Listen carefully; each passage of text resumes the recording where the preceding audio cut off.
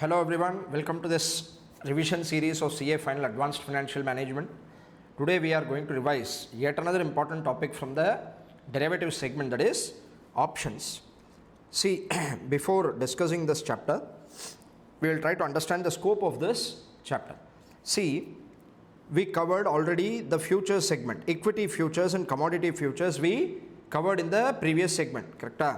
Now we are going to cover equity options in this segment. See, options instrument as a whole we will understand, then what are all the terminologies associated with the options we will understand, so that the common terminologies will be used in other option instruments also. For example, currency options which you are going to study, the underlying asset is different but all the other features will remain same. So everything we will discuss regarding equity options in this chapter. Okay, through this you will also be very comfortable with the topics to come, that is currency options and currency futures separately we will discuss, I told you. Then interest rate derivatives we will put a separate video, interest rate risk management, wherein interest rate futures, interest rate options and guarantees, interest rate swaps, everything we will discuss. Okay, currency swaps anyway we have a separate chapter. Are you listening? So shall we start? Equity options is our main topic to be discussed here, shall we? Okay, see. So basically what are the things we are going to learn in this chapter now? What are the things we are going to revise? One is, first we will start with basics. Okay, I assume that you forgot everything, we will start from basics. Okay, because once you understand the basics, then only you can understand complex topics like put call parity theorem, arbitrage using put call parity, okay, option valuation. Okay, all these things you will only understand if you understand the basics very well. So we will start from basics, we will go slowly initially, then okay, we will pick up the pace. Then option strategies we will discuss, various option strategies, various the traders, option traders, what are all the strategies they use. Okay, straddle, strangle, butterfly strategies, all these things. But predominantly I will discuss only two in this revision video I will discuss only two topics, straddle and strangle, two strategies I will discuss. The other strategies, okay, the spread strategy, butterfly, all these things I used to cover in the regular batch. It is not required for examination as such. Why, you will understand. Okay, whatever is required we will cover. Are you listening? So then there is theoretical boundary, okay, of this put and call option we will discuss. Then arbitrage opportunity, okay, we will discuss. Then there is put call parity theorem and arbitrage opportunity for put call parity. If put call parity is absent, how arbitrage will be computed, all these things we will discuss. Last segment lo option valuation model, binomial model, risk neutral model, okay, two period binomial, and then Black-Scholes model of course we will discuss. Okay, then we have dividend paying stock, how to compute boundaries and put call parity, same thing. And then last segment we will discuss American options without and with dividend, no issues. Okay, shall we start? See here. So what do you mean by options? This is also derivative contract, correct? I told you derivative contracts which derives its value, derivative instruments which derives its value from the underlying assets. As such it doesn't have any value, but from the underlying asset it derives its value. Now we need to understand what is option. Okay, there are two types of option, call option, put option. First we will try to understand what is call option. Okay, then I'll just explain you through this example, then we will go through the notes. Are you all comfortable? Sorry, shall we start? See here. Take call option for discussion. What do you mean by call option? See, take an example. Suppose A and B are two persons entering into contract wherein, okay, A agrees to buy the underlying asset which is equity share in case of equity options. Okay, agrees to buy the share at a predetermined agreed upon price, okay, on a future date. Same way, but A has an option instead of obligation, which means A will have a right, wherein A will have a right. So option is nothing but a contract whereby two parties will enter into contract. One party, that is the holder of the call option, okay, will have option to buy the share, right to buy the share at an agreed upon exercise price. Okay, see here, for example, today Reliance share is trading at 100 rupees. Today Reliance shares is trading at 100 rupees, 100 too cheap, 1000 rupees. Assume Reliance shares is trading at 1000 rupees. Okay, I feel that after 3 months, the share price is going to appreciate. In this case, I am trying to lock in a price today. Okay, I am trying to agree upon a price, say 1500. I am say the price he is expecting to be 3000 na. So I am agreeing upon a price of 1500, which is called as strike price. Okay, so whatever after 3 months may be the price, it doesn't matter. Okay, I have a right to buy the share at 1500. Are you all understanding? Say, this contract gives the holder of the option a right to buy the share at an agreed upon price, which is strike price. After 3 months, suppose the price, the real share price, okay, Reliance Industries share price became 3000.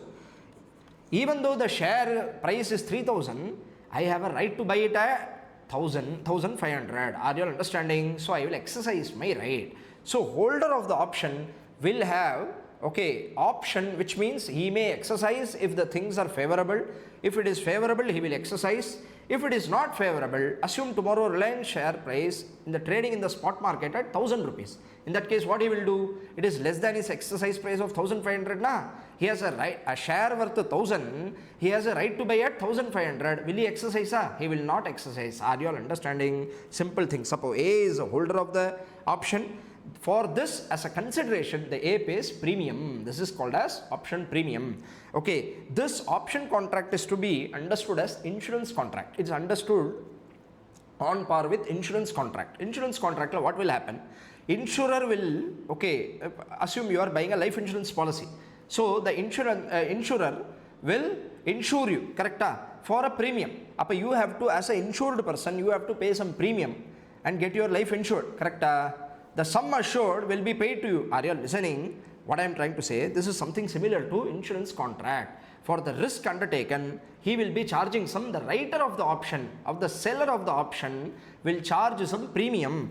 Okay, this is called as option premium. Are you understanding? So, now you see, options are nothing but a contract between two parties, wherein the buyer of the contract gets a right to buy or sell, which right to buy in case of call option. Okay, sell in case of put option. I will explain it, no issue. The underlying asset on a given maturity date for an agreed upon price, that is called as exercise price or strike price, by paying a premium. Effectively, what he is trying to do now, he is trying to reduce his risk, which means if he feels that Reliance share price is going to increase substantially today itself, okay, he will buy a right. This is just a right and not an obligation. So buyer of the option will have right, seller of the option will have an obligation.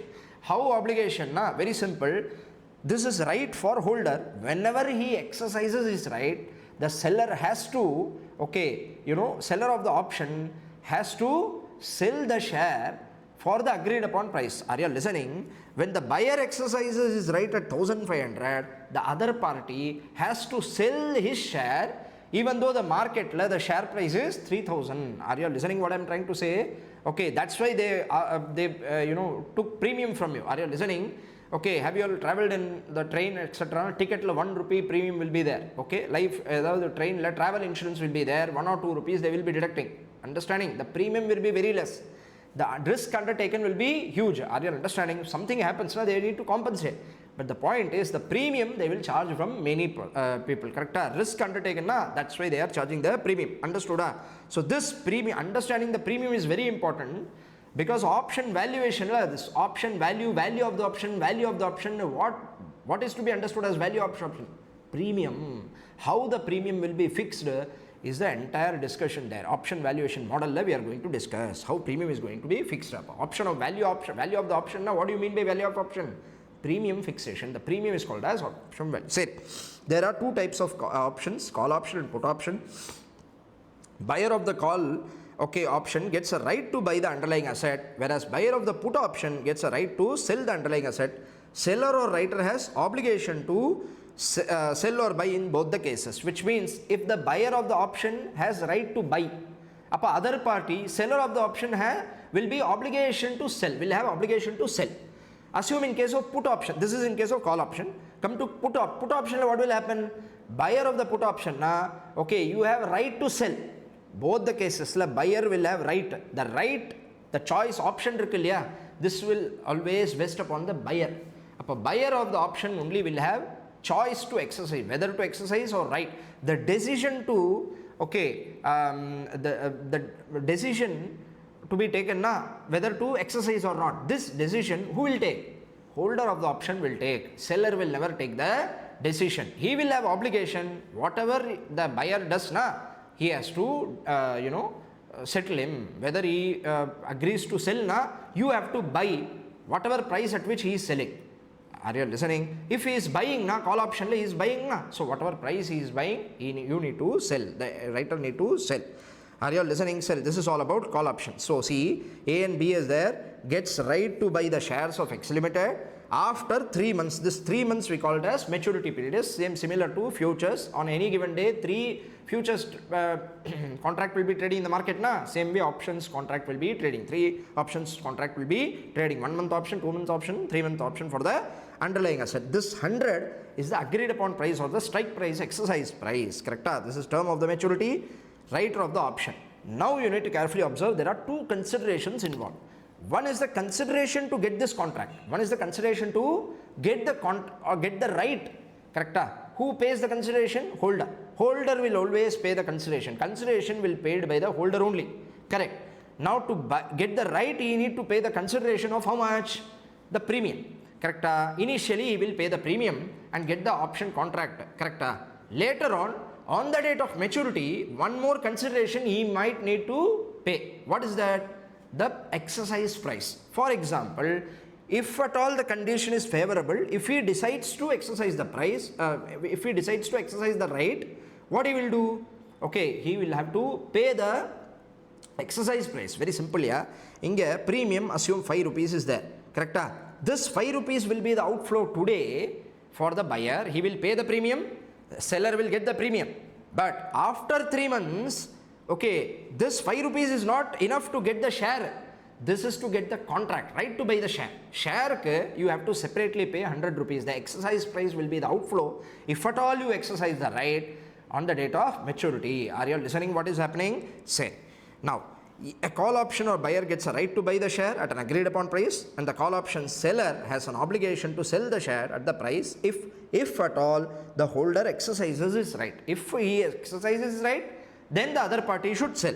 This contract is very similar to an insurance contract. Everything given as notes you can go through. Buyer or subscriber of the insurance, okay, or the insured pays a premium as a consideration to get the insurance done, and for which the insurer undertakes the risk. Same way here also, tomorrow whatever may be the share price, the call option gives the right to the buyer to buy the shares at the exercise price, and the writer has an obligation to sell at that price. Are you listening? Okay, don't think I'm reading from notes. And I have explained, I'm telling you, everything is in notes, you can go through. Are you listening? Say, types of prices for the share. Why I am spending time, you will understand the relevance later. Okay, carefully observe, one by one we will discuss. Types of prices for the share. There are 3 types of prices which I am going to use throughout our discussion. One is the spot price. Spot price of the underlying asset. Share price. Assume the, okay, now we are discussing options now, equity based options. Just like futures, the spot price I told you in the cash segment, the underlying shares are traded for what amount? That is called as spot price. For 75 rupees, assume 75 rupees is the spot price of the underlying shares. There is another price which is called as strike price. Strike price is nothing but the agreed upon price which is, agreed upon price which is there in contract. Are you listening what I am trying to say? The option, there will be strike price. This is nothing but agreed upon price. That price will never be the same as spot price. Are you listening? Spot price it is. Then there is agreed upon price, strike price, which you already know. Assume here strike price is 100. Correct? Next, future spot price. I call it as future spot price. What is this future spot price? I will tell you. FSP na. See, we are entering into this contract today itself, but for a transaction to take place on a given later date. Correct? After 3 months, assume. Now, after 3 months, okay, the spot price will be same as 75 or some other price will be there. It might be some other number, correct? That price on the date of maturity, we know the price today, we don't know. But we assume, okay, this is the future spot price. We are standing today, standing today when we enter into the contract. Say, assume this is 1st January, we are entering into contract. After 3 months, now March 31st is the maturity date of the contract. Okay, now on the date of maturity, what is the spot price? Prevailing spot price will be there, asset price, correct? Cash segment. That price will be taken as future spot price. Why this is relevant na? Option exercise or not, option will get exercised or not will depend on the maturity date spot price, future spot price. See, I'll tell you what will happen. Suppose today your exercise price is 100, you have right to buy the share for 100. Today the share is 90, you have right to buy at 100. Thinking you bought this call option thinking that the share price will appreciate. Really speaking, tomorrow the FSP na future spot price after 3 months, really that is also spot price. See, in the this is also spot price, this is also spot price. This is spot price prevailing today, which means while entering into contract.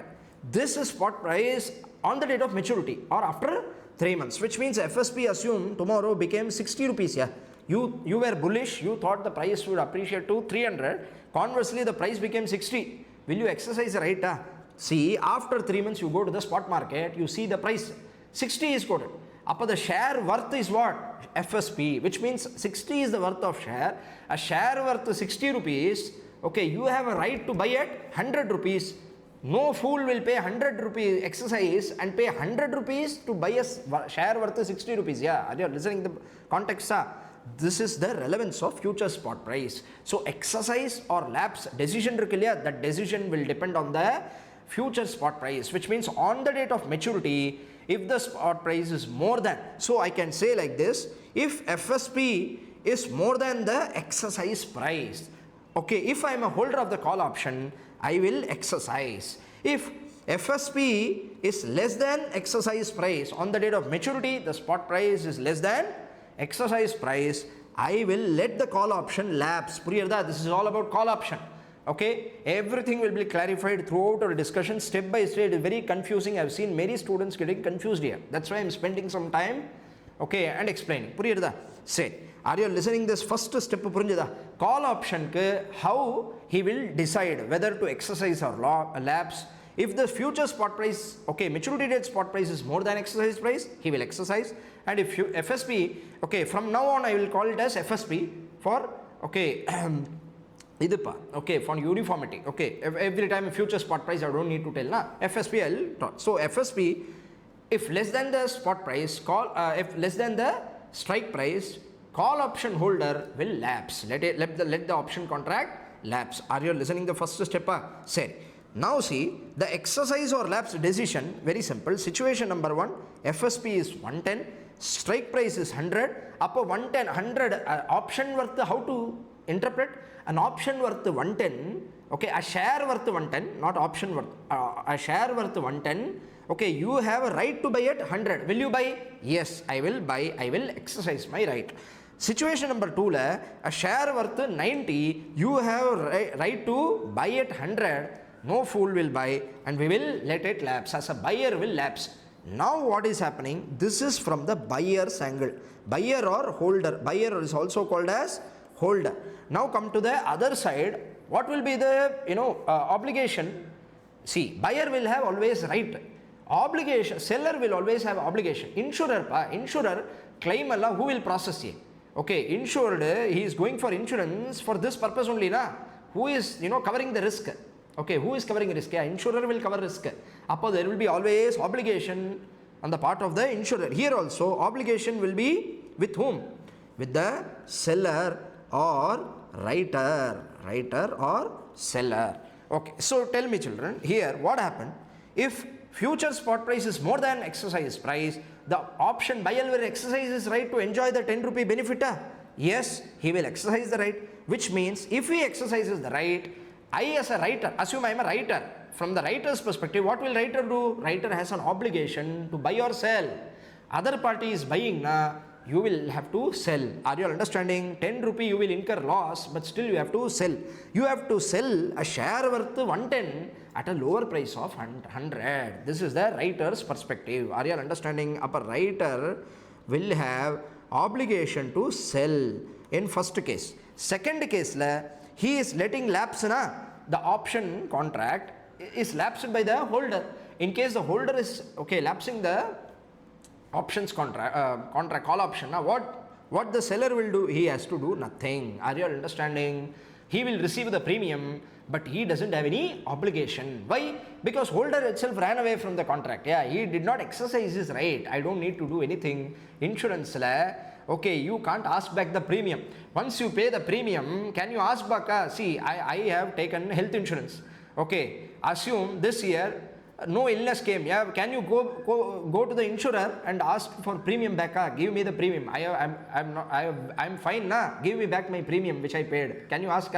You cannot ask. It's a sunk cost gone. Are you listening? That the insurer will enjoy. Put it in pocket and go. Are you listening? This is the step. Call option. Have you all understood? Shall we move on to the put option? See, put option, same thing. Only changes the holder has right to sell instead of right to buy. There are two parties A and B, wherein holder of the put option. Who will hold the put option? Very simple, yeah. When to take call and put option, I'll tell you. When you are bullish on the prices, when you are thinking the share price is going to appreciate in the future months, you will take a call option. Why? Because you want to enjoy the benefit of price rise. That's why you will try to get a call option. Now, who will take put option? If you are bearish on the stock, if you are feeling that the stock price is going to crash, okay? If you are feeling the stock price is going to crash, bullish, bearish, terminologies, market terms, bull will attack from low, like this it will attack, correct? So the price will go from low to high. This is bullish, okay? Bearish, bear will, pull the enemy down. Okay, that's the no issue. So bearish if I am feeling that the stock price is going to depreciate in future, I will take a put option whereby I will have a right to sell the share. Okay, today itself at an agreed upon higher rate. Okay, how will I benefit as a put option holder? I will be benefited if the share price is dropping. Are you listening what I am trying to say? Very simple, yeah.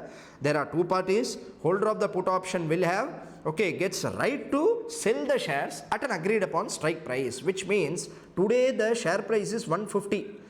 Okay, I enter into contract put option whereby the strike price is 100.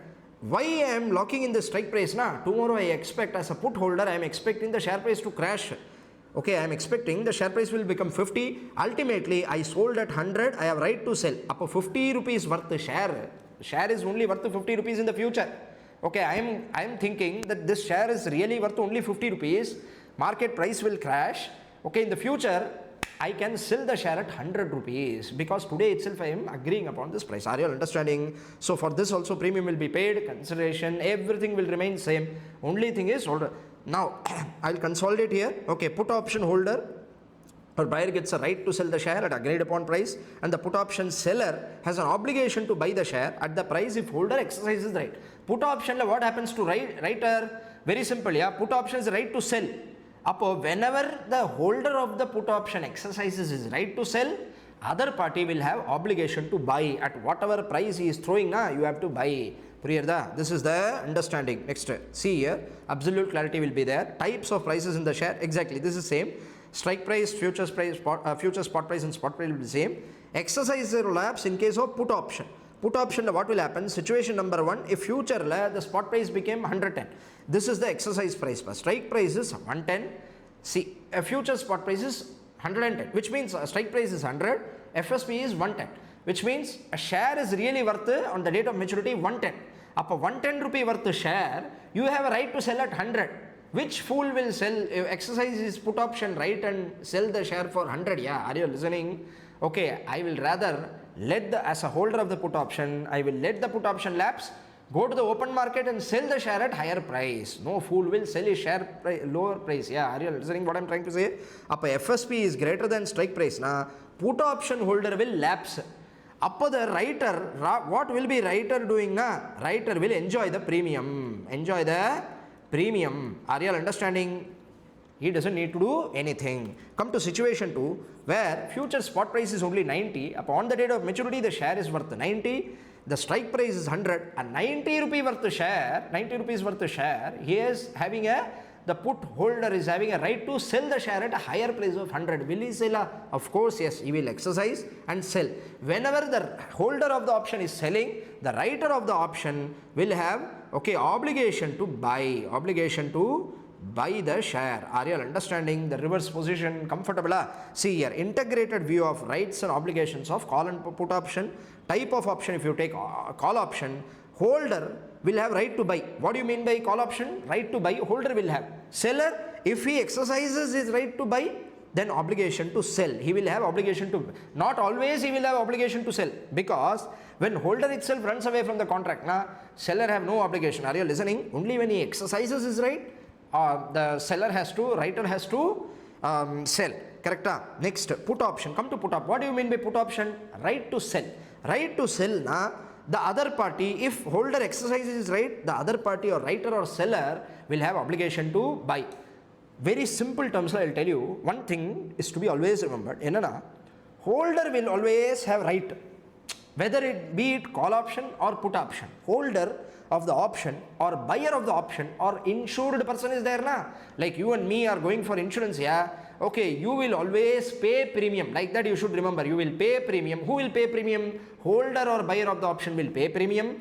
Okay, writer of the option, receiving premium is the business. Are you understanding? For a writer or seller of the option, he is seller, writing why the name came, I will tell you. Writing the risk, undertaking, underwriting. Have you all heard the word underwriting? Underwriting of shares. Underwriting, what is that? Okay, they will underwrite the risk of the issue. Correct? Issue undersubscribe. Underwriters will cover that. Correct?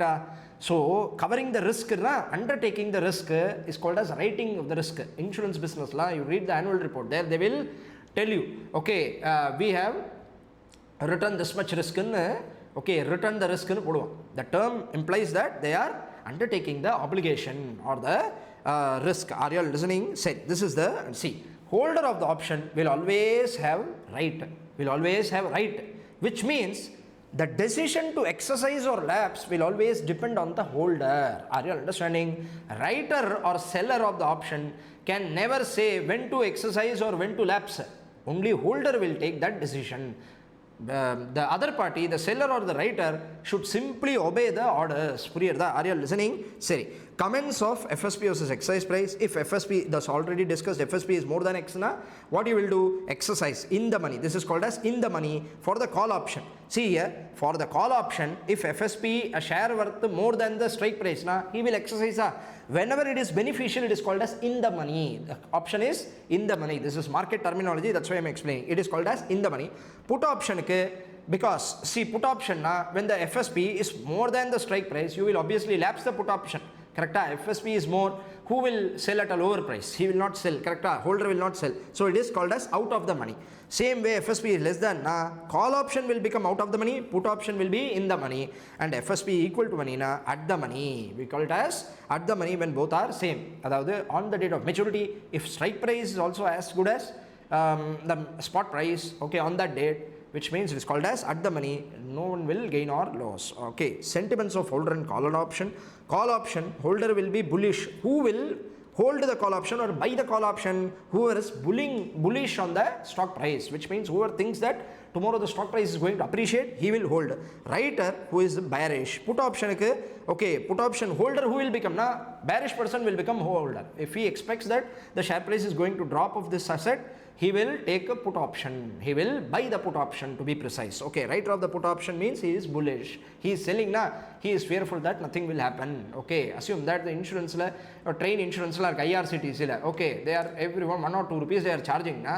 Okay, they are so confident that there will be no accidents. Are you listening? But accidents claims comes, it will run to crores. That is the risk of the writer. Okay. Now, basics, few questions are there. Quickly we will go through. Okay, from the following, find whether the holder of the call option would exercise his right on expiry date. Very simple.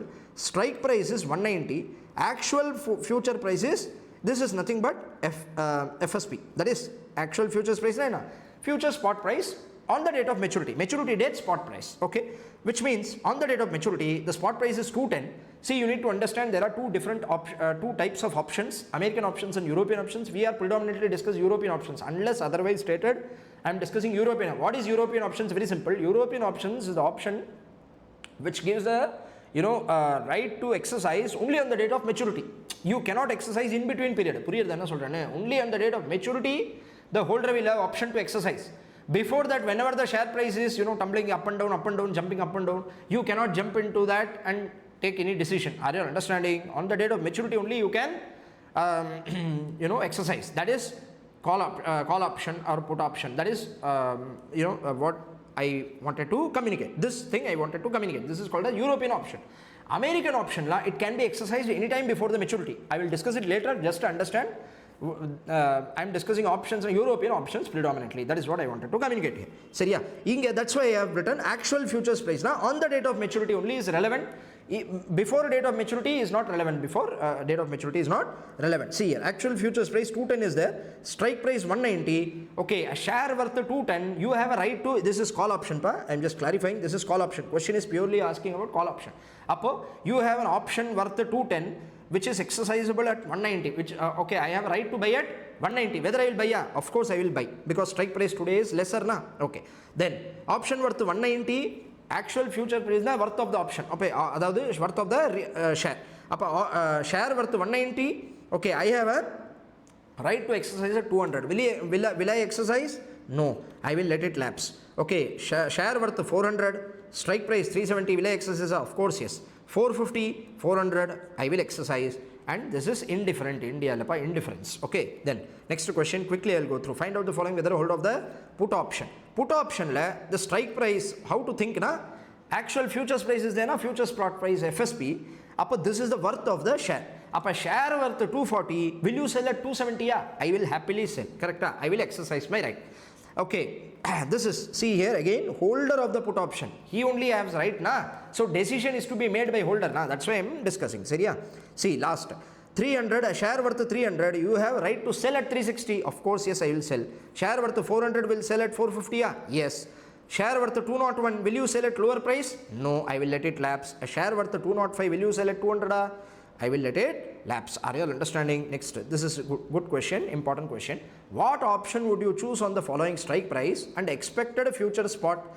Will you exercise the option if the actual future spot price are as follows? See, here two questions are asked. One is that they are asking that, okay, you see, first you need to decide which option you need to take based on the trend, bullish trend or bearish trend. After deciding the option, okay, whether you will buy call option or put option, okay, then you will decide whether to exercise or not. Are you understanding what is happening? See, this, will you exercise the option? Na? This is all from holder's perspective, correct?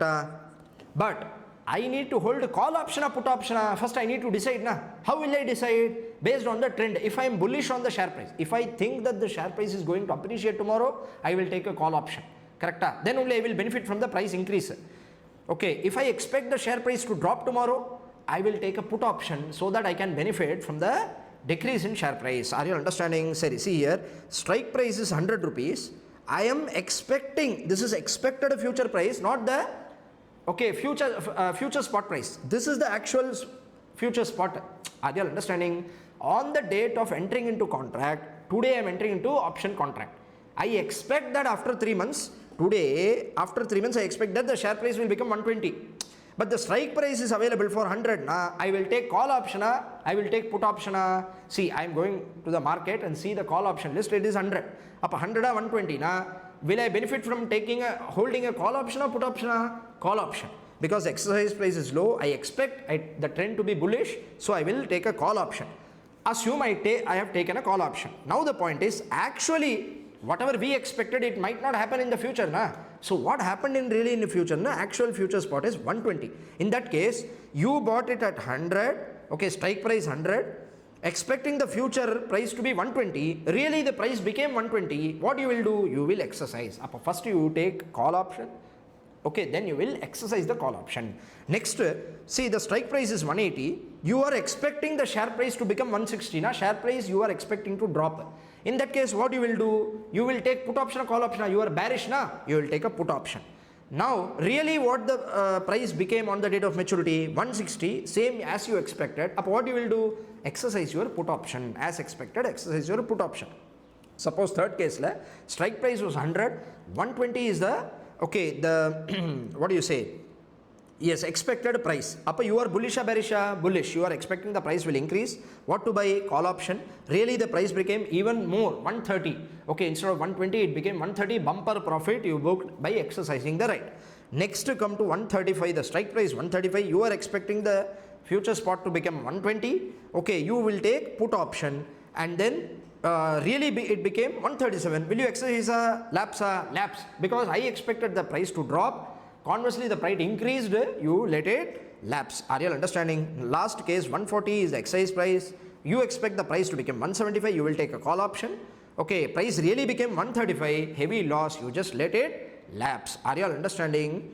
Okay, whenever it is not beneficial for the call option holder, now he will let it lapse. This is the first concept. Shall we move on to the next concept? Okay, payoff from the option, profit and loss from the options contract we will try to understand. Then break even future spot price. What is this break even FSP? Shall we? Okay, see, payoff is nothing but the net profit or loss the holder or writer earns by entering into contract. Now we will quickly discuss. Okay, you have to be little faster. See here. For a holder or buyer, the difference between the FSP and the strike price is the income and premium is the expense. Very simple. I can explain it like this.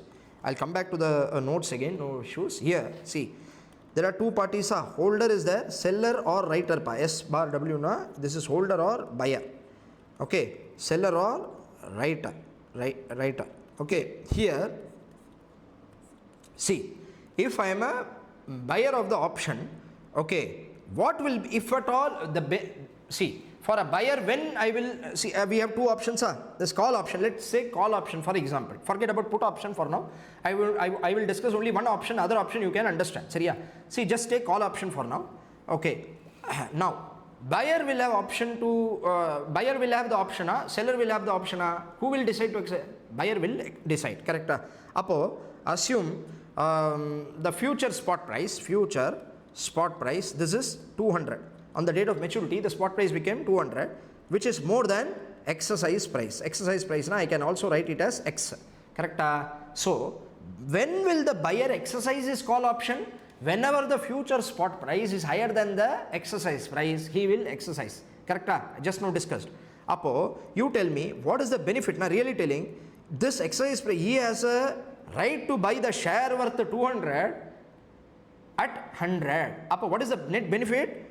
100 rupees. 200 minus 100. Can I tell FSP minus strike price is the profit if at all the option holder, call option holder exercises, right? Yes. Appa 200 minus 100.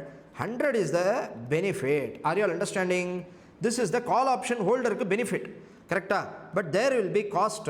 Okay, what is the cost? Cost is nothing but premium paid. Premium you paid initially, na? That premium will be adjusted. Upper net payoff will be, okay, the future spot price minus exercise price adjusted with premium. That will be the net payoff for the call holder. Are you understanding? Come to the writer.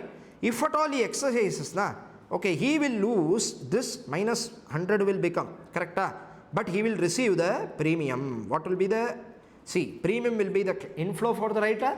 And 100 rupee exercise price is that the difference between future spot price and exercise price will become the expense for the writer. He has to compensate, because he is selling, okay, a share worth 200 for cheaper price 100 rupees. Yeah, are you listening? That's why I put it minus 100. That he is losing 100, the writer, and he is gaining the premium. Now the value of the call, whenever we call as a value of the call, who is exercising the right? Okay, the holder will exercise. Upper value will be, taken from the holder's perspective. Upper holder like here, even though even though here future spot price is more than exercise price, what is the value? Net value actually value is only 100. Premium you net it off and find the payoff. P&L accounting statement, P&L you find it out. That is different. Value of the option, okay, this is the value. FSP minus X is the value of the call option. Are you all understanding what is the value? See, when you will exercise, whenever it is valuable. See, when you let it lapse, when the FSP is lower than the strike price, you will let it lapse, a value will become nil. When exercised, this will be the value. When it is lapsed, this will be the value. No value for it. Correct? You will let it lapse. Listening? So, value of call option from the holder's perspective, nothing but FSP minus X, future spot price minus X. Correct? Are you listening? Now I will see here. Discuss from this notes.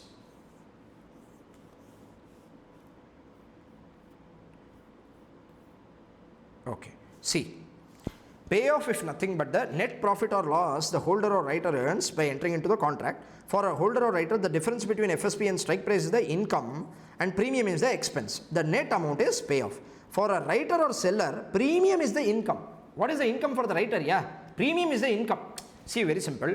Holder of the options income if at all he exercises, okay, the difference between FSP and strike price will be the income for the holder for the call option.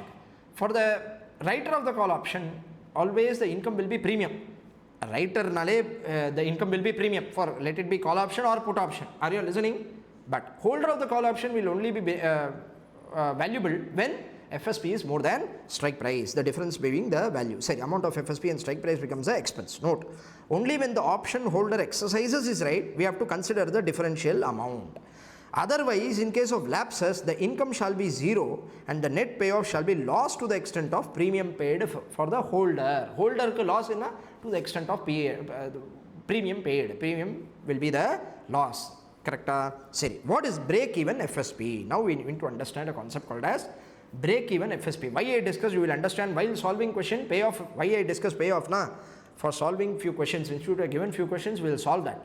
Are you listening? Now we will understand break-even FSP to get a better understanding of the entire thing. See here, break-even future spot price. So break-even FSP is the future share price at which the payoff of both option holder and writer will be zero. Are you all understanding? See, we have two options, call option, put option. Put option I will come back later. Now focus on call option. In the call option we have two parties. One is holder of the call option, sorry, seller of the call option. You have two parties, holder and seller. Now break-even FSP, there has to be some future spot FSP. Now you know what is FSP. On the date of maturity, prevailing spot price is FSP. Now future spot price. Now the point is break-even FSP is the FSP level of FSP at which the holder of the call option and the buyer of the call option will have no loss and no profit, which means the payoff of the holder as well as the writer will be zero. Are you understanding? It is something similar to break-even. You have studied in costing, correct? Break-even. Now what is the break-even volume? Sales la padichirpalla, correct? PV ratio and the break-even la padichirpalla. What is that? Okay, the volume, the sales level at which the profit is zero. That we studied now. Okay, that is called as break-even point. Break-even point we are like that same thing here also. Break-even FSP, which means breaks even for whom? For holder as well as for seller. For holder as well as for seller, the FSP at which the payoff is zero. How to compute it? Very simple. Break-even for call option is nothing but strike price plus premium paid. Break-even for FSP or break-even FSP for put option is nothing but strike price minus premium. Okay, we will understand this through the numbers in this question. Take this question number 4 for discussion. Okay, we will understand very clearly. Shall we see here? Consider the following information. Future spot price is rupees 50 to rupees 90 at an interval of 5. Which means in the question they have not given exactly one future spot price. To to know the behavior of the payoff, how the payoff will change due to the change in FSP, we will try to understand. We'll take two variables, अदावद 50 and 90, and with regular intervals of 5 rupees, अदावद 50 at 50 rupees what happens to the payoff, how payoff behaves, at 55 how payoff behaves, at 60 how payoff behaves. Like this we will see till 90 we will understand everything. Are you understanding? Seriya. Strike price is 70, premium given 5 rupees. That will not be, this is for call option. Premium paid will be 5. Shall we see here? See. Find out the payoff for the holder of the call option. Find out the payoff of the writer of the call option. Now, okay. See. We will take together. In the question, holder, writer, we will take together. They have asked separately, but we will consider together. Ore column, just open one more column and you will try to understand. If FSP is 50. Up a future spot price, assume first case 1, we are being given 6 cases or 7 cases. 1, 2, 3, 4, 5, 6, 7, 8, 9, 10 cases. No issues. This is just for understanding. Regular batch I used to discuss. Few things I will just discuss and move on. See here. 50 is there, future spot price, which means on given future date, the spot price is 50. Now strike price is what? An option worth 50. You have a right to exercise 70. Call option holder will exercise, let it lapse, will lapse. Correct? Up value of the call is 0. If I told you, whenever call option holder is, lapsing the contract, the payoff will be 0, the value of the call will be 0. There is a difference between payoff and value of the call. Value of the call, you only compute FSP minus strike price. Agreed? Payoff, you will compute the net payoff, you will consider the premium also. Really speaking, the premium is sunk cost, it will not be, this is an accounting term. Okay, accounting term in the sense is just like computing P&L. Are you listening what I am trying to say? Payoff, it's like a P&L. Up you will consider premium also, which you paid out of the pocket. Are you listening? But really speaking, technically speaking, value of the call, when you value call, there, okay, future spot price minus strike price is the benefit arising out of call only you will consider. Yeah, are you listening? Okay, value of any asset is present value of the future benefits. What is the value of the option is present value of future benefit. The benefit is future spot price minus exercise price. That is the benefit portion arising out of this contract. Are you listening? All these things you will understand later. Future spot price, if it is 50, an option worth 50 is exercisable at 70. Will you exercise? No, call option holder will not exercise, so value will become 0. Premium he need to pay, this is outflow for holder. Up a holder, this is negative. Okay, here it is given, I don't need to show you here. See, here it is negative and here it is positive, because writer ka there income that is the income for the writer, so 5 rupees will become income. In case 55 still value of the call will be 0. Why? Strike price is only 70, future spot price is less than strike price, you will not exercise. Premium is 5 rupees. Okay, of course, minus 5, this is plus 5, which means, okay, like this for 60, 65, 70, nothing will happen. Come to 75. Okay, in case of 75, okay, it will start turning in holder's favor. See here, what happens? At future spot price 75, what happens? A share worth 75, you have exercise, right to buy at 70. Will you exercise? Yes, you will exercise. Even though the premium you paid is exactly offsetting, still it offsets only when you exercise. Appa you will exercise your right. Are you listening? So the payoff will be 0, 0. Appa this is the, okay, break-even FSP. Are you understanding? The payoff of the holder is also 0. The payoff of the writer is also 0. Understanding? The FSP level at which neither the holder gains nor the writer gains, or both of them have 0 as payoff. Next to come to 80. 80 you have call will become more valuable. An option worth 80 is exercisable at a lower price of 70. Will you exercise? Yes, I will exercise at benefit. 10 rupees is the benefit. 5 rupee I paid as premium. So net benefit is not minus 5, it is 5. Are you understanding? Net benefit is 5 rupees. Writer, okay, loss is 5 rupees. Even though he receives a premium of 5 rupees, but outflow of 10 rupees. So net outflow is minus 5. 5 I have put it in minus. So yeah. Next to 85, 90. All these things we have seen. Diagram also you can see. See here, this is, this is blue line is holder I have given. Okay, this is FSP, this is standard FSP line is given, which means 0 from the 70 is there, 11. This is future spot price level, maturity date spot price level this is. Okay, now holder, see here, if you see the line till 70, till the strike price, okay, are you listening? Still the strike price, the behavior is like this. Then the benefit, holder starts to enjoy the benefit after the strike price. Are you understanding? He is bullish when the strike price, the holder enjoys the benefit from the rise in the stock prices. Are you understanding? And the writer enjoys the benefit, okay, in the fall in the stock share prices. Are you understanding? Future fall, more the fall, more the benefit arising for the writer of the call option. Are you understanding? But here is a catch. Inge na catch na. The gain to the holder is unlimited. Are you understanding? Are you observing one thing? Very simple. Yeah, I am a writer. Correct? I am a buy holder. See, I have a holder here. I have a writer here. Now, the share price today is 100. Exercise price is 120. Assume exercise price is, this is spot price. Yes, 100. Exercise price is 120. Now, future what happened? Okay, this share price became 500. The share price became 500. Are you listening? Okay. So which means the benefit to holder is 500 minus exercise price 120. How much is that? Please tell me. 380. correct? The benefit for the share price may also become 1000. Yes, the share price become technically 10,000 also, which means the holder of the option enjoys unlimited benefit. The holder of the option, okay, the benefit for holder of the option is unlimited, while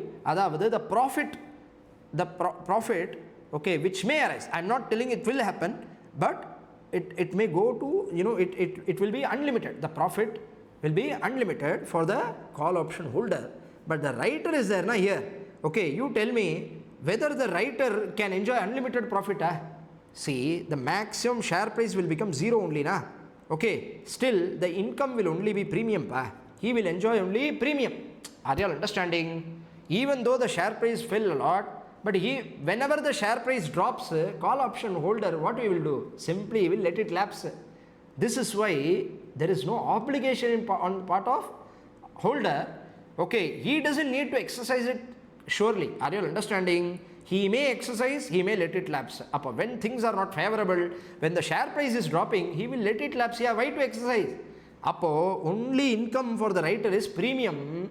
But the benefit arising out of the call option for the writer is limited to the premium, but the loss is unlimited.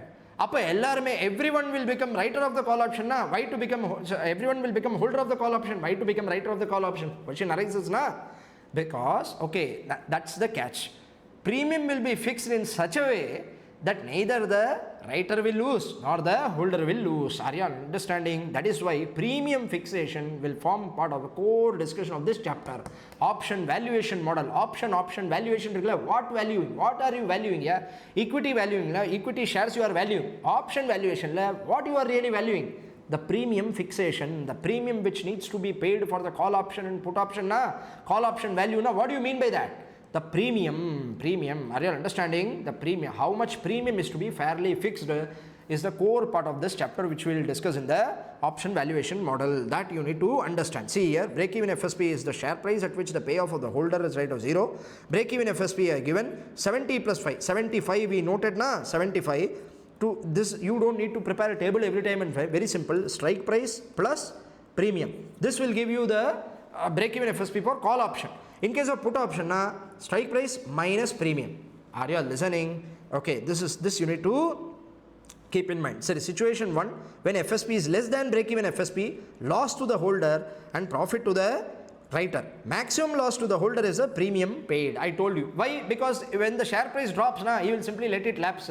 Premium only he will pay and get out of the contract. There is no obligation for holder. Situation 2, when FSP is more than break-even FSP, 0 profit to the holder and writer. Of course, when the break-even FSP, profit to the FSP is more than break-even FSP, okay, call option holder will enjoy, okay, and writer will incur loss. Profit to the holder is unlimited, and writer loss is unlimited.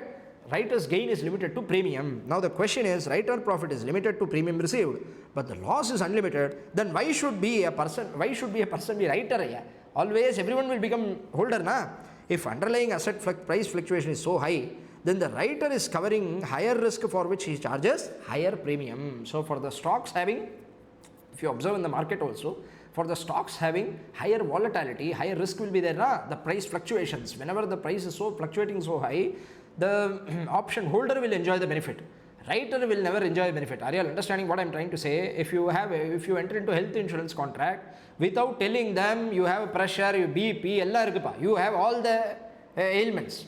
You go and without telling them, assume nowadays so many checks are there, you took health insurance. Now who actually is enjoying the benefit? Tell me. Holder will enjoy the benefit. Yeah, obviously. Claim. Every year there is 10 claims are coming. Who will enjoy the benefit of it? Are you premium only? Chota amount. Correct? So that's why if this is a premium fixation, so that is why insurance, if you notice, health insurance, they will ask you what is the age, okay, your health profile they will ask, they will conduct various tests. Why? The premium should be fixed in such a way. If you notice, as and when you are getting older, the premium will be higher. Sugar, pressure, are you listening? So that is the reason they will fix the premium. Hi, say the premium it is appropriately charged to compensate the writer for the risk. The fluctuation of this premium is a core issue in this chapter. Okay, in the regular batch I used to discuss this. The Japan la earthquake la you insure na, there is no way. Every year thousands of earthquakes. Are you listening? Okay, how they are covering the risk, it's just beyond my imagination. Say, come to this second question. Question number 5, payoff or put option. Consider the following information. Future spot price is 50, 25 with an interval of 5. Strike price is 30, premium 2 rupees. Okay, just can go through. See, future spot price. See, put option holder will benefit from the price decrease. Na? Share worth 25. If I have a right to exercise at 50, no. Strike price 30. 30 na. Option worth 25. I have right to sell. Put option right to sell at 30. Higher. Will they sell? Yes. That's why I will sell and enjoy benefit. I will get the benefit of 5 rupees. Put option, what is the payoff? You need to understand. Call option payoff is FSP minus X. We studied, correct?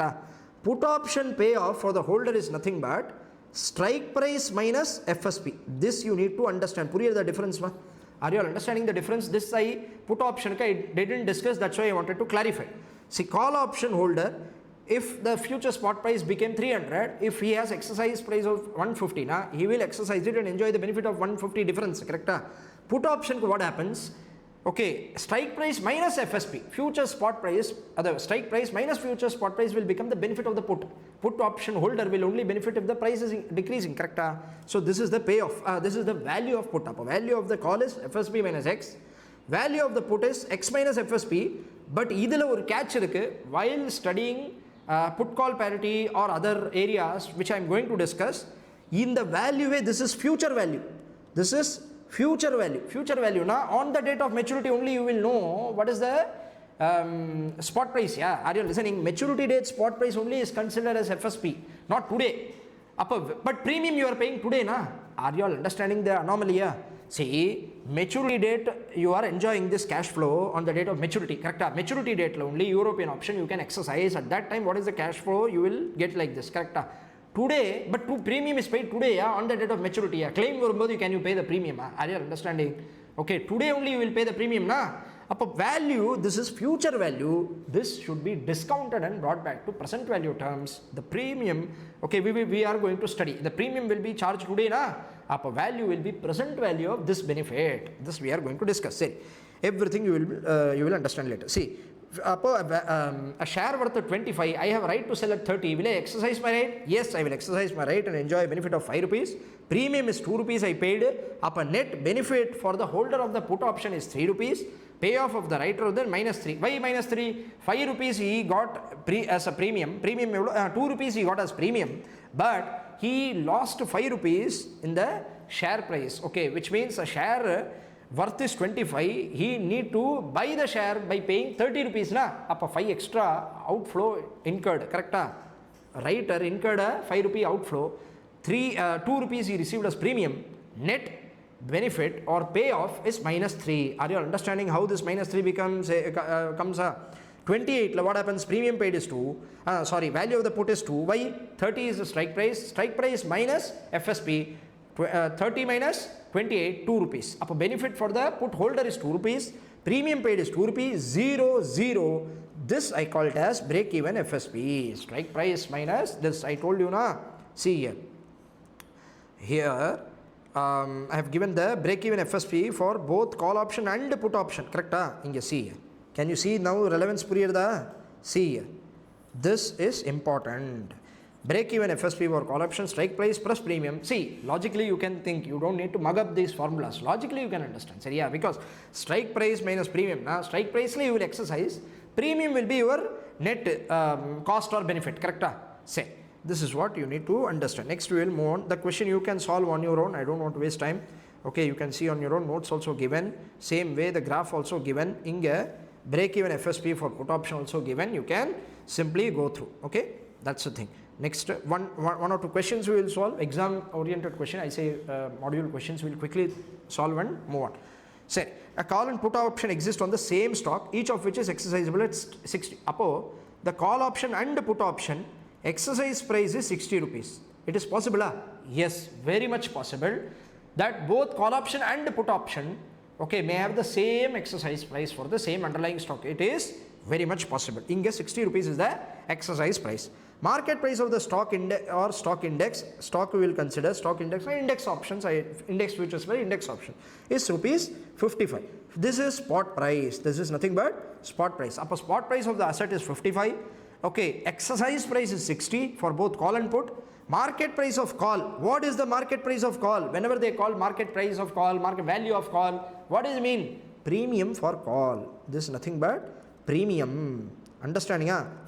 In order to get this contract, holder needs to pay this. This will be the outflow for the holder, be it call holder or put holder. Up call option premium is 9 rupees, 1 rupee. So one question may arise, sir, call option 9 rupee engiyo premium, it is so high, put option premium is so low, what is the issue? That's why I am telling call option will always have a higher premium. This is the reason. Yeah, I just now discussed. Are you listening? Call option benefit is unlimited, na? So call option writer will have higher risk compared to the put option writer. Are you listening what I am trying to say? See, very simple. Put option writing is there. Assume you are, the holder will have right to sell, correct? He will enjoy the benefit to the extent of price loss. Assume Reliance price is 2000, correct? Reliance price is 2000 today, okay? And strike price, this is spot price, strike price is 1000, okay? Even if the share price becomes 0 tomorrow, okay, only 2000 the difference between, strike price and the difference between, okay, the strike price and future spot price is the benefit for the holder, put holder. Up a put writer's loss will be limited, will not be unlimited like call option writer. Are you all understanding what I am trying to say? Call option writer is exposed to higher risk compared to the put option writer. Are you listening? How much ever it may drop, yeah, it may drop only to 0, na? Negative value la irukka mudiyadhu. Share price maximum, if it becomes worthless, it will become 0, not below that, correct? But same case, if you take a call option, yeah, today 2000 is the share price, it may even appreciate to 4000, 10,000, 20,000.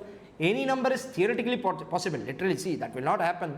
But still, theoretically possible, na? When upswing comes, na, theoretically, abnormal price rise can happen. That's why call option premium will be always more than put option premium. This you need to remember, okay? Whenever you do any question you take here, okay, the option valuation, binomial, all these option valuation models you take, risk neutral, questions you have, Black-Scholes model, any model you take, you do option valuation, then using put call parity theorem or using the same model, you do the value of call or put, you check, cross verify.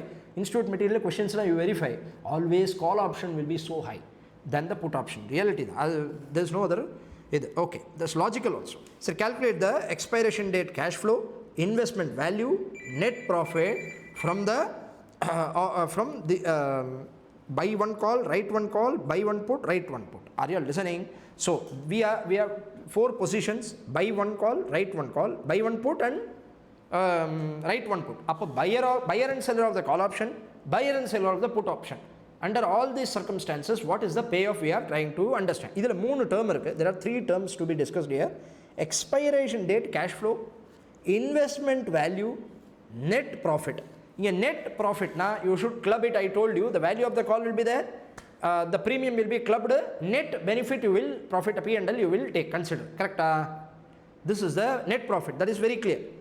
Investment value, the amount of your investment, which means you put some money, how much it became, value of the call, yeah, that is what is investment. Expiration date cash flow, on the date of maturity, it is outflow or inflow. If you exercise, the strike price become outflow. Yeah, are you understanding? If you exercise, the strike price become outflow for call option.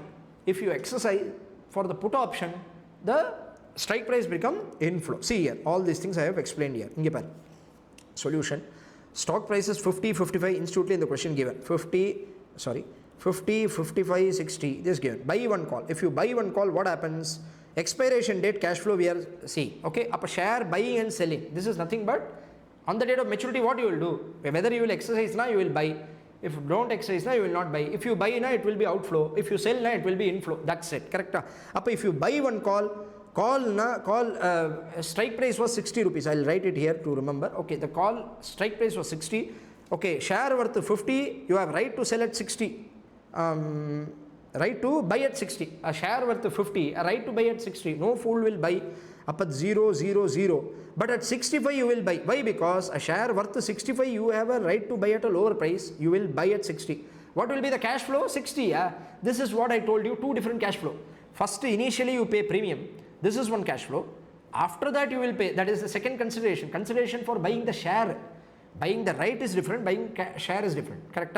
This is what they are asking. Expiry date cash flow na 60 rupees you will spend and buy the share. Next, here also you will exercise and either extra exercise price will be the outflow. Write one call. If you write one call, now what will happen on the date of expiry? You have, see, option holder will have right to buy the share. You will have, whenever he exercises right, you will have obligation to sell. If you sell the share at 60, 60 becomes your inflow. 60 becomes your inflow. Next, buy one put. If you bought one put, now what will happen? See, 50 rupees the worth of the share. 50 rupee worth of share. You have right to buy a put na holder of the put. 50 rupee worth of share. You have right to sell at 60. Will you sell? Of course I will sell. If I sell, 60 becomes the inflow. 60 becomes the inflow, 0, 0, 0, because you will let it lapse. Your holder will let it lapse in the other three cases. Come to put option. Put option, what will happen? 60 rupees is there, na? Okay, that will become your outflow. Why? You have written, na? Which means you have written, na? You have to, other party will have right to sell.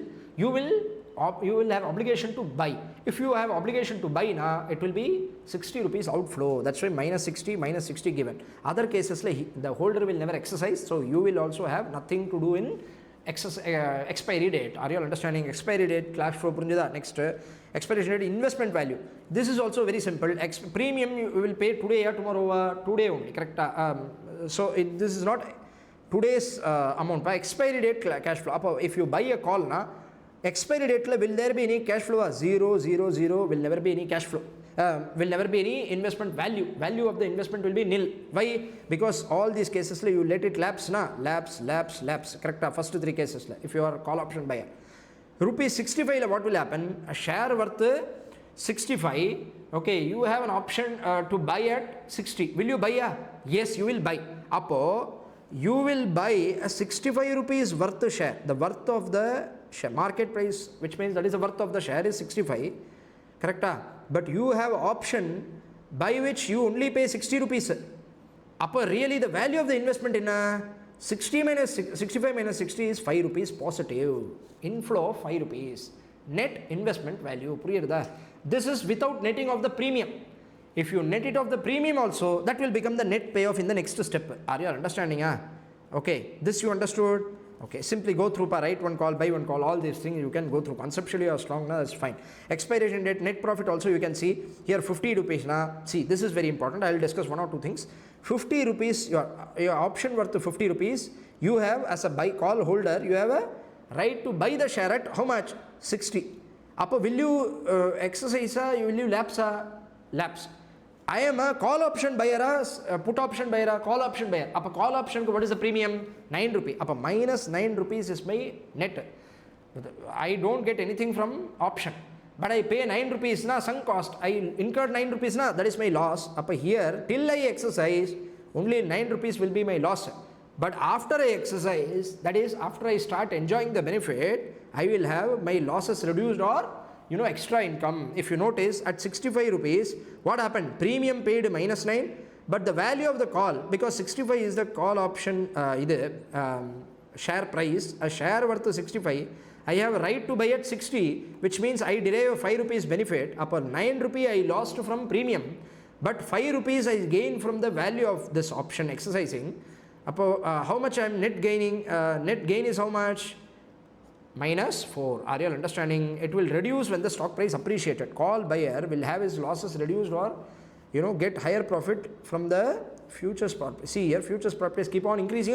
The buyer enjoys a higher benefit. So writer, all these things you can see. Very simple. Everything you net it off, net of the value of the call and the premium paid, you will get the net payoff. Are you all understanding? Say. Next, probability based one question is given, that also I wanted to clarify quickly. See here, expected value of call option on maturity. Okay, you as an investor had purchased a 4-month call option on the equity shares of Excel Metal 10, of which the current market price is 132 and the exercise price is 150. You expect the price range between 120 and 190, you expected the share price X Limited and related probability is given below. The expected share price of X Limited, related probability on the date of maturity, I am expecting this will be the share price and this is the probability assigned to each and every price. Are you all understanding? Predicting the future price. Weighted average share price he is trying to predict. In the previous question, FSP given straight away. In this question, weighted average FSP we need to find out and solve the question. Are you all understanding? Say. Now, see, compute the following. First, expected share price at the end of 4 months. This is very simple. You will apply weighted average, the probability, weighted average price 120, 5%, 120 into 5% plus 140 into 20% plus 160 into 50%, probability given, prices given, apply that and get the solution. There is nothing to be discussed here. Correct? Weighted average, share price is given, weight is given, 5% is the weight, 20% weight given, 50% weight, 10, total 100% will come. Are you listening? Say, the total value is, weighted average price is, expected price, mean price is how much? 160.5. Are you understanding? This is the future expected price and I predict this using probability. Now, come to the second question, very important. Value of call option at the end of 4 months if exercise price prevails. What is the understanding you need to understand? If the value of the call option you need to find, that they are asking, value of the call option is nothing but FSP minus strike price, correct? Now, what they are telling, if the exercise price prevails, which means the FSP is same as X. Are you all understanding? Exercise price prevails on the date of maturity, which means the share price is same as exercise price. What is the value of call option? FSP minus X, which means exercise price today is how much? 150, correct? 150. 150 minus 150, 0.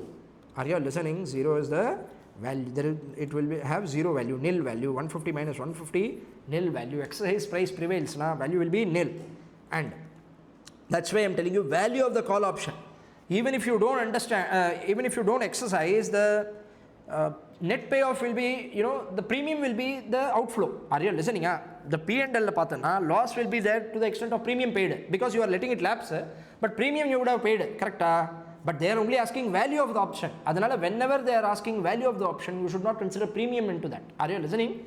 Okay. Without the future spot price minus future value when they are trying to ask, you have to write FSP minus strike price. What is the value of FSP minus strike price only? You need to consider. So, yeah. If the option is held till maturity, the expected value of the call option, that's what they are asking. In the third segment, what they are asking, in case the option is held to its maturity, what will be the expected value of the call option? Very simple. This option is held till maturity. Okay, what is the expected value of the call option? Now, what I will do, what they have done, I'll tell you. What is the thing I'll tell you? You have got weighted average FSP, correct? If the option is still maturity, FSP minus X, ideally this FSP you got it as 160.5 minus strike price. Strike price, what is the strike price? Please tell me. 150. 150 is the exercise price. This should have been the price, 10.5. What is that? 160.5, 150, 10.5. This should have been the value, correct? But Institute they have done like this. This is also not an issue. Okay, this is also can be done. Expected value of the call option, what they have done, they have found expected value of the option for each price. Then they have applied the probability and found out the weighted average value of the option. Are you all understanding what I am trying to say? First step, they have found out weighted average FSP. The third step, what they are doing is that, see, 120 is there, okay, for this 120, if the price 120 is there, whether you will exercise call option at 120, what is the value of the call option? FSP minus X. 120 is the share worth. Whether you exercise it at 150, you will let it lapse. Value of the call will be 0, 0. In the first case 0, second case also 0. Correct? Third case, okay, the value of the call will be 10. 160 minus 150. Correct? 180 minus 150, 30. 190 minus 150, 40. What they have done, this is 0, 0. Any weight you apply, 0 will come. Here they have applied this probability 10 into 0.5 plus 30 into 0.1 plus 40 into 0.15. Are you all understanding what they have done? Okay, the value, they have found out value. This is nothing but FSP minus strike price, FSP minus strike price. You have found out value for, this is not the, here, this column. Okay, this column, FSP minus strike price. Are you all understanding? This is FSP minus strike price. Like this, they have found out. Correct? This value you have now. Okay, this you leave, anything multiplied by 0 is 0. This value they have considered this probability and found out the weighted average value of the option. This is also, and this is what institute does. So you also follow this example, but logically speaking, I would say this is the correct way, because you should consider the probability. Okay, not, you should not go till value. Are you listening? Okay, if you ask me, I will suggest that, okay, you are trying to predict share price tomorrow. Whenever you are trying to predict a share price, you have various scenarios. You came up with various scenarios, probability based scenario, futuristic approach, correct? No issues. You have assigned weight for different share prices. You are thinking tomorrow the share price will be. Up you are coming up with weighted average share price. Are you understanding? Now that share price you simply reduce it with exercise price. You should get ideally the value, but this is also possible. Seriya? This can be used. 14, the value will be different. Carefully observe, the value will be different. Either other same value I can write it exam. No, exam this is only to be written. Okay, you don't listen to me, listen to the institute module. Correct? What they have done, you just simply do it. Shall we start discussing option strategies, sir? Okay, next topic. Now we have covered entire basics. Now we are done with the basics. Now we will start with the strategies related to options. See, what I will do is that 2 strategies I will discuss. Okay, exam depth they are not asking. Okay, they are not asking butterfly strategy. Write a short note on butterfly strategy or write a short note on strangle. They don't ask. Even the questions, they don't even mention the name of the strategy. Are you listening? They will simply tell Mr. X buys this put option, this call option. He buys one put, sells one call option. Right? That they give the data, but they never mention what kind of strategy it is. Are you all understanding? So name of the strategy, don't worry, don't get confused, straddle, strangle, don't worry. I'm just taking the class. For me it is easier to tell. For you, you should not remember these things. Are you understanding? Payoff we discussed earlier, that you remember, that is sufficient. How to compute payoff for various positions, that is enough. Here also we are trying to compute payoff only. Name I have given a strategy, because options, when you get into the practical side, when you get into trading, there are so many very good strategies by which you can reduce your risk or manage your risk in derivative instruments. That is why they have given. So given I am discussing, but don't think exam level relevance. If you know how to compute the payoff of the options, that's sufficient. Said straddle strategy. What is this? I'll briefly discuss. Straddle consists of call option and put option of the same underlying asset, same strike price, same maturity. Very simple, yeah. Okay, if you take a position in call option as well as put option, which means a person who is holding a call option as well as put option. If I have a position in both the options, both call option as well as put option, I am mixing it up. I am not individually taking any option. I am mixing it up. I am not specifically bullish about the price increase, neither I am bearish about the price decrease. In any case, I want to hedge my risk so that I can be profitable. This is the idea. Multiple positions, behind taking multiple positions, this is the idea.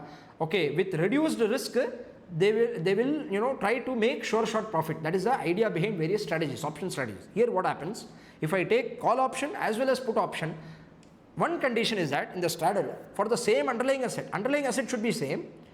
If you are trading in ITC options, if you are trading in index options, Nifty options, you have to if you are trading now, if you are taking a position in call option of the Nifty ITC call option, you have to take a position in ITC put option. Are you understanding? Underlying asset should be same strike price should be there, which means you should not, whether it is possible that ITC call option have different strike price for the same maturity period. Yeah, of course possible. I will show you the quotation. I used to show the regular lectures here, due to time I cannot show. I will tell you what happens now. Even for the same maturity, 1 month, I told you, on any given day, 1 month option will be there, 2 month option, 3 month option. On any given day, you have different options available. Even for the same 1 month option, you have, for the same ITC stock itself, you have different strike prices. Are you understanding? Because some person might think it's all about, I told you, derivative contracts are, generated by the investors themselves. They float up the contract. Are you understanding? So for me, whatever is suitable, I can, put a term, yeah, real understanding. It is like you are selling your second-hand chairs, yeah, in the website. Listening, what price you need to quote, it depends on you, whatever price you can quote. Whether any person, buyer, some other buyer comes from other side, the what do you say, the stock exchange will match the contracts and it will happen, the agreement will happen. Are you all understanding? The trade will happen. But the price, strike price will be different, it will be same, it may be different. Perfectly possible. Now what I am trying to say, the straddle strategy, the strike prices also should be same, which means same 1 month maturity period, 1 month option, 1 month option. ITC option, ITC call option, ITC put option. Correct? ITC put option, ITC call option, both should be same. Next, strike price, the same call and option should have the same strike price. Which means call option also should have same strike price, put option should also have same strike price. If this is the case, you have taken both the positions in the call and put, this is called as straddle strategy. This is called as straddle strategy. In case you are buyer of the call option and buyer of the put option, this is called as long straddle. You are having long straddle position. If you are writer in case of holder, in case of call option, as well as writer in case of put option, are you understanding? This strategy, call, put, both the positions you need to take, and both also same position you need to take. If you are taking long position in both of them, it is called as long straddle. If you are taking short position in both of them, it is called as short straddle. This is the straddle strategy. Payoff we will discuss now. Payoff of a long straddle. Okay, payoff only is needed. Consider a call and put option on the same underlying stock. Both options have an exercise price of 75. The call costs 5 rupees, that is premium. Call option premium is 5. Put option cost rupees 4. Premium is different. Are you all understanding? In same strike price, not same premium. Premium will be different, always call option, put option. Are you listening? Say, if you buy both call and put, what is the position called? This is just given for your understanding. Institute, what is the position? Write a short notes. Okay, they will not give like that. Complete the following table showing the value and payoff at the date of expiry. Say, stock price of date of 50. I will show you 1 or 2 things. Later you can continue. See here, 50 rupees. A share stock price of the expiration, FSP. This is nothing but FSP, future spot price, which means on the date of maturity, the share is worth how much? 50. You have a right to see here, position value expiration, payoff at expiration. Before this is question. Okay. This is question they have given. I have filled it. Okay, I will come back to this later. See this table. They see the question default. These 2 columns will not be filled. We have to fill it, but we will understand that with a working note. We need to understand this. This is the solution. Concentrate here. A share worth 50. Now share future spot price is 50. Now tell me, call option, what is the strike price is same. How much is the strike price? 75. I mark it as 75, which means a share worth 50. Call option buyer, will he exercise his right? Okay. A share worth 50 is available to buy at 75. Will he buy? Will never buy. Up the value of call will be nil. Are you all understanding? Value of the call will be 0. Premium will be paid by the buyer minus 5. Up a net payoff for the call holder. See, here the person is holder of the call as well as seller of the call, holder of the call as well as holder of the put. Long straddle. The question, notice, did you notice this? This long straddle, which means buy 1 call plus buy put 1 put. Are you understanding what is the strategy? You have to buy both call and put. The underlying asset also should be same, strike price should also be same, and maturity period also should be same. That's different thing. Now come to this payoff. Minus 5. Put option, what will be that? See, value of the put will be 25. Why? Because he has held, he has bought a put na. See, 50 rupees is the value of the share of FSP. Up a share worth 50, he has a right to sell at 75 na. Put option, he has only a call option, he has also a put option. Call option payoff we saw with respect to the holder. Now come to put option holding.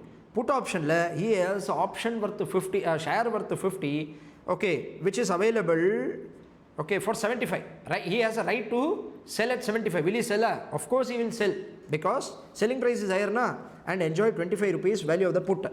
Now premium paid is minus 4. Now, why 4 rupees premium for the put? 5 rupees is the premium for call option. Here 4 rupees is premium for the put option. That also you need to pay. Agreed?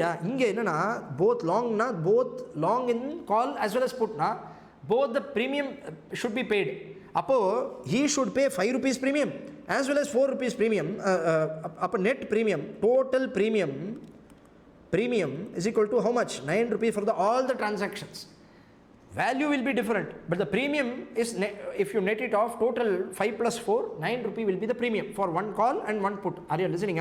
Say, in the 9 rupee, how will it be? This should be adjusted with value of call plus value of put minus premium value. You should adjust and get the payoff. Are you understanding what is happening? Say, value of the call is 0, value of the put is 25, 25 plus 0, how much? 25, minus 9 premium, 16 is the net payoff. That is the straddle payoff, the cumulative payoff of this strategy, which means you lost 5 rupees due to call holding, you earned 25 rupees due to put holding, and you earned net by call as well as put holding to the extent of 16 rupees. Are you understanding? Next, at 65 rupees, a call worth the share worth 65, you have a right to exercise at how much?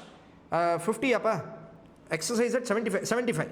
Okay, will you exercise? No. So premium will be my net cost for the call holding.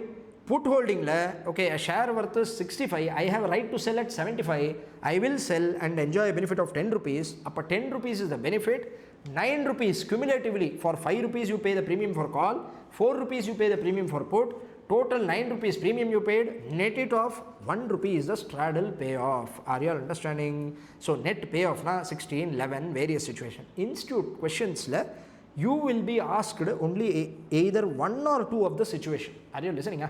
The 10 situation just for practice purpose you can practice. Are you listening? Comfortable? Okay. This I have given here. See, FSP 66, 75 minus 9, profit due to put holding, profit due to call holding, loss will be happening between 66 to 84. If you carefully observe, see here 66 to 84, okay, the loss will be happening. Are you listening? Maximum loss will be happening to the extent of both the premium. Together you calculate a premium na 5 rupees, 4 rupees, in total 9 rupees the premium na, your maximum loss will be 9 rupees. But the benefit will be spread over these many positions. Okay, the risk management happens. Are you understanding? But technically speaking, okay, risk will never reduce in derivative instruments. I'll tell you why. Because if for hedging one derivative instrument you are jumping into another derivative instrument, it will only increase your risk, it will never reduce your risk. Are you understanding? So I am totally against this derivative trading and all. Why? Because, okay, if you see the legendary investors and all, Warren Buffett, many investors, okay, Charlie Munger, okay, there are persons like, so many persons are there, okay. The index funds, John Bogle, who invented the index funds, all these persons recommend, to trade in the long-term investing. They believe in long-term investing, and the derivative trading and all. So it's all about short-term fluctuations and trying to, they are categorizing into three. Technically speaking, they are telling that speculator, three kinds of speculator, arbitrager and hedger.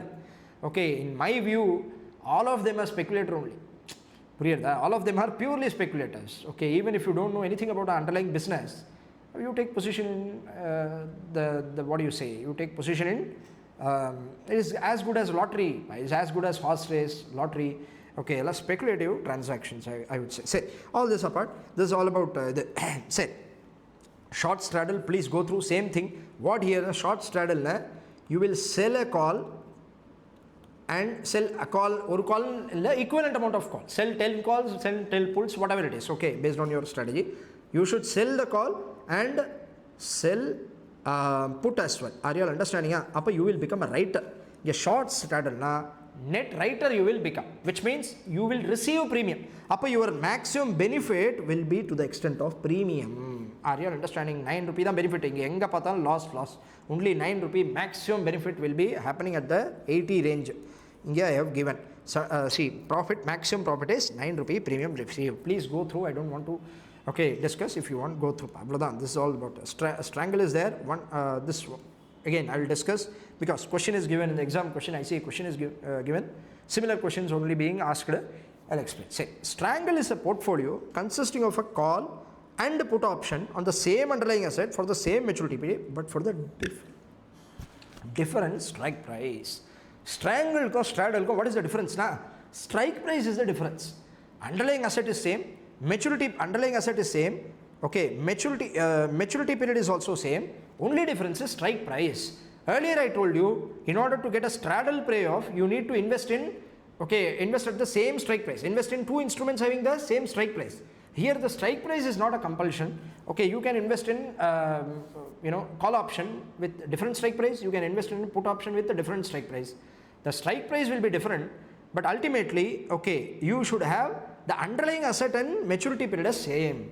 If this is the position, if you take long, if you are buying call option as well as taking a put, buying a put, okay, in that case what will happen? This is called as long strangle. In case you are selling a call option and selling a put option, this is called as short strangle. Are you all understanding the position? Say, this is the position. Now you will understand through question. Okay, if a person holds such a call and put option, he is said to be having a long strangle. If he writes the above call and put option, selling the call and put, he is said to be short strangle position. Exam question given, I will discuss it. See, Mr. X established the following spread on the Delta Corporation stock. Okay, so following spread in different positions he has taken. Spread option, the spread in another strategy is that is different. Okay, spread generally it is referred to as taking position both in call option as well as put option. It's diversifying. Say, purchased 1 3-month call option with a premium of 30 and an exercise price of 550. Purchased 1 3-month put option with a premium of 5 rupees and an exercise price of 50. Are you understanding? First observation, premium of 30, 35. Okay, sir, no straddle, no strangle. Premium is different, right or wrong? Wrong. Premium will always be different for call option and put option. You take any option. Yeah, are you understanding? Call option, put option. Put option will be always lower. Call option will be always higher.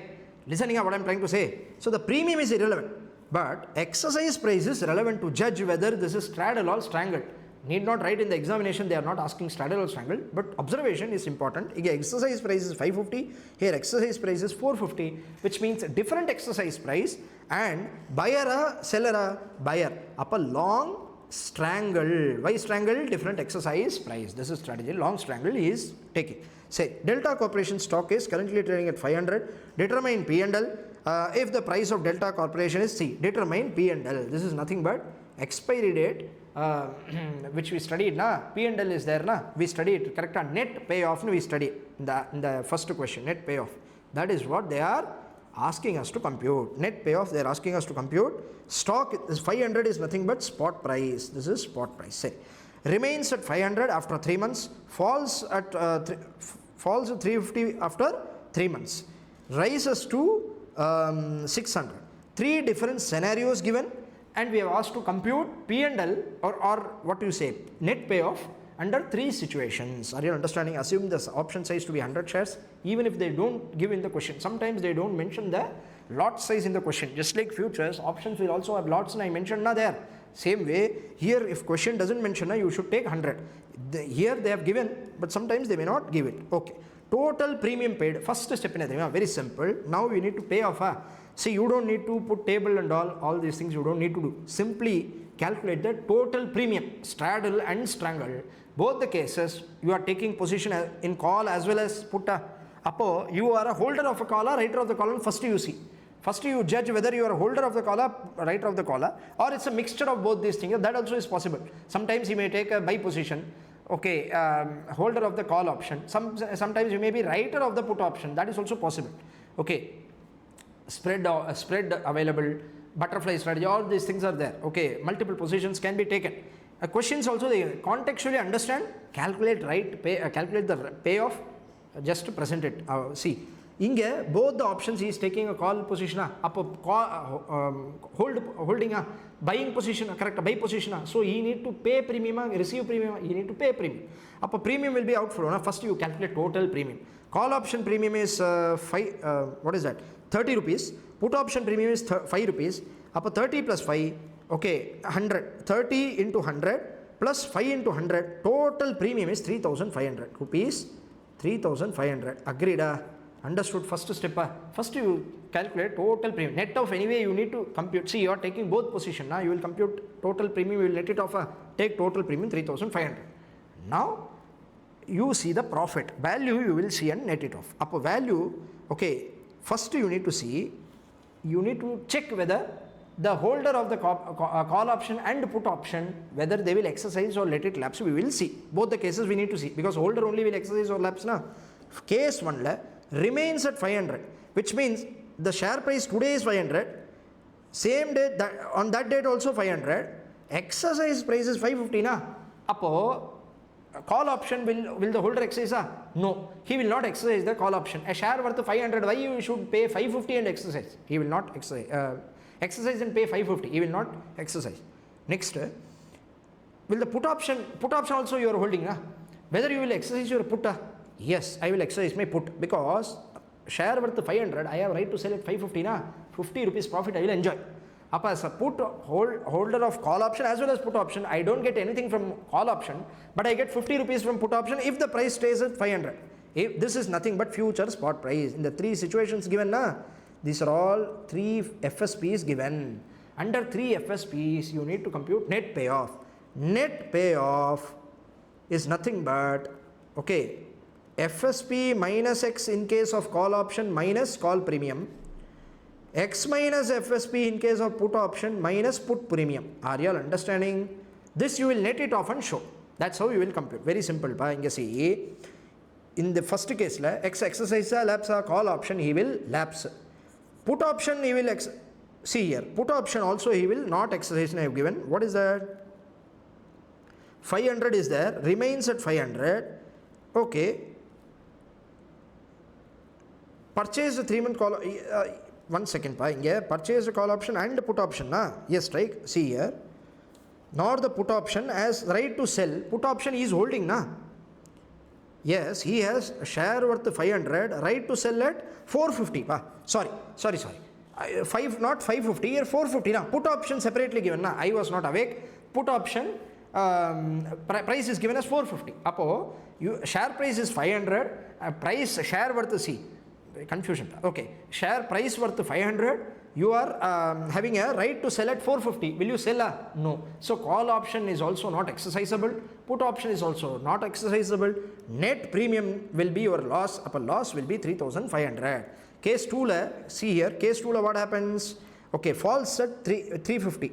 The share price falls at 350. Upper 350. If the share price is 350, now you will exercise call. You will never exercise call. You will exercise put. A share worth 350. Will you sell at 450? Of course, yes, I will sell. Up 100 rupees I will gain. 100 into 100, 10,000. What is the profit? Yes. Okay, the value is 10,000. Up 10,000, okay, minus 3,500, that is the premium paid.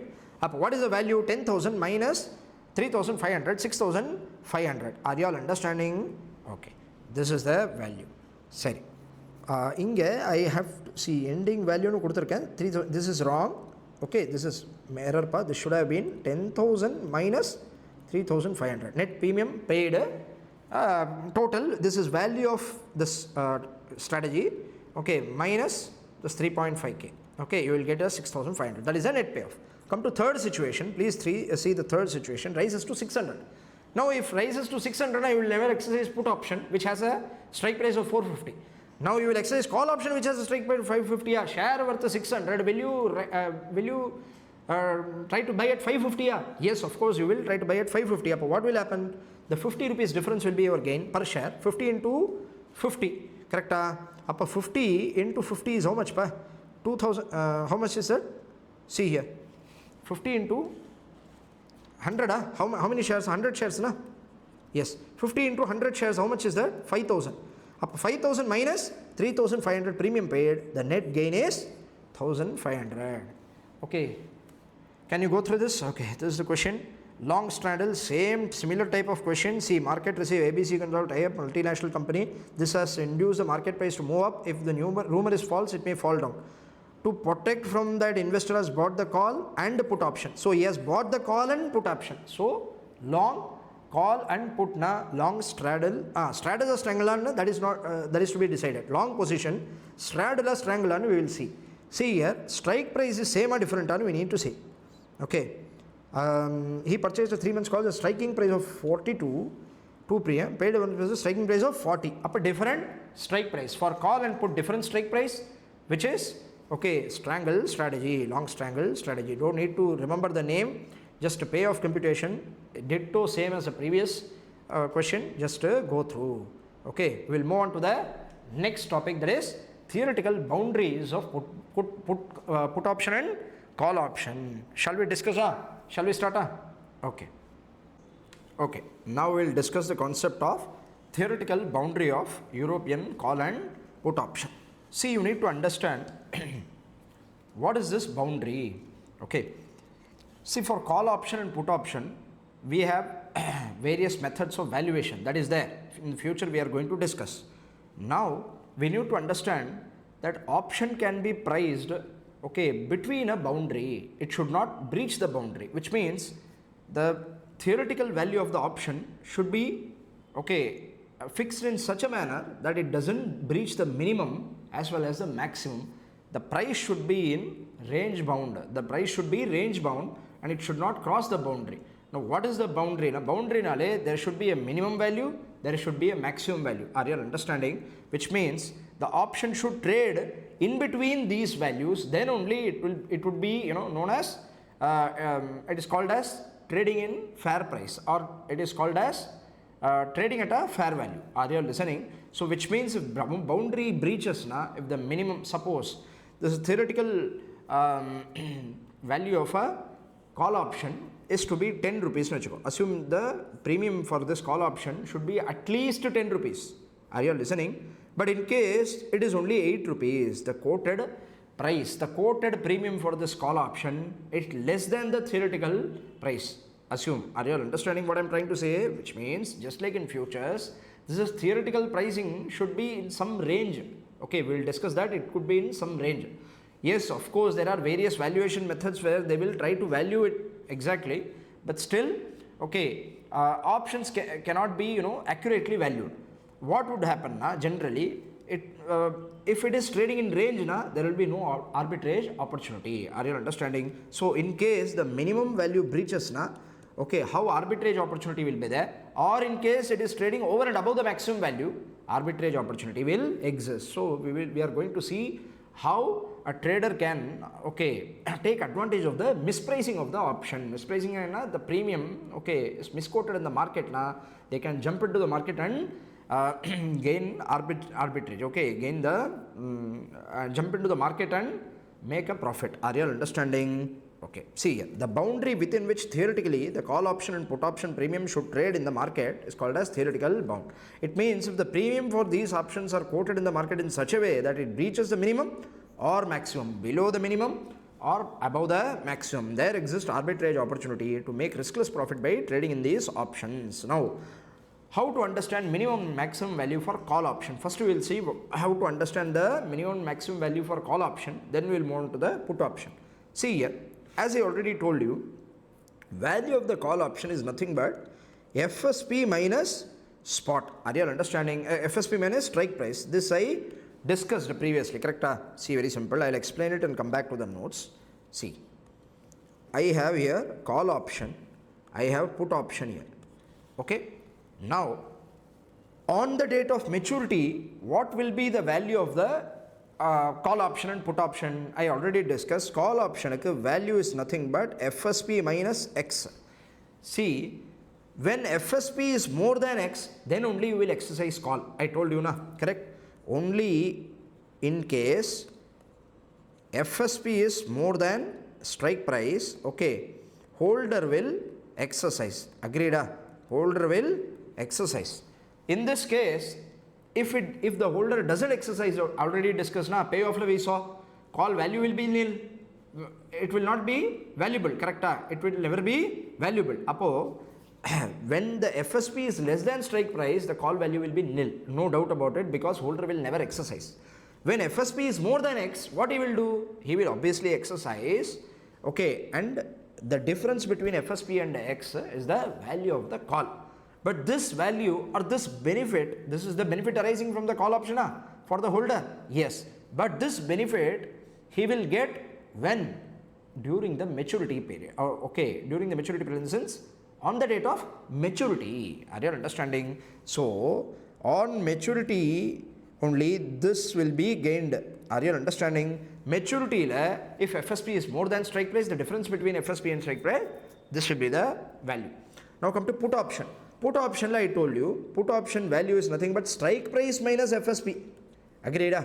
Okay, this, why this happens na? On the date of maturity, if FSP is less than the strike price, then only put option holder will exercise, then only the put option will be valuable.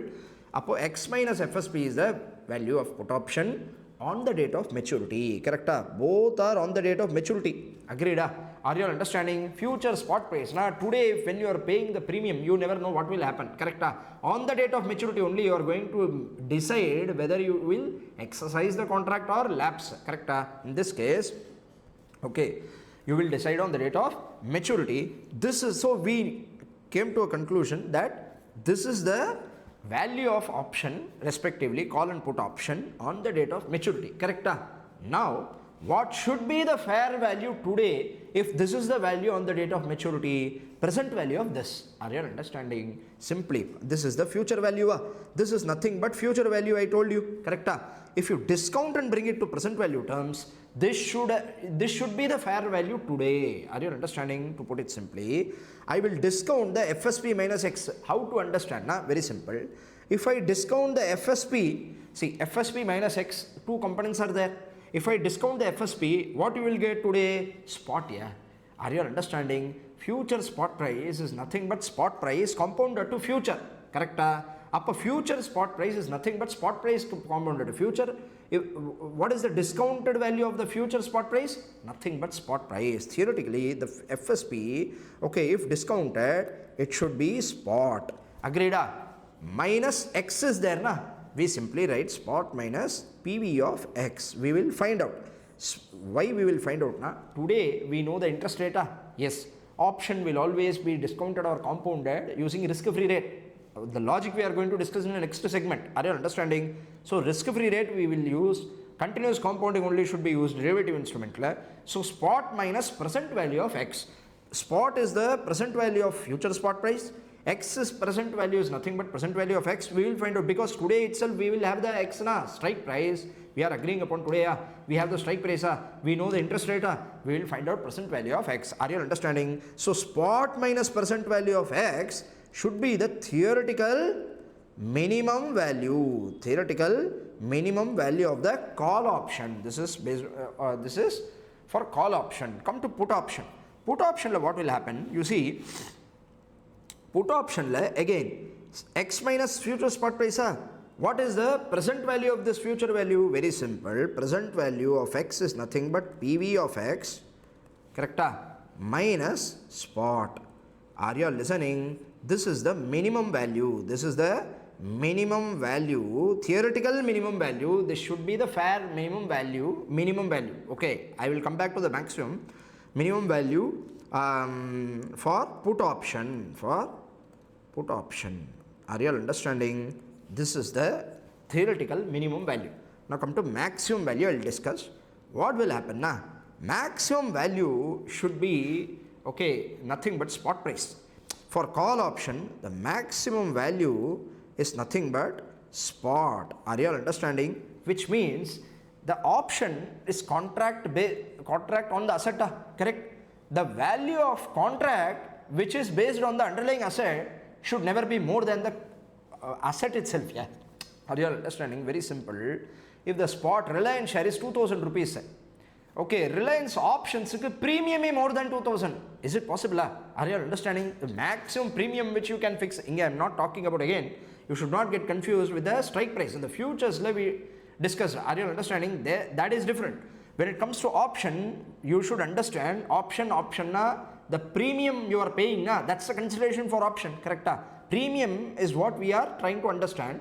The premium, will it be more than spot price? Are you listening? The spot price of the Reliance shares is 2000. Okay, I am not talking about exercise price. Student get confused with the exercise price. That is not the case. I am only talking about premium. Apo the premium, if you go to the derivative segment, F&O segment, options contract you are trying to purchase, their contract to the premium is quoted at 2050. Are you understanding?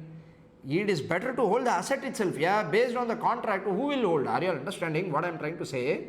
Okay, this is the issue. So maximum price will never, breach maximum price. Never will be option, quoted the premium A. If life insurance cover is there, 1 crore cover is there, yeah.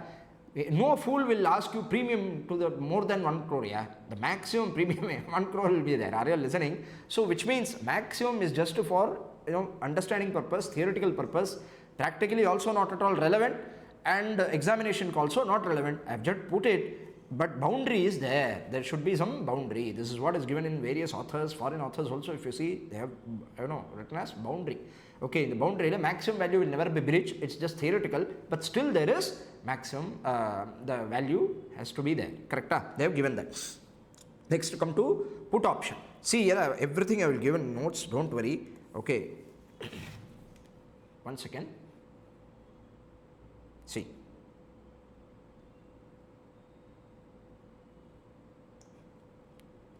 See, here I have given notes. So, yes, I'll just see here. How to understand minimum and maximum value? Minimum price should be fixed in such a manner that it should not go below PV of payoff at maturity. Payoff at maturity of call option is equal to future spot price minus strike price. So if we bring it to PV terms today, it can be said that PV of FSP is nothing but spot. PV of strike price is just PV of strike price, PV present value, which we need to find out, of course. Hence, spot minus PV of X becomes the minimum call value. No arbitrage, minimum price. This is called as no arbitrage, minimum price. Note, if the share price goes below strike price, holder of the call will never exercise and the value of the call will be 0. So we will only consider positive scenario to find the minimum price. Value of call we are trying 0 value. Now we don't need to value a call itself. Now 0 is the value. Similarly, maximum value of the call is spot price of the underlying asset, because the contract based on asset should not be more costly than the asset itself. Okay, in real world, nowhere in the world the derivative instrument should reach the spot price of the asset, but for theoretical understanding only we are discussing the maximum value to understand the boundary. All these are given.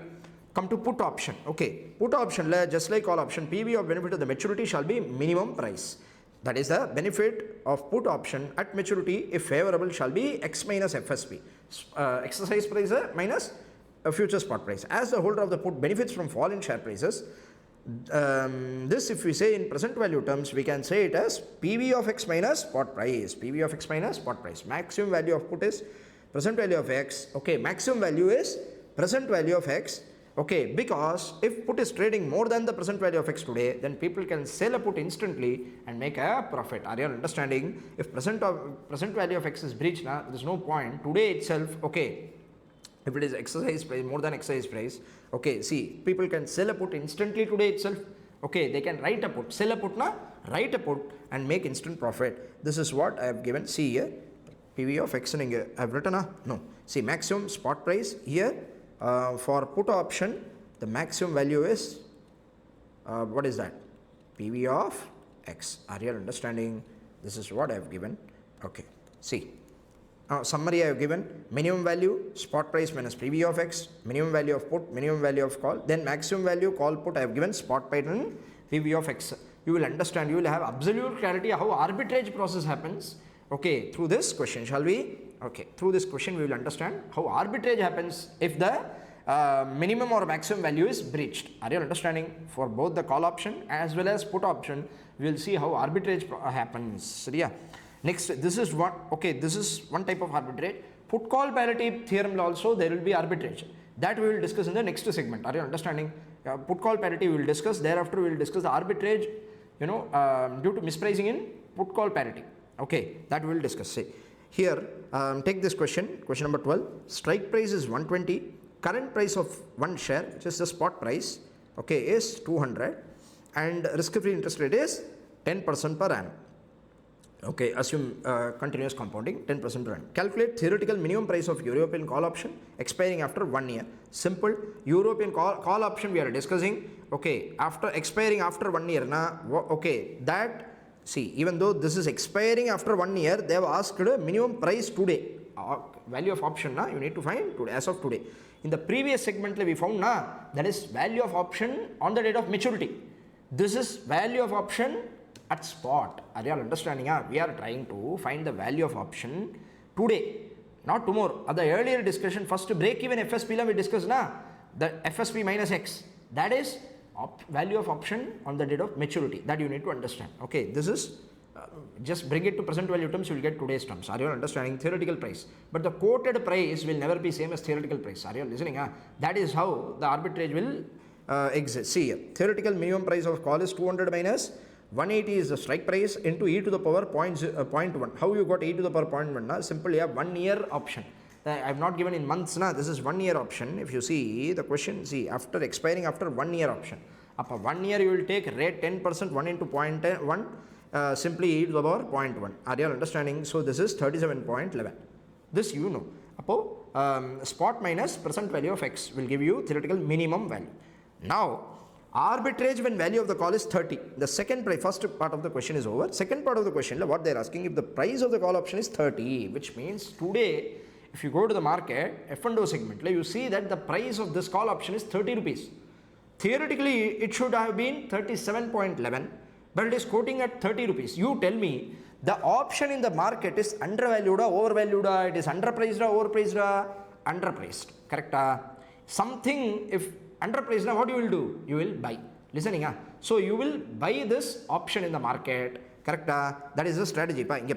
See, when value of this call, quoted price in the call, see, arbitrage when value of the call is 30, value means the price of the call. Because here, if the price of the call, actually speaking here, price of the call is what I intended to put. It's correct. Value of the call, quoted market price of the call, which means you see the premium is 30 rupees and the theoretical price should have been 37.11. The premium should have been 37.11. What do you do? Something, call value undervalued, call is undervalued, you will buy the call or hold the call. You will hold the call. You will buy the call or hold the call. Are you understanding the strategy? Now, see, what is the strategy? Buy a call, hold a call.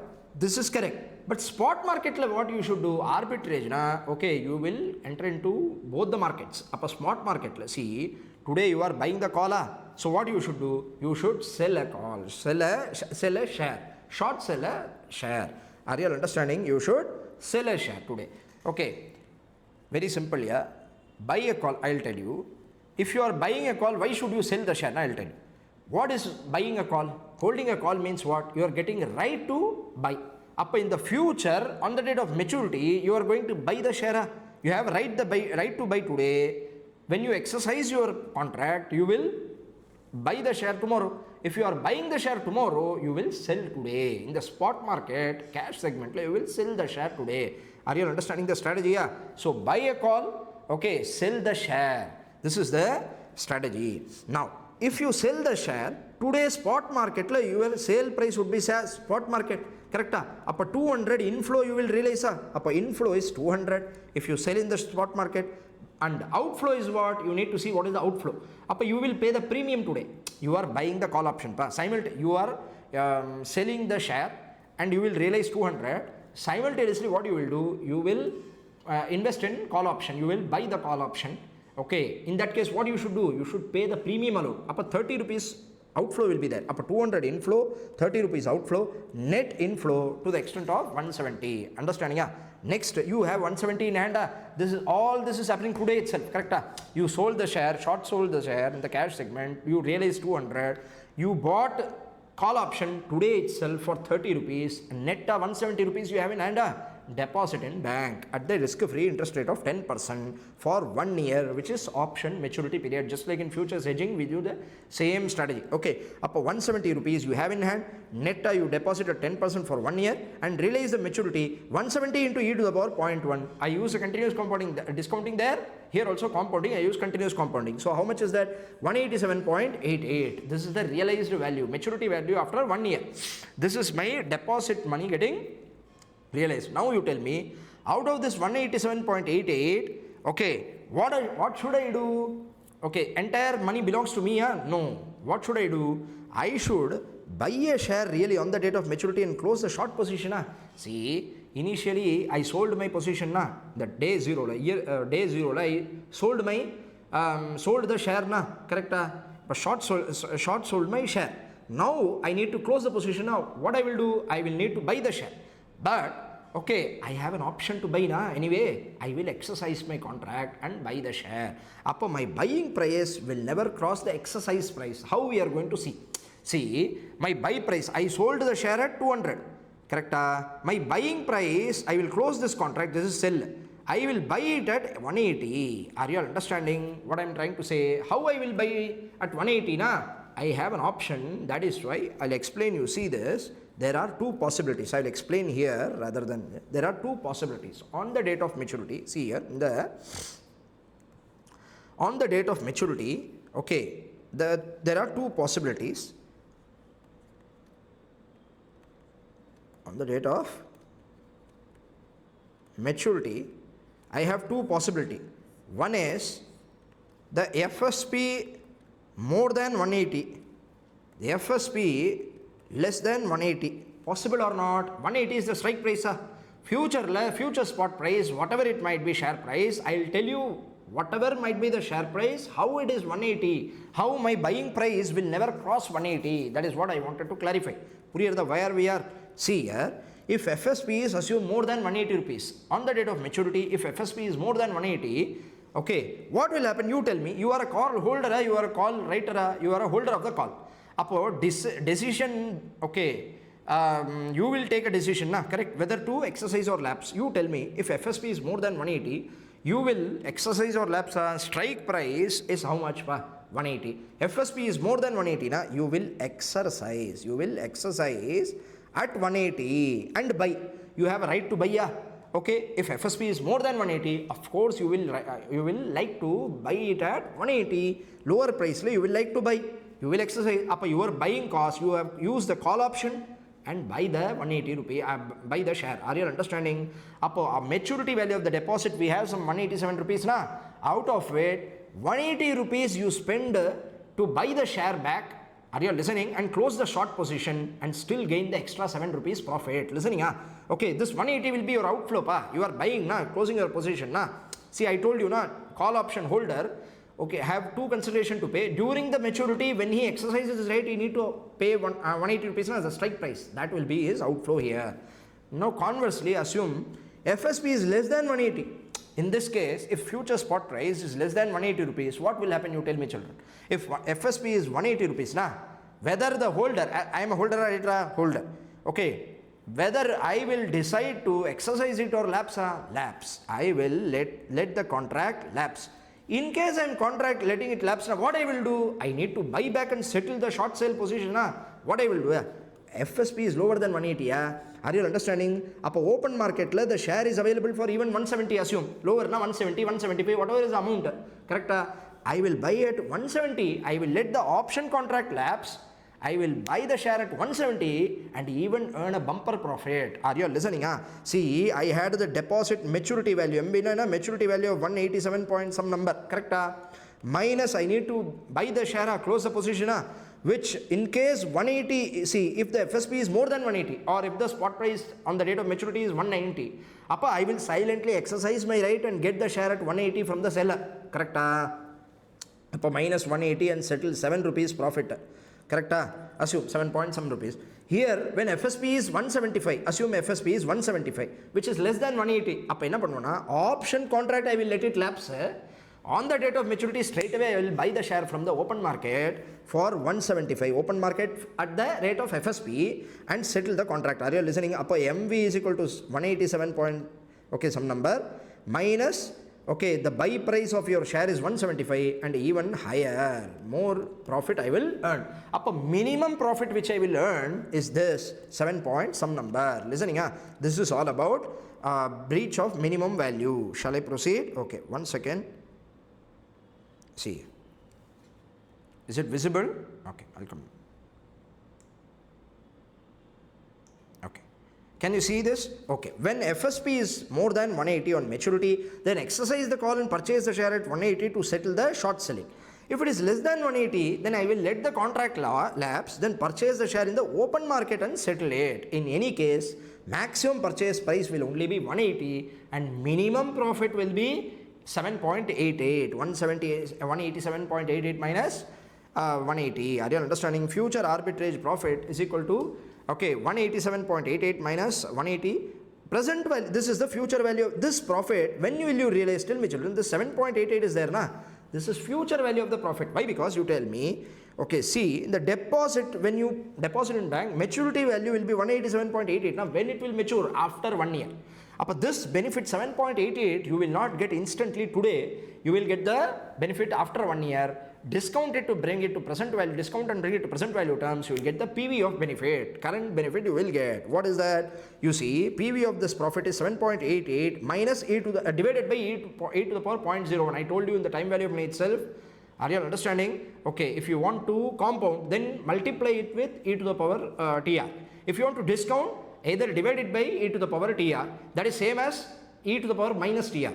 Okay, which is 7.11. This 7.11 is the present value of this benefit. This is nothing but the difference between, okay, quoted price of the option of 30 and, okay, the theoretical price which you computed as 37.11. Are you understanding the difference between 7.11, same like futures, there also the difference is the arbitrage process. The process we need to understand like this. Are you listening? Okay, here also this is the arbitrage opportunity. Now comes to maximum value. Have you all understood the minimum? If the minimum value is breached, how to compute arbitrage? You are comfortable? Shall I proceed to maximum value? This is just theoretical discussion, maximum value, just for understanding. Quickly I will discuss and move on to the put price, minimum value of put. Okay, arbitrage in case of minimum value breach in case of put option. Say, come to this identification of arbitrage. The call is maximum worth 10. See, spot price is 10 rupees. Correct? Up a maximum value is 10 rupees for what they have asked in the question. Yes. Okay, see. Spot price of this, they've given the spot price. Okay, they calculate the theoretical maximum price European call option. They've given the maximum price, which means, okay, here spot price is how much? Spot price is 10. Maximum value of the call should be the spot price, which is 10 I have taken. Okay, see, assume, okay, they have not given in the number. They have given the spot price. The spot price is 200 they have given. Assume it is 10 rupees. But 200 I need to compute. Correct? Assume it is to be 10 rupees. 200 you can take. The spot price is 200. Okay, example, some mistake. I think I have taken, okay, 10 for example purpose. I put it in the question. So you have to take 200. Up a spot price assume is 200. In our case 200 a spot price. That is the maximum value. Okay, I will assume the spot price to be 10 and solve this question. Okay, then you will understand. So yeah, same applies to 200 also. So the call maximum worth 10, but today it's trading in the market for 11. Assume the call, okay, maximum worth 10 rupees, which means the spot price. This is the maximum value of call. It cannot breach the spot price. It cannot be higher than the spot price. Suppose it is trading at 11 rupees. It is just for understanding, I'm explaining. If it is trading for 11 rupees, what you will do? Very simple, yeah. It is even more than the spot price. Appa, you tell me what should be the strategy. The call option is overpriced or underpriced. Same logic will apply, which means earlier the call was 30 rupees. Now 37 you compared, it was underpriced. Correct? Here theoretically the maximum price should be in this case 10, but it is assume 11. Are you understanding? Theoretically the spot price is 200. Theoretically the maximum price should be 200. If it is assumed 220, if it is 220, then what will happen? You tell me. Call is overpriced or underpriced? Call is overpriced. Agreed? Call is overpriced. Instantly you will become seller. Something overpriced, now what you should do? Sell. Up in this case, you will sell the call. Now what do you mean by sell call? You will be a writer of call. You write the call. The premium is quoted at 11 rupees. This is nothing but premium. If premium is quoted at 11 rupees, you become a seller, you become a writer and try to get 11 rupees as inflow. Are you understanding? Premium is your inflow. For a writer, premium is inflow. So 11 rupees is the quoted premium price. If it is overpriced, you just become a writer. You take your stand. Are you understanding? Okay, insurance premium, life cover you become insurer rather than insured. Say. Hence, the call is overpriced. We should sell the call option or write the call option. Since we are writing the call, okay, we will sell the share in the future. We are writing the call. What is writing the call? See, very simple. If you are holder of the call, okay, if you are holder of the call, what you will do? You have a right to buy. In the future, you will buy the share. If you are a writer of the call, if holder exercises, in future you will sell the share. You are ideally selling the share, correct? At whatever agreed upon price the holder is going to buy, you are going to sell the share in the future. If in future if you are going to sell the underlying share, okay, today what you will do? Buy the share. Are you all understanding? So we are writing a call, we will sell the share in the future, hence buy the share spot. Are you all understanding? Buy the share today, okay, get the premium, riskless profit 1 rupees. Are you all understanding? See, very simple. If you are buying the share, cash market, what you are doing, you are taking buy position. Okay, options, what you are doing, you become a writer. Correct? You are selling the share, you become writer. Writer premium will be credited. In the premium is overpriced at 11 rupees, you will receive premium as a writer. Plus 11 rupees you will have in your bank account. Agreed? 11 rupees you will receive a premium. Now you go to the, silently go to the cash market, buy one share, because share itself is quoted at 10 rupees here. Are you all understanding what I am trying to say? Share is quoted at 10 rupees. Now 10 rupee will be your outflow. 11 rupee will be your inflow from the call writing, and 10 rupee will be your outflow, okay, in the cash segment. You are buying the share. Today itself, if you notice, everything is happened today. Correct? This happens today itself. Today itself, I have 1 rupee ready-made profit. I don't need to, the previous sum, you need to wait till maturity. This, okay, the maximum value breach, today itself I have a riskless 1 rupee in hand.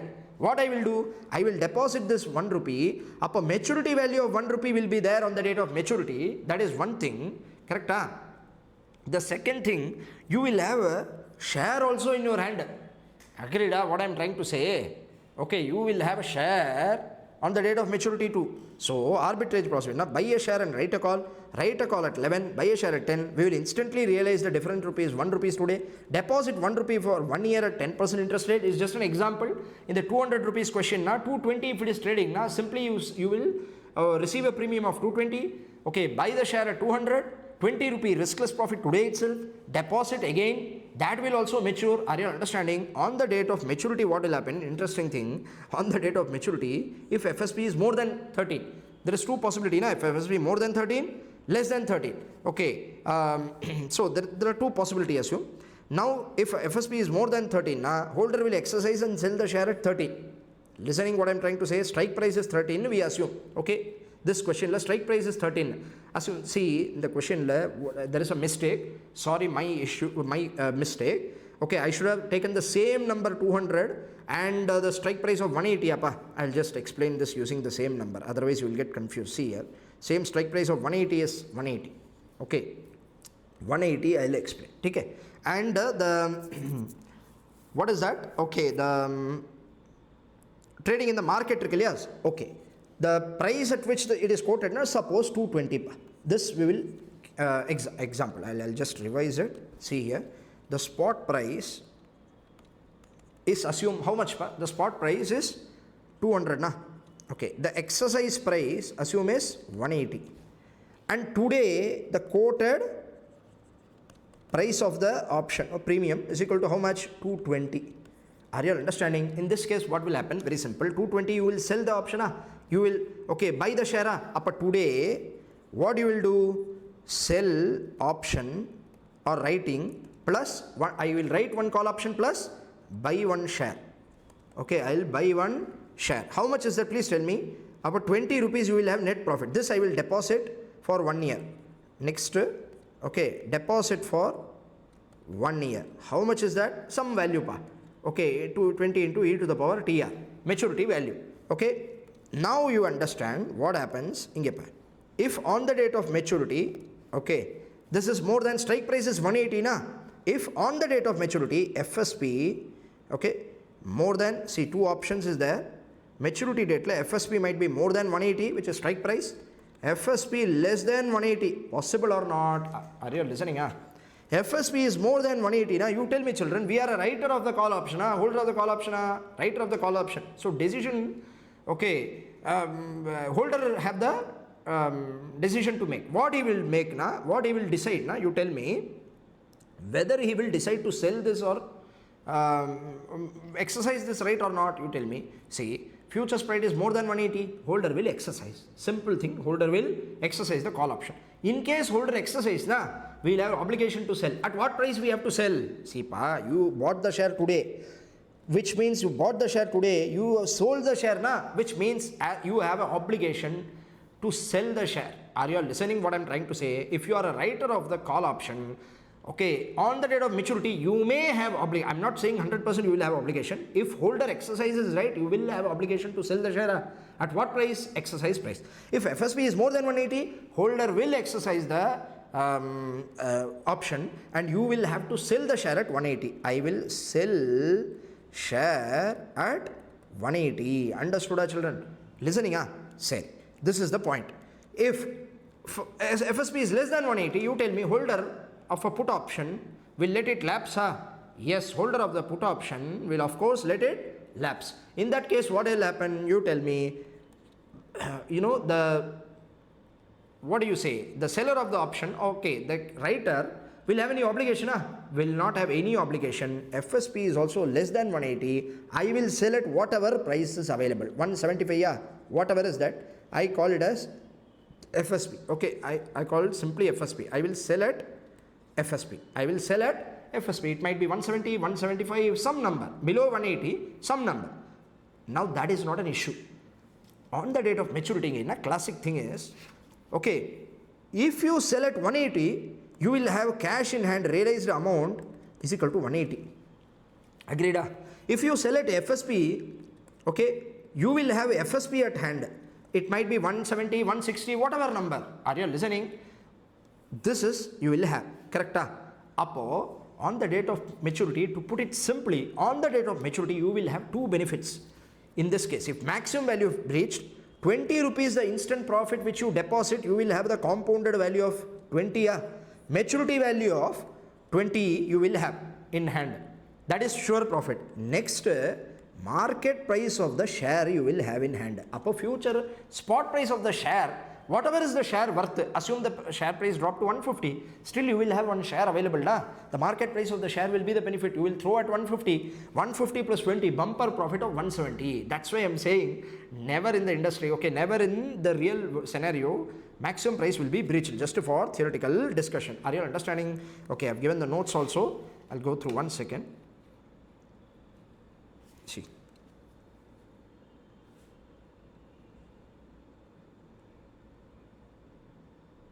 Okay. See. Yes. Here the number is different, but holder will exercise the sell option. If FSP is less than, holder will allow it to lapse and hence sell it the market at FSP. In any case, the minimum profit will be, okay, some mistake, along with the interest.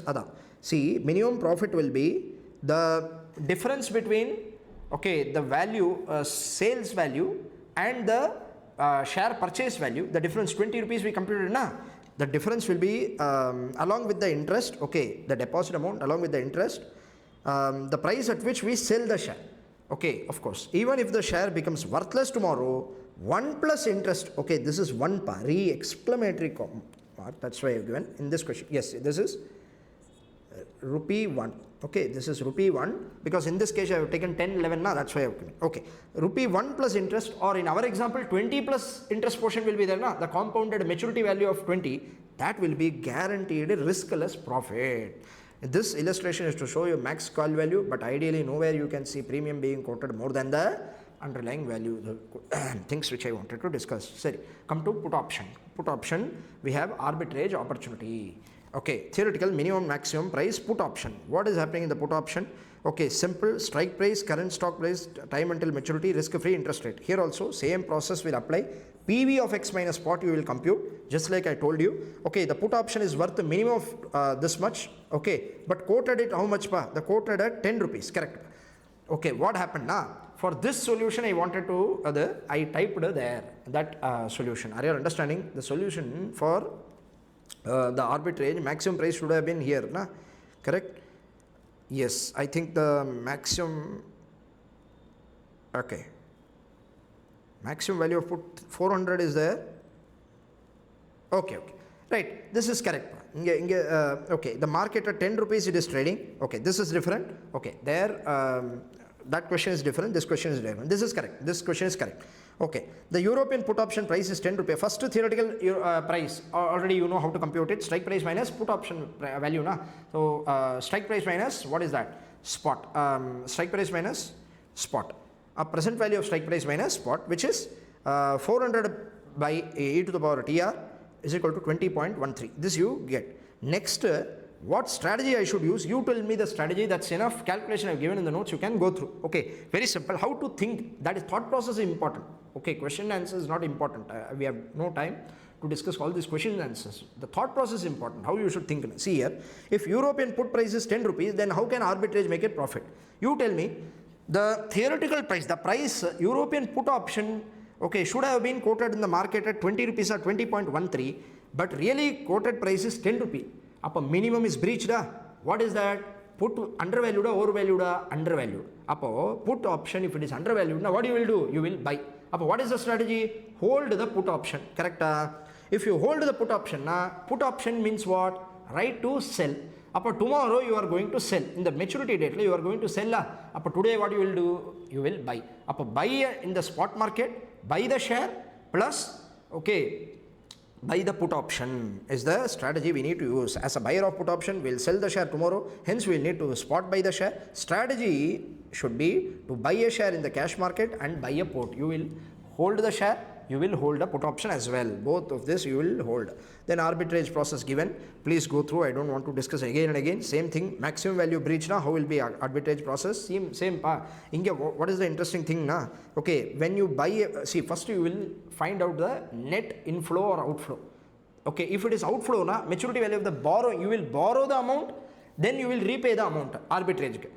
If the net inflow you have today, see in this case we have, I am explaining, in this case you are buying a share, you will buy a put, by buying a put you will receive premium. Premium is 10 rupees, agreed?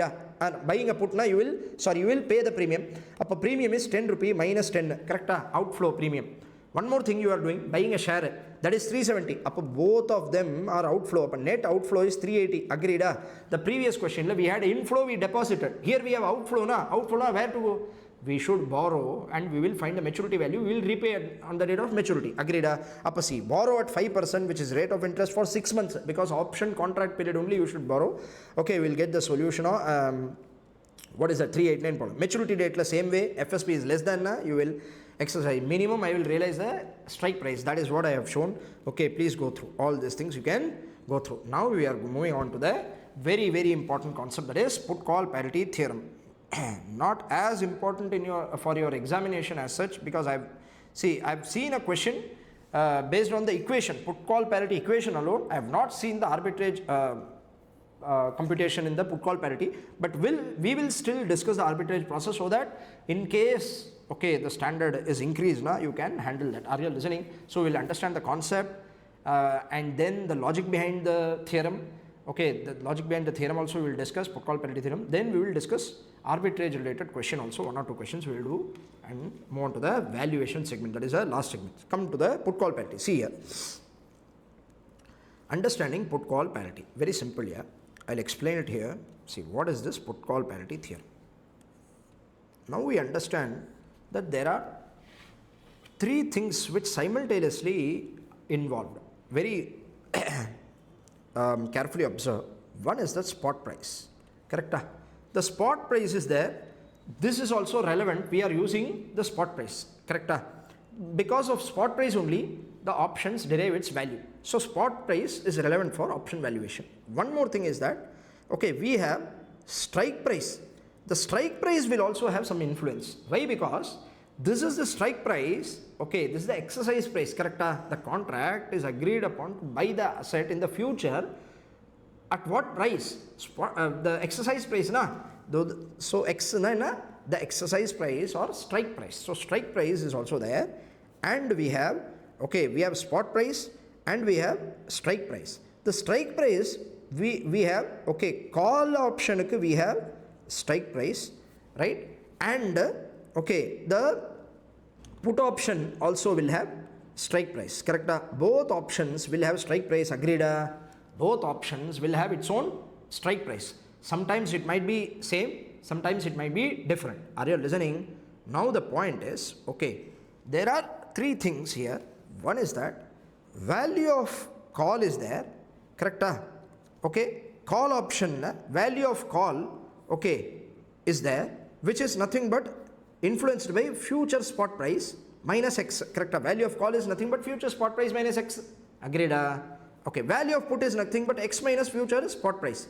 Appo future spot price is there, strike price is there, today's spot price is there. Appo spot price, when I say spot price, not today's price, share price, cash segment price.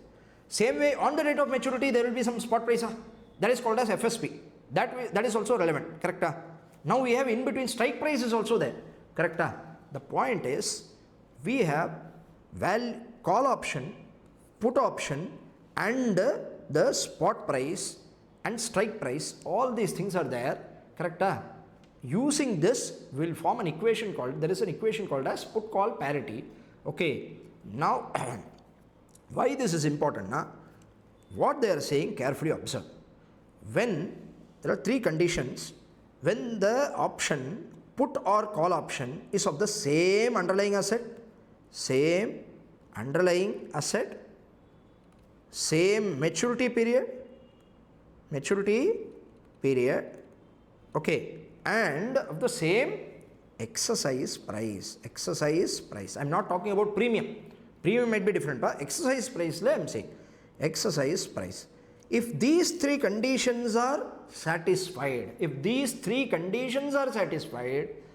in this case, there is an equation called as put call parity.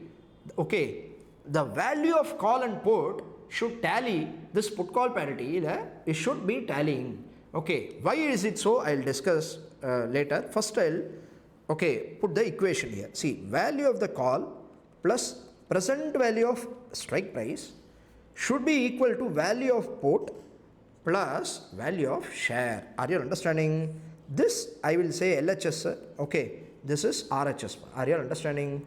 Okay, this I can say, or I can say portfolio 1,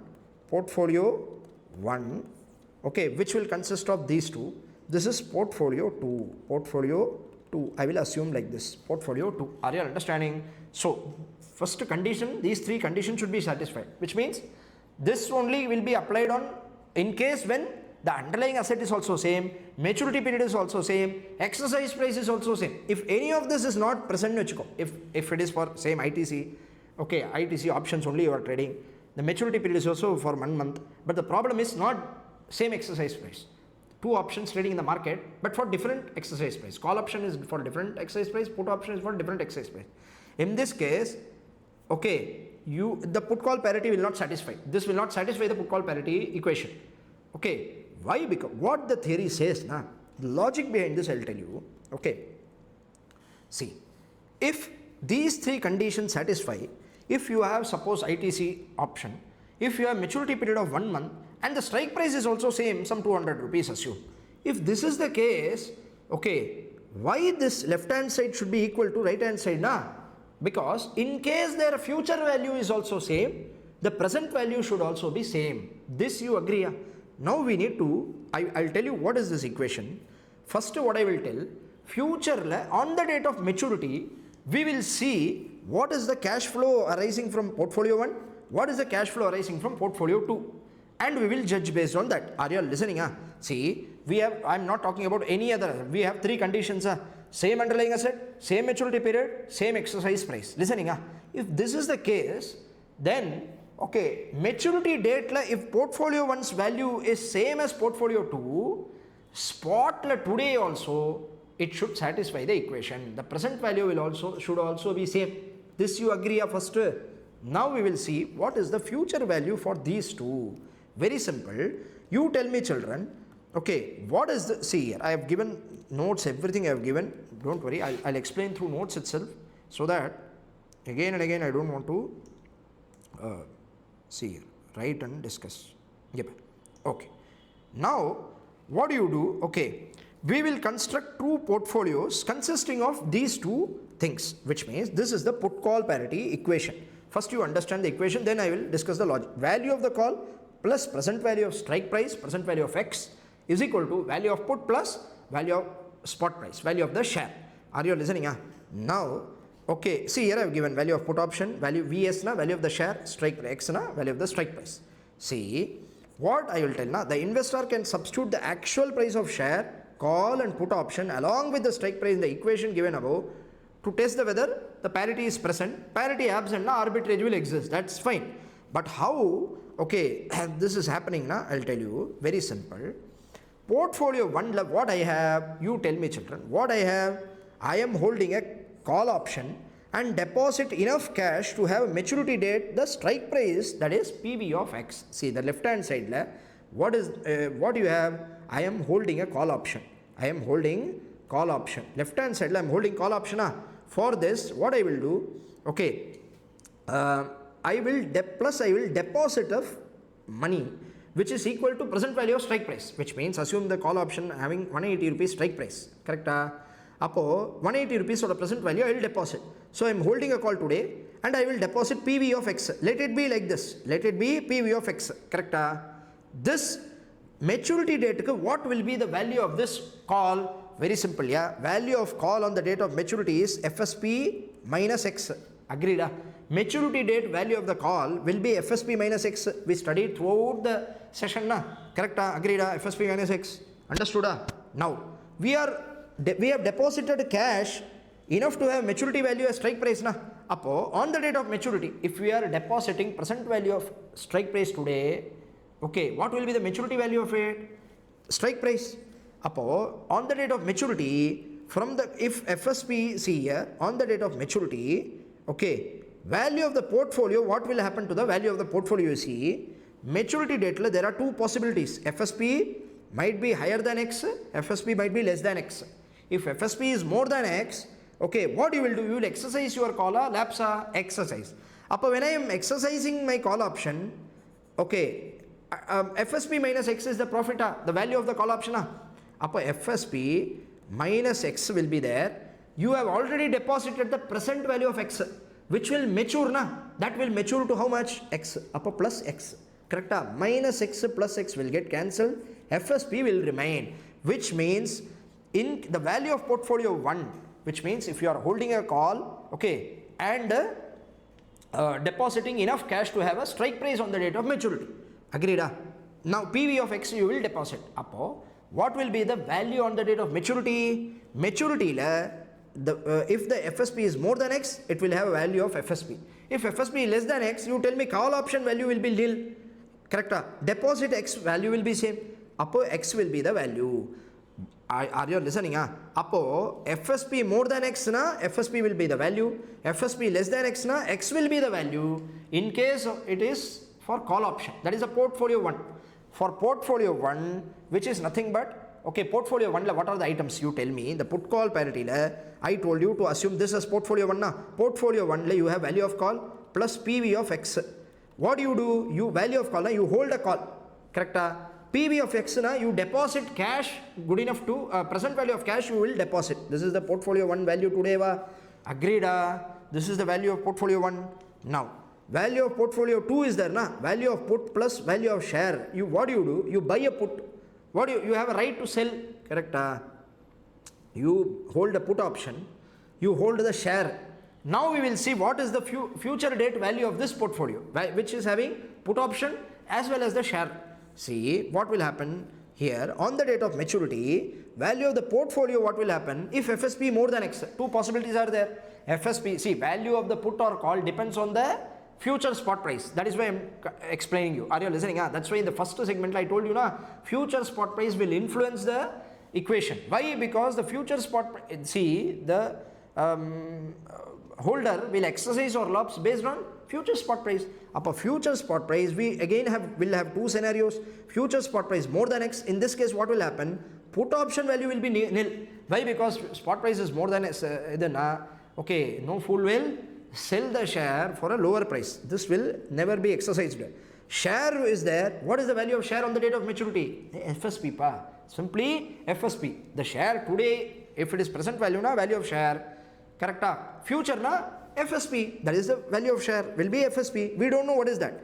Now you tell me, if FSP is more than X, the net value of portfolio will become FSP.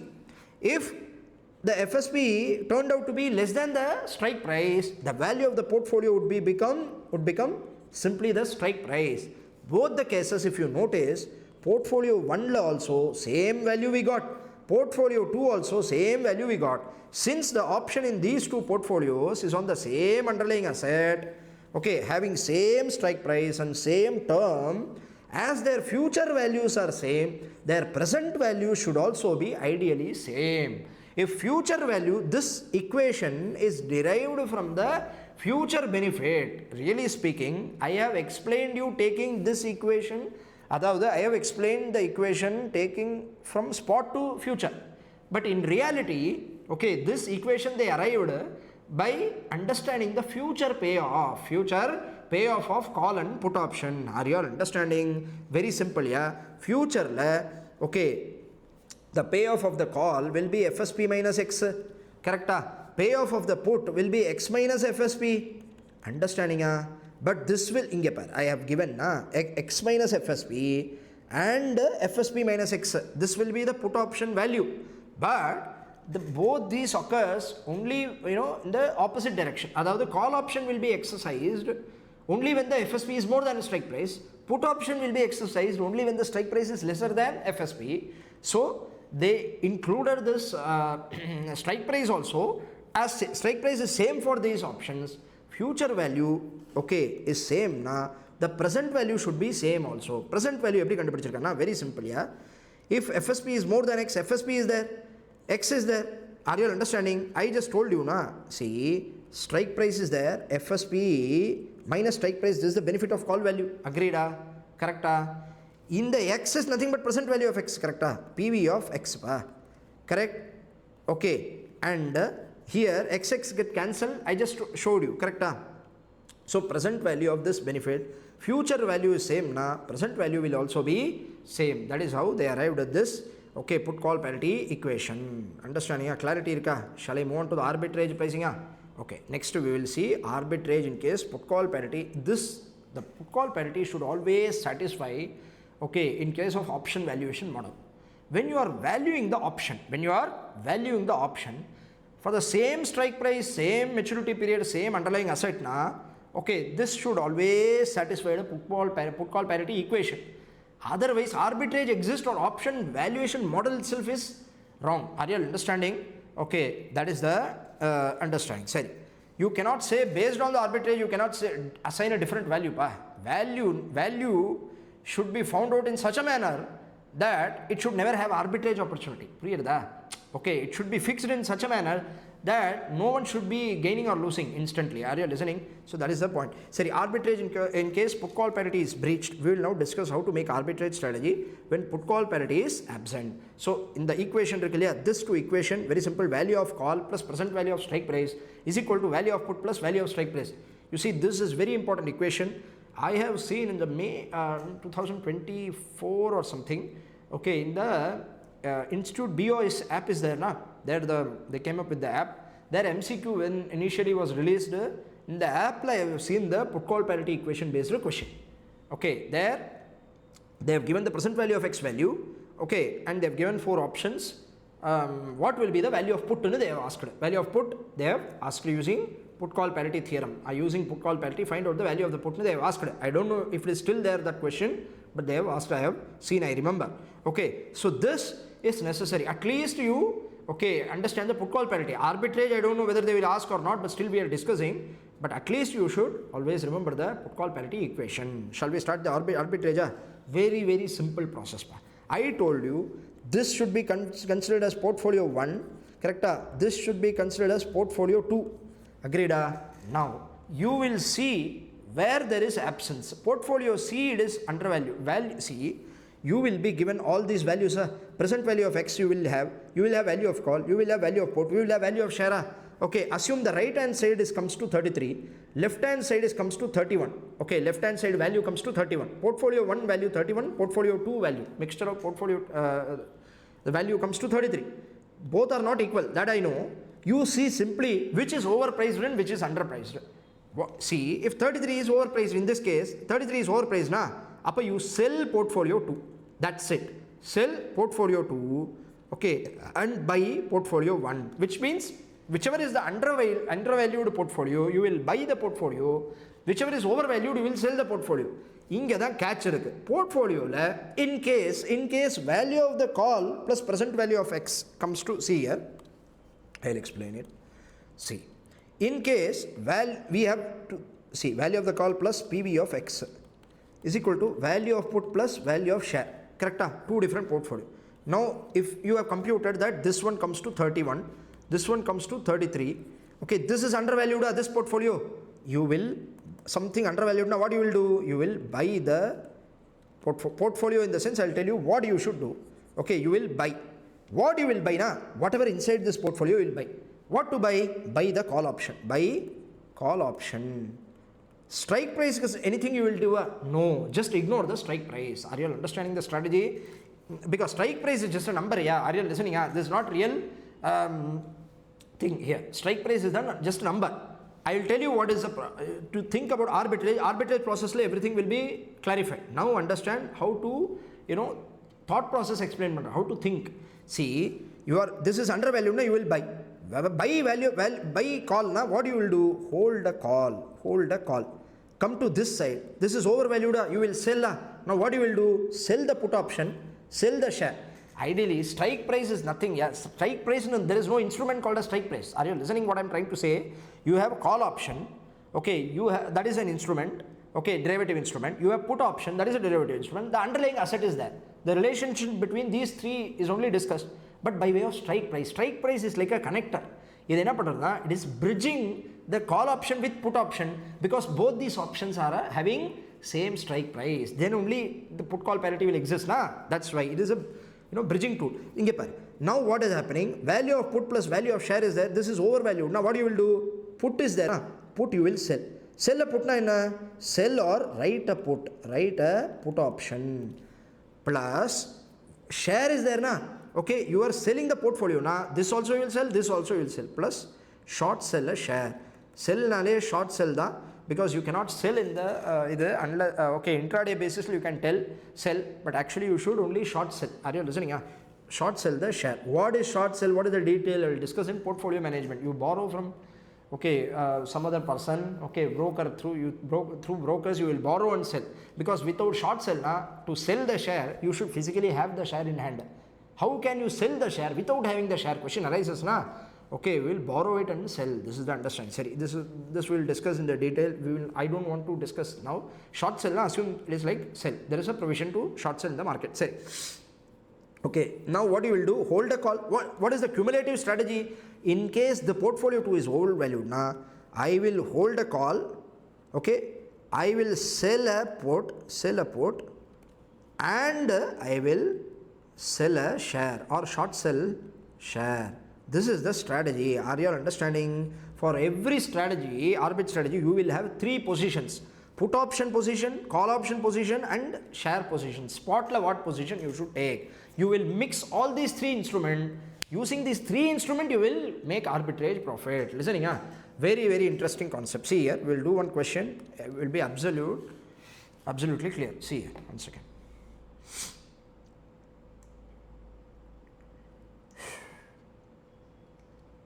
Okay.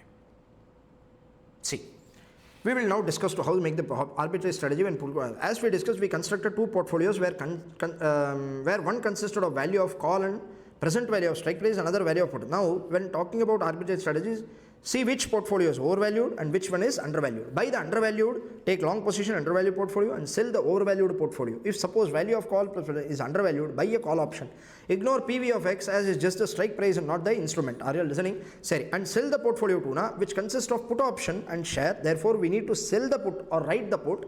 Okay, and sell the share, short sell the share. We will learn arbitrage in detail through the questions given below. Say, take question number 17 for discussion. A put and call option which have an expiration date of 6 months, maturity period is 6 months, hence an exercise price of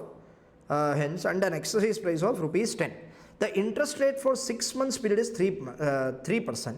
Okay, this is a very good question. This is what they have asked in the MCQ question, not the exact same question. Okay, we used to solve this question even before Institute gave that question in the module, but still, okay, this is the missing number calculation. Missing numbers. Okay, we will just try to fit in the numbers in the equation and try to find out the value. Okay, 3 numbers will be given. The fourth number we will need to find. That is the sorry. If the put, see 3 different scenarios, case 1, case 2, case 3 given, we will solve. Okay, right, first working note, present value of X you need to calculate, because X strike price is 10 rupees, 6 months 3% we will use, and present value of the strike price we will, computation and all I am ignoring, okay, we will find out as, found it as 9.7. This is the strike, rather the strike price is 10 rupees, the present value of strike price is 9.7. Now see, in first case what they have done, put market price is 2 rupees, simply fill the formula. Put 2 rupees given, yes given, okay. 9 rupee is the share, spot price of share is given as 9 rupee. Appa put plus share price comes to 11. Correct? Case 1 la. Then present value of X is 9.7. Appa balance 1.3 is the value of call. This is what they have asked in the first segment. Next what they have given. Now put value they have given as 1. Call value 4. Appa put value and call value they have given. Okay. Present value of X we have found out anyway. So value of the share is to be found out. Next. See here. Third scenario, what they have asked, if the call has a market value of 5, okay, and market price of share. Upon spot and call given, put we need to find out, okay, the PV of X will remain same, because exercise price is same, present value of X is comedy. Now you understood the value, see the point, present value of X is same in all these cases. Why? Because the exercise price is also same. Okay, so but compounding or discounting, if you bring it to present value terms, it may vary. You may ask, no, because the interest rate or the the maturity period is also same. Underlying. That's why all will have uniform present value of X. This is the missing number calculation. Are you all comfortable? Shall I proceed to arbitrage? Okay. See, now we will discuss the arbitrage process considering the following data. Spot price of the stock is 31, exercise price is 30, value of the 3-month European call is 3, value of 3 months European put is 2.25, interest rate is 10% per annum. Ascertain whether put call parity exists. First question to be answered is put call parity first exist or not, we need to find out. If at all put call parity is absent, okay, how can investor gain from it? How can investor make the arbitrage? Correct? Upper present value of X, working note number 1. Next what you will do, checking put call parity. First value of call present value of X comes to 32.26. Portfolio B, the value of put plus value of share comes to 33.25. You tell me which one is undervalued, which one is too overvalued. You should tell me the strategy. Okay, strategy, if you are able to identify the strategy, that's enough. Usually you can solve it out. See here, 32.26 now portfolio 1 is undervalued. Something undervalued, you will buy. Portfolio 1 you have buying the call, buy a call. Correct? But strike price, will you do anything? Nothing you can do. Okay, you don't need to do anything. Next, this is overvalued, you will sell. Sell the put, you will write a put, and sell the share, short sell the share. Just know what we discussed, same answer. Short sell the share. Everything I have given. This is the RBC. Portfolio is undervalued, portfolio overvalued. Therefore, we should buy portfolio and portfolio B. Buy portfolio means buying a call option. Portfolio means sell a share. The cumulatively, what is the strategy? Okay, short sell the share, hold a call, write a put. Agreed? Short sell the share. Okay, buy a call, write a put. This is what you need to do. Now we will find out what is the cash flow at spot. Same same process. Whether you will have current inflow, net inflow or net outflow. If it is net outflow, you will borrow and repay at maturity. If it is net inflow, okay, you will invest and realize the maturity value. Listening, say cash flow at spot. What you need to do? You will write a put option. Put option premium 2.25. You will receive an inflow of 2.25. Next, you will short sell the share. When you sell the share, it is outflow, inflow, inflow. The mistake should not be there. Okay, you should not commit the mistake. When you are selling the share, you will receive the inflow. Okay, selling now, share or outflow, rupee inflow. Are you listening? Sell 2.25 plus 31 minus. You held a call you need to pay a premium. Call premium 3 rupees you will pay. Upon net, what is the inflow or outflow? Okay, inflow 31. Okay, this is inflow. Upon net inflow is 31.25. Now what you will do? Deposit the inflow 10% for option maturity period. You will give the maturity period. Now the main discussion on the date of maturity, what will happen? Two scenario possible. FSP more than X, FSP less than X. Correct? We will see that we will make arbitrage profit under both the scenarios. Are you listening? Minimum profit, there it will be there. Okay, see here. In case FSP is more than X, what will happen? The call option, Okay, we are holder of call or we need to carefully observe. We are holder of call or writer of call or we are holder of the call. Upper the choice of exercising is upon us na. So what we will do, we will try to decide whether to exercise or not. You tell me FSP more than X na, I will exercise. Upper I will exercise a call, pay rupees 30. I have right to buy at 30 rupees, correct? More than strike price. Now strike price already agreed upon 30 rupees, yeah. Appa I will pay 30, even though FSP is more than 30, I will not buy from the open market. I will buy from a lower price of strike price, which I already agreed upon. 30 rupees I will pay and purchase one share, correct? Now, call option, if FSP less than X, what will happen? Allow the share to lapse. Are you all understanding? Next come to put option. This is we had a call holder. Inge we are a holder, therefore this happened. Put option we are writer na. You tell me if FSP is more than X, we are holder or writer. If I am a holder will the other party holder will exercise the right or not. If FSP is more than X, will never exercise. Up he will let it lapse. Holder is letting it lapse. Are you understanding? Holder of put will allow to lapse. If FSP is less than X now, holder will exercise. Holder will exercise right his put option na. Holder will exercise his right to sell. Whenever he is exercising his right to sell, we have an obligation to buy. Appo, we will buy at 30 rupees at agreed upon strike price, even though the price is less than open market, the share price is less than 30, but still we will pay 30 and exercise our right. Are you understanding? And buy one share, okay, which the holder agreed to sell. Appo, what we have, net effect is, okay, whatever is the scenario, we have one share in the maturity date. Why we need one share, you may ask. Very simple, yeah. We short sell na. In the spot market, we not only bought a call, not only wrote a put, okay, we have shorted a share, correct? Which means we have sold the share initially, which we need to close the position compulsorily. Are you understanding? Short position cannot be kept open, so I need to close the short position. How to get the share?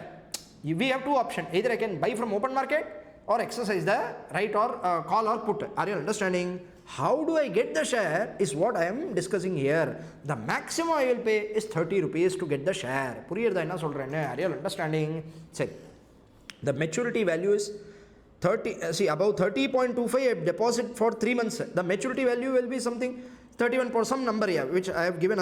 Yes, 31.02. Are you listening?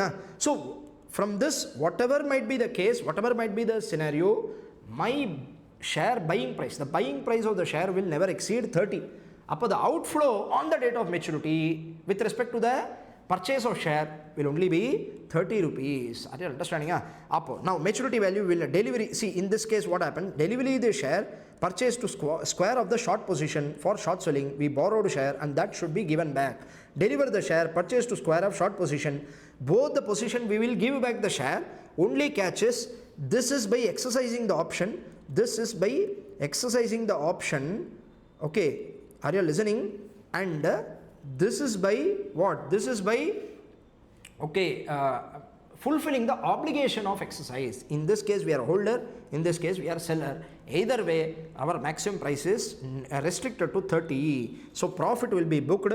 The maturity value I have completed 30.25 into e to the power TR, 31.02. Profit 31.02 minus 30, 1.02. Now main thing, this profit is the future profit, spot profit, future profit. Maturity date only you will realize the FSP na. Okay, on the date of maturity, this is the profit amount. What you should bring back? You should bring it back to present value terms. Apo, this profit, if I compute to present, if I bring it to present value terms, 1.02 into 0.9758, which is nothing but 1.02 divided by e to the power TR. Okay, e to the power TR na, just you can calculate. Okay, I have just simply put, I don't want to discuss again and again. See, very simple. E to the power TR inge 1.0253 na. Take your calculator. This is the compounding. Upper discounting na 1 divided by 1.0253. Upper 1 divided by 1.0253. How much is that? 0.9758. Some rounding off issues. Okay, this is just because of rounding off. Are you understanding? Say, this is because of this number. 0.99 you are getting. This 0.99 is the present value of this benefit, future value, present value of this benefit. This is nothing but the difference between the theoretical, okay, this price, the portfolio, initially you had some difference between portfolio 1 and portfolio 2 na. That is just 0.99. Very simple. CUC portfolio 1 value we got as 33, portfolio 1 32.26. Portfolio 2 la 33.25. Take out your calculator, check out the difference. 33.25 minus 32.26. Magical number 0.99. This is the difference. Are you all understanding? 0.99 is the present value of benefit, which means even though you are realizing the benefit on the future date, okay, at present this is the amount by which there is a variation in this put call parity, okay, that will become the future profit. Are you listening? Okay, that will become the present value of the future profit. Are you listening? This is all about put call parity theorem. Very, very interesting thing. We also discussed few more questions we discussed in the put call parity in the regular lecture. Already we are running late. I don't want to discuss all those things. And exam also, you know, relevance is less compared to institute have not started discussing these areas. When they start to discuss these areas, we will also increase our standards. Okay, anyhow, we will discuss, but then say now we are moving on to the very, very important segment, that is option valuation model.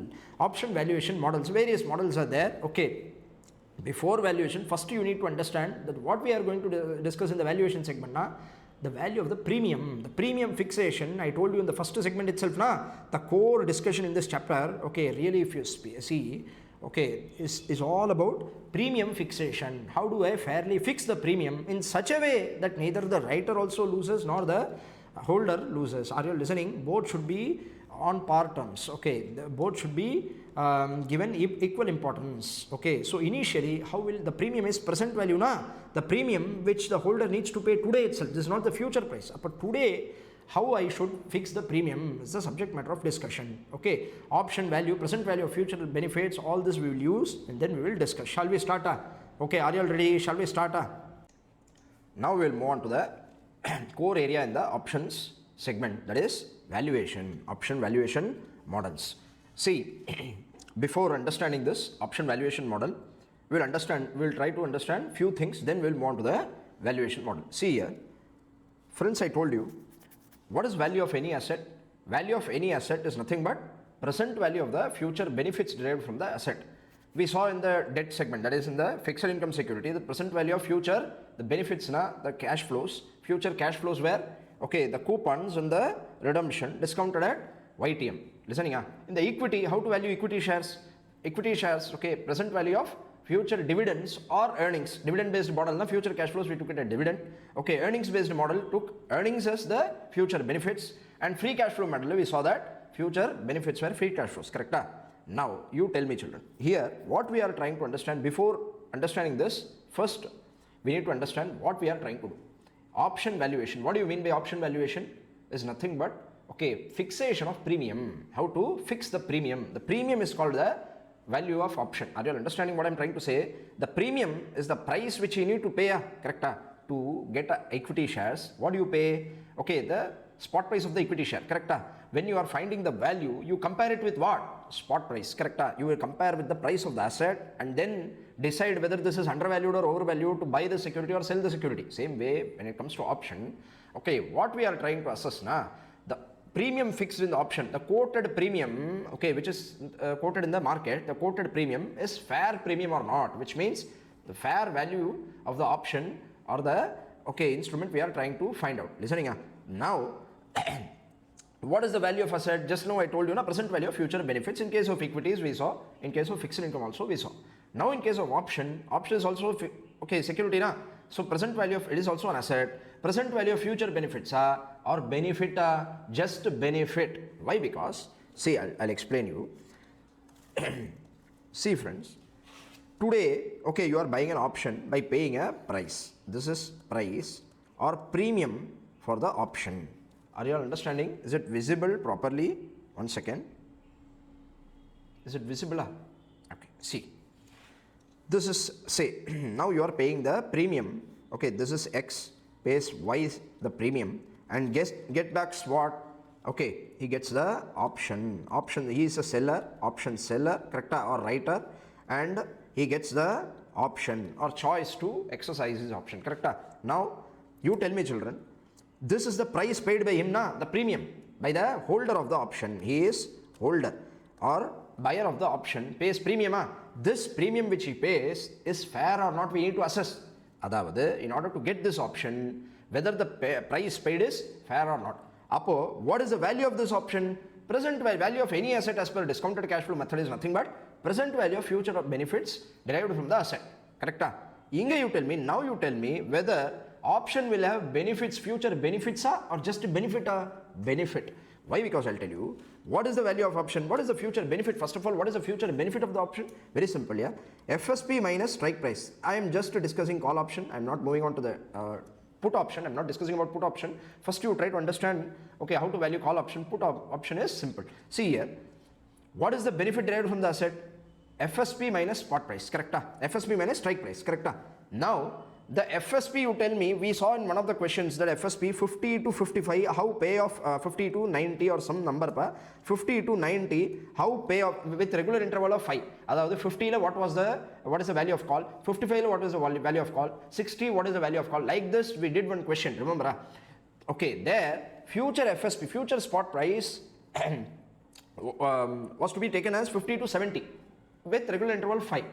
The point is whether this future spot price will be, so many future spot price will be there, or there will be only one future spot price, only one future spot price. Even though we are assessing the scenario, future scenario, on the maturity date, okay, that is future spot price, maturity date spot price, correct? Maturity date spot price will be one single number or many number, one single number. Are you understanding? The benefit hence is nothing but the on the date of maturity, whatever the future spot price, okay, minus strike price, you will get the benefit. This is just a one-time benefit. Option, when you buy an option, okay, on the date of maturity, you have to decide whether you are exercising it or lapsing it. Are you understanding?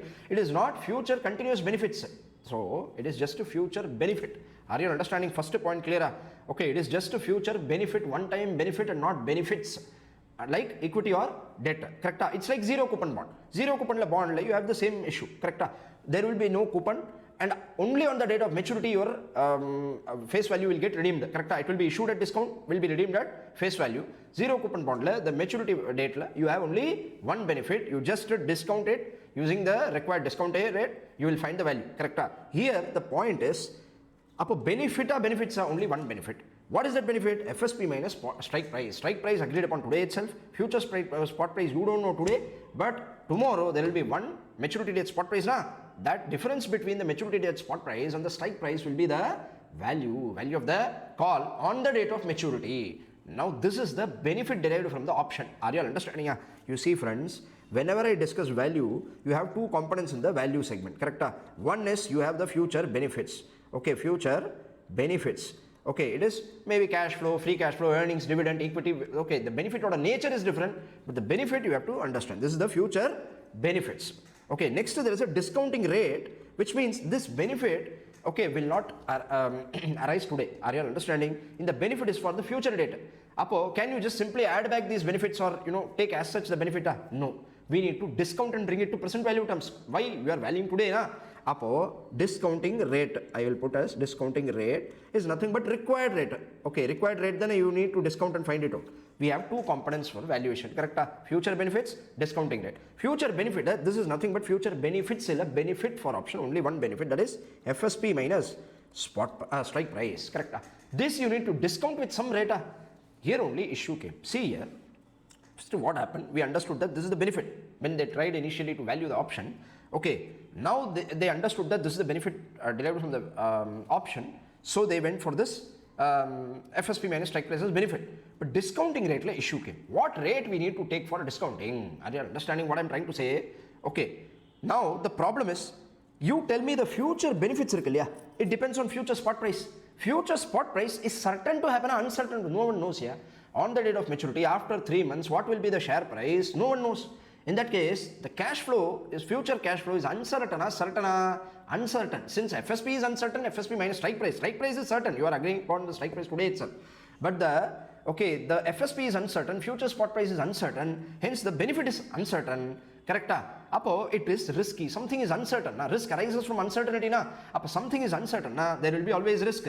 In that case, okay, what should be the rate you should take for discounting? And then people started arguing that you can take KE because the value of option is derived from the underlying asset. Since we are trying to value equity option, okay, the underlying asset is equity shares. Equity shares, what is the discounting rate? KE, okay, required rate of return of the equity holders, we need to take and discount. Okay, whether we can take the equity holders required rate of return is the question to be answered. No, it cannot be taken. Why we cannot take KE as discounting rate now? Even though the underlying asset is shares, KE you cannot use as discounting rate. The problem is already while I calculated the value of the asset in the spot price, okay, while we compute the value of the share, we discounted using KE. Are you listening? See, risk of the option depends on risk of the underlying asset, which means, okay, risk of the option is nothing but risk of the underlying asset mainly due to the risk arises, okay, mainly due to the risk of the underlying asset. Shares, when we try to value, there itself we consider KE. Yeah? Are you listening? Present value of future dividend discounted at KE. When you are trying to value option, which is based on value of the shares, again if you use the KE, you will use discounting rate 2 times. That is not warranted. That is not good. That is why what they did, okay, option valuation, we should never consider risk. We should never consider risky rate for discounting. Why? Because equity shares we already used, okay, 2 times we would be considering risk. That is not fair. Are you listening what I'm trying to say? That is one thing. Secondly, options are used for hedging tool. Options are mainly used for hedging purpose. In that case, okay, what happens? You are trying to reduce the risk. See, if you have exposure in spot market, you are trying to reduce the risk by taking a position in options market, derivatives market. In that case, okay, again for hedging purpose you are using options. For that, if you use risky rate, it is not fair. That is why, okay, all the people who are trying to value option, they came to the conclusion that risk-free rate should be used for discounting the value. Derivative instrument, the risk-free rate you need to consider. Already in the futures I told you, in the options I will discuss why risk-free rate is considered for the derivative instrument. This is the reason. Are you listening? Derivatives are nothing but the value derived from the underlying asset. Underlying asset already the risk is considered. So hence we will not consider risk again. Risk-free rate should be used. Are you listening? First observation, discounting rate should be risk-free rate. Continuous compounding, risk-free rate we should use and not, okay, normal risky rate which you use for equity instrument. This is the first observation. Now the second observation is, when you use risky rate, that is fine. Okay, discounting rate, risk-free rate you should use. The problem is, okay, when you are trying to value an asset, the cash flow is risky. Now the future benefit, this is risky cash flow, correct? Now if you use this is, okay, riskless rate or risk-free rate. See children, when you are trying to value an option, okay, when you are trying to value any asset, okay, if the cash flows are risky, you should use risky rate to discount it. And if the cash flows are risk-free, you should use only risk-free rate to discount it. Now in case of options, we understood that risk-free rate should be used in a, okay, conclusion, we got it.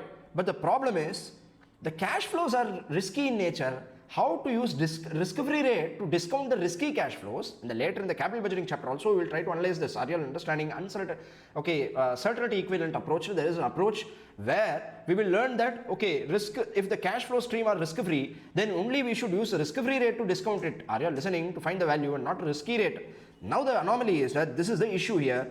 Okay, the cash flows are risky, but the discounting rate we should use is risk-free. How should we fix the issue? Okay, what they try to do now, analysts try to, okay, convert the cash flows from risky to non-risky or risk-free. Are you understanding? This is the option valuation model. Various models are there, binomial model, risk-neutral model, all these models try to fix the main issue. Okay, how to convert this cash flow into risk-free cash flow so that it can facilitate the discounting rate is there, which is risk-free rate. Okay, how should we facilitate this? This is what they did. Various model came, okay, and they converted this cash flow into risky. Binomial model, what they did now, they used a hedging approach. They started constructing a risk-free portfolio, okay, so that the future cash flows, future benefit is risk-free, is very certain, and then use the risk-free rate to bring it to present value terms, and then remove the, okay, value of the spot from it, then get the value of option. Very simple. I'll get back to that. Before that, I'll just discuss this introduction to the valuation. See here, 1 second. I'll just take the page there. See here. Whatever I have discussed, given as notes, go through this. See, basic understanding about valuation models. In the previous segment, we had seen no arbitrage boundaries within which option should be traded. The relationship between prices of call option, put option. Okay, this is done. Now, Okay, see, in this segment, we will be discussing some models that tries to discover the fair value of options like binomial model, risk neutralization model. See, risk neutralization model is just an extension of binomial model. Okay, we will discuss, I'll let you know at that time. Don't worry, binomial model, it is just a subset of binomial model. Risk neutral model, or tani model as such, it's just a subset of binomial model. Okay, in fact, Black-Scholes model is multi-period binomial model. Are you listening? Okay, two-period binomial model and Black-Scholes model. Everything I will discuss. Option derives its value from the underlying asset. Value of an option is present value of future benefit and not benefits. Okay, arising out of it, discounted at required rate of return. We have seen that the future payoffs from the option is uncertain. Hence, the required rate of return should have risk premium based on the degree of uncertainty. Are you listening? Option future spot price is uncertain. Based on that, okay. We need to fix a risk premium. That is the issue. Then what happened? However, the risk associated with the option payoff is nothing but the risk of the underlying asset. Since the option value is derived from the value of underlying asset, which is already discounted for risk by using K in the equity valuation, we have covered it thoroughly. Correct? We should not include the risk premium once again in the discounting rate while valuing the option. Thus, risk-free rate should be used for valuing the option. Moreover, options basically are instrument used to hedge or absorb risk. To value it, we should not again consider risk premium. Okay, 2 times you should not discount it using risky rate. Okay, the core problem is that option cash flows are uncertain. This is the understanding. Option cash flows are uncertain, which means the option benefit derived from the option is uncertain.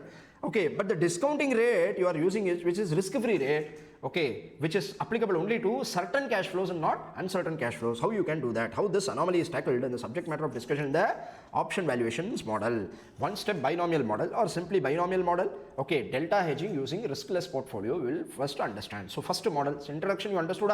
Now we will move on to the first model, that is binomial model. Adavadu binomial model, all models are binomial model only, including Black-Scholes. If you see, it is just an extension of binomial model only. Binomial model, as the name suggests, you need to understand what is binomial model. As the name suggests, binomial model, okay, it is some basic assumption is that the stock price will either move up or move down. Are you understanding? Only 2 possibilities: stock price will move up or stock price will move down, and that too with a specified, okay, what is say percentage. It can be percentage can be given. See, spot price is today 100. Assume Reliance share price is 100. They might give you that it may go up by 20% up, or it may fall down by 10%. Are you understanding? If you see, see today, I'll just tell you, here itself I can explain. If today the Reliance share price is 100, okay, binomial model, you have 2 options. The share price either may go up or either may go down. Only 2 possibilities. Are you understanding? That too, the price would be fixed, which means either they will tell you in numbers that 120, the share price may appreciate to 120. It is not 100 to 120. You need to understand. It is just 120, exactly 120. The share price move up to exactly 120, or it may fall down to 90. This they might give like this, or they may say that the share price move up by 20% or move down by 10%, whatever it is. Are you listening what I'm trying to say? Okay, the percentage terms also they may give the data. Okay, while solving questions also relevant, understanding the concept is also relevant. See, or they may give directly the number value. Okay, 120 the share price on the date of maturity, the share price may move up to 120 or the share price may move down to 90. This will be the given. Are you listening? So the binomial model, now what is the basic understanding? Only 2 possibilities. Either it may go up, either it may go down, and that too, okay, specified number will be given. It is not, you should not misunderstand. Some question I have seen that in the risk neutral model, it will be in the institute question accidentally, or I don't know what is it, but it is wrong. Okay, they will give that 90 to 120. The share price tomorrow maybe 92 may move from 90 to 120 or from 100 to 120 like that. The wording is important here. They would be giving 2. One of the question they have given. That's why I'm emphasizing. Are you listening? This is not correct. 90 to 120 you should not consider. There are only 2 options. Then it is not binomial, it will become Black-Scholes model, multi-period Black-Scholes model. That is why we have Black-Scholes model separately. Are you listening? At that time I'll explain what is the relevance of this. Listening? So it is either 90 or 120. It is or. It is to be understood as 2 or and not 2 or and. Are you listening? It is to be understood as or. The share price may go down to 90. The share price may move up to 120. Are you listening? If this is the case, this is a binomial model, which means either it may go up to a specified number, go down to a specified number. This you understood? Now, in the binomial model, what is the research of this binomial? You need to understand. What they are suggesting is that what binomial model or riskless hedge portfolio model is there. What they try to construct is that a portfolio Okay, they are trying to construct a portfolio which is risk-free tomorrow on the date of maturity. Okay, I will try to construct a portfolio today. Are you listening? So that it will give a riskless profit, riskless benefit on a given future date. Are you listening? Very simple. I will explain you. Notes la ipo just forget about notes. I'll come back. Very important. That's why I'm slowly discussing. Okay, you will never find these kind of discussions anywhere. Core discussion is all taken from foreign author. There are so many quality books available. Okay, John C. Hull derivatives. From there I've taken this. Okay, please observe. Okay, this way. Now I'll clarify. What binomial model? Riskless. First we will understand riskless hedge portfolio approach, riskless hedge approach or riskless portfolio approach. Portfolio approach. See what they try to do now. The main issue is you have the uncertainty, the cash flow. Future benefit is uncertain, correct? Appo when future benefits are uncertain, we are trying to bring in a certainty to the benefit, correct? Appo future benefit is risky, correct? That we are trying to mitigate, that we are trying to remove the risk. We are trying to remove the risk. How to remove the risk? We will try to construct a portfolio. See, this is the portfolio today. Portfolio today. Okay, this is the portfolio value tomorrow. Value on the date of maturity. On maturity, okay, on the date of maturity. What I am trying to do, what this riskless portfolio approach tries to do, it tries to construct a portfolio today in such a way that, okay, the future benefits derived from this portfolio, whatever happens to the FSP tomorrow is certain. Are you understanding? I am trying to construct a portfolio whereby the future benefits will be certain and not uncertain. Certainty, uncertainty arises from what? Due to the change in FSP. Due to the change in future spot price is nothing but share price. Due to the fluctuations in the share price, the future uncertainty arises. Okay, whatever might happen to the FSP, okay, if my future benefit, the cash flow from the portfolio is certain or same, okay, in both the cases, if FSP goes up to some number, goes down by some number, whatever happens to the FSP, if the future benefits give me same benefit which the future, okay, benefits is same, irrespective of the future spot price, my future cash flow will be riskless. Are you understanding? If my future cash flows is riskless, I can now use risk-free rate to discount it and bring it to present value terms, which means I have present value of this future portfolio which is riskless. Are you listening? From this portfolio, okay, what this portfolio has, we need to understand. I will remove the value of one item in the portfolio to get the value of call option. Very simple. In the portfolio which I am constructing today, it will consist of call option plus underlying shares. Are you listening what I am trying to say? It will consist of call option and underlying asset. I will construct a portfolio in such a way that the future benefit from this, okay, will be risk-free and then, okay, will be certain, and then I will use risk-free rate and bring it to present value terms, and now I will knock this share value off and get the value of call option. Are you understanding? Very simple. Today I will construct a portfolio which is having a call option plus share value. Spot, the share value today is nothing but spot, correct? Are you understanding? Say, this portfolio when matures to future date, on maturity date, okay, what happens? Maturity date the cash flow will be certain, okay, it will be certain, risk-free, so that again what I do, certain portfolio cash flow, I'll discount the entire portfolio to present value terms. From there I knock off the share value, I'll get the call option value alone. Are you listening what I'm trying to say? Initially I will bundle a call option and share, then I'll construct a portfolio using these two, and so that this portfolio's future value will be certain irrespective of what happens to future spot price, and this I bring it to present value terms using risk-free rate. I can now discount using risk-free rate. Why? Because the future cash flows became certain.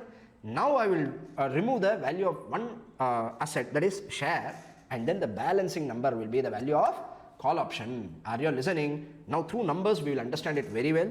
Okay, slowly we will try to understand this because it is a complex discussion. Okay, in the regular batch we will conduct entire lecture for the 3 hours. We will discuss this binomial model. It is a very, very important issue. See here, I'll explain through notes now. Okay, see, binomial model. Okay, construct a riskless portfolio. Construct a riskless portfolio with option and underlying asset. Underlying asset is nothing but share. There will be option, there will be share. Both of them I will club together and construct a portfolio in such a manner that future cash flows become risk-free. The future benefits from portfolio being riskless can be discounted at risk-free rate to arrive at the value of portfolio today. From this portfolio, see, the future benefit will become riskless. I can use risk-free rate. The anomaly was in the introduction segment I told you, since the option cash flows in the future are uncertain, okay, you had no other option to use risky rate, correct? You only need to use risky rate, no. But since okay, now you have made the future cash flows certain, you can use risk-free rate. It does facilitate the usage of risk-free rate. Are you understanding? Risk-free rate we should use, what is the logic that we already discussed? Are you understanding? That they kept in mind. Initially they kept the mind, only risk-free rate should be used and they fixed it. Thereafter, they fix the issue of this cash flows. Are you listening? Sorry, cash flow to be precise. Sorry, from this portfolio value, when we eliminate the underlying asset value, we get the value of the option. A portfolio, A and B is there. Simple. A portfolio consists of asset B. Correct? Combined together cumulatively, we form the portfolio. In future maturity date, the portfolio value was risk certain. That we discounted and bring it to present value terms. Now we have a PV of share or PV of share na spot price. Correct? PV of share and the value option. When we remove the present value, deduct the present value of shares from the spot price from the the portfolio, you will get balancing number value of the option. Correct? Say the portfolio used by binomial model. What is the portfolio? Sir, you told the portfolio you need to construct now. What is the portfolio? You tell me is nothing but the strategy is to write a call option and hold delta shares. See, you are holding delta shares. What is delta? I'll explain, don't worry. Delta is to be understood as equivalent shares. Very simple, yeah. You have a call option. Call option, you can either buy a call option, you can either sell a call option. What I will do now, I will sell a call option. Why? Because, see, very simple. I am holding an asset. That is the underlying share. Correct? I am holding a shares. Now I am holding a shares. Future, I am fearful that the share price may drop. FSP, correct? Will either increase or decrease. Anything can happen to the FSP. Now what I will do, I will take a corresponding options position to hedge my risk. What I will do, I will write a call. Buying a call is prudent. Writing a call is prudent. Writing a call is better. Why? Because, see, very simple. I'll tell you. As a holder of the shares, see, very simple. If you are holding a share, then demat. If you are holding a share. If you are holding a share, you tell me, children, you are fearful of the price decrease, price increase, you will be happy, correct? You are fearful that the share price may drop tomorrow. In that case, what will happen? If you hold the share, options, what position I need to take now? To reduce the risk of the holding of the share, very simple, I will write a call. Why? Because, you tell me the decision to exercise your lapse, based on the holder, seller, holder. A holder will decide whether to exercise or not. In case the share price drops, you tell me whether holder will exercise a lapse. If future spot price is less than exercise price, what holder will do? Holder will let it lapse. When you are right, so it is beneficial if you are expecting a drop in share price, it is beneficial for you to hold a call option or see, I am discussing only of call option. Be careful. Holder of a call option, seller of the call option, seller of the call option. Then only holder will let it lapse. The premium you can put it in pocket. Are you understanding what I am trying to say? Which means you will benefit from the price decrease when you become, in case of call options, when you become seller of the call option. So that, holder will never exercise. He will lapse it. You can put the premium in pocket. Listening, what I am trying to say. See, when FSP increases, then only holder will exercise. When FSP increases, then only holder will exercise. Yeah, are you listening? But you are expecting a share price drop, na? That is the risk. What is the risk for a holder of the share? Holder of the share will always fear the price in the share price, not increase in the price. He will be happy when the share price increases. Are you understanding what I am trying to say? This is why, to hedge a share position in the cash segment, you need to write a call option. You need to become a writer and not a holder. Holder of the call option, holding of the share, it will increase the risk. Are you understanding? See here. 1 second, the note's not visible fully. 1 second. Now visible. See, Okay, how this portfolio is riskless? Very simple. If tomorrow FSP increases, if the future spot prices increases, you see, you are holding a share, you are holding by delta. I will come back to the delta. Okay, equivalent number of shares only you need to hold, not the full share. Are you listening? What is that? I will discuss later. First, you need to understand. You are assuming you are holding a share. If you are holding a share, what happened? If the price increases, future spot price, nothing but underlying asset price on the date of maturity. If future spot price increases, you are unhappy, happier. Okay, see, first to come to shareholding. You are unhappy, happy. Because my holding will increase, my value of this holding will increase, because the underlying asset value increases, when future spot price increases, maturity date, my demat value will be increased, I am happy. But I am only holding share, I am also holding a right in the call option, I have written a call option, I have also written a call option, correct? In that case, you tell me, if FSP increases, now what happens? Due to my writing of this call option, I will be unhappy. Are you understanding? Unhappy, is just, to make you understand, it will reduce risk, it will balance risk. I'm telling you, unhappy, happy, na. Okay, this is just the emotion behind that, which means value will be decreased, value will be increased. You should understand. Are you listening? Which means due to the shareholding, my value of the shareholding will increase in the demat, correct?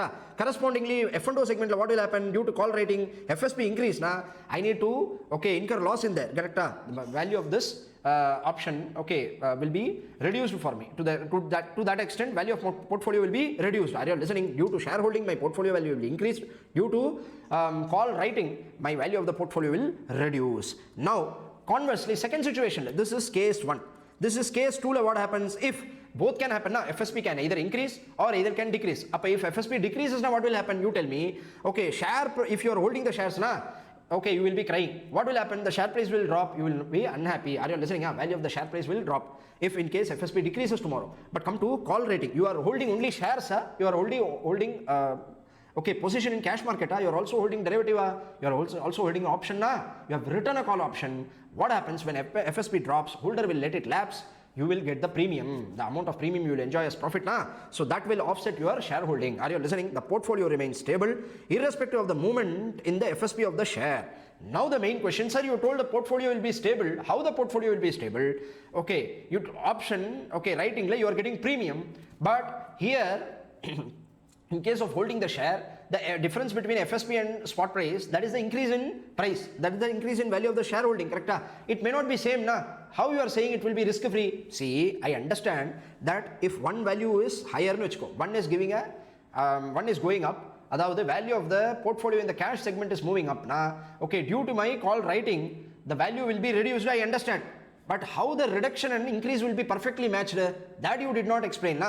See, in order to be riskless portfolio, in order to construct a riskless portfolio, right, it should, the difference, there is a difference, I know that, but it should exactly offset each other, correct?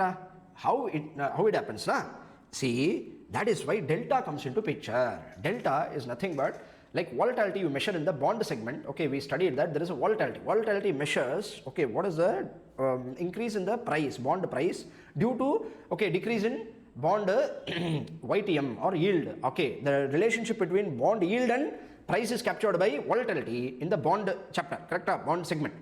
We saw that in the fixed income. We saw in the variable income, that is equity instrument. We saw that beta, the value, the concept of beta, which we have not covered here, but we will cover in portfolio management. Beta is nothing but tries to capture the volatility in the shares with respect to the market. Are you listening?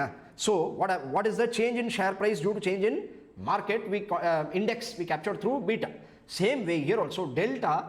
What is volatility or modified duration for bonds, or what is the beta for equity is delta for the option. We have the topic Greeks. Earlier we used to have, now they don't ask questions, so we don't discuss about it. Greeks, you will understand fully about delta. Now that is not the issue. Delta, it is something similar to equivalent unit. Are you understanding? How to calculate delta, we'll find out. Change in, what is delta? Very simple. See here, delta is nothing but change in value of call divided by change in spot price. Are you listening what I'm trying to say? Which means with respect to the spot price, with respect to the value of the asset, what is the impact in the value of call? This is what is captured by delta, which means very simple. I'll tell you, if the FSP increases by 60, you will understand through numbers very well, but still I'm trying to suggest, if the future spot price becomes 60, value of the call will increase by some number 10, assume. If the future spot price increased by 60, what is the value of call increase? What is the increase in value of call? That is what is captured by delta. Are you listening? What I'm trying to say? See, very simple. 60 rupees increase in spot price. Today spot price is 100, assume. Okay, it became 160. Upper difference is 60, na? Are you listening? From 100 to 60 it moved, na? Spot price. So the difference is 60. Share price, if the appreciation, the difference between the share price today and tomorrow is 60 rupees, what is the value of the call? Value of the call is nothing but, okay, value of the call is nothing but FSP minus strike price. Okay, that we will find out.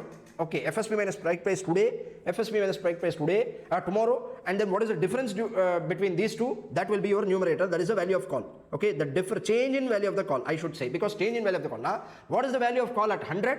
What is the value of call at 160? We will compare. And what is the difference in value of the call? This, okay, value of call divided by change in value of call divided by change in share price is nothing but delta. That is the corresponding, which means, see, I have given the notes, you can simply go through. Why you hold only delta shares and not fully one share? Which means, see, I only need to hold delta shares. What is in the solution? Okay, we will discuss that through numbers.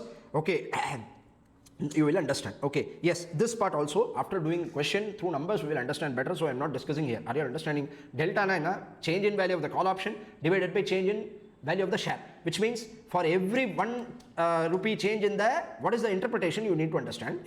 For every 1 rupee change in the share price, what is the corresponding change in the value of call? Are you understanding? This is captured by delta. Say, we'll solve one question. Before that, we have some steps to calculate the binomial model. Steps already logically you understood. Now you will understand is very well.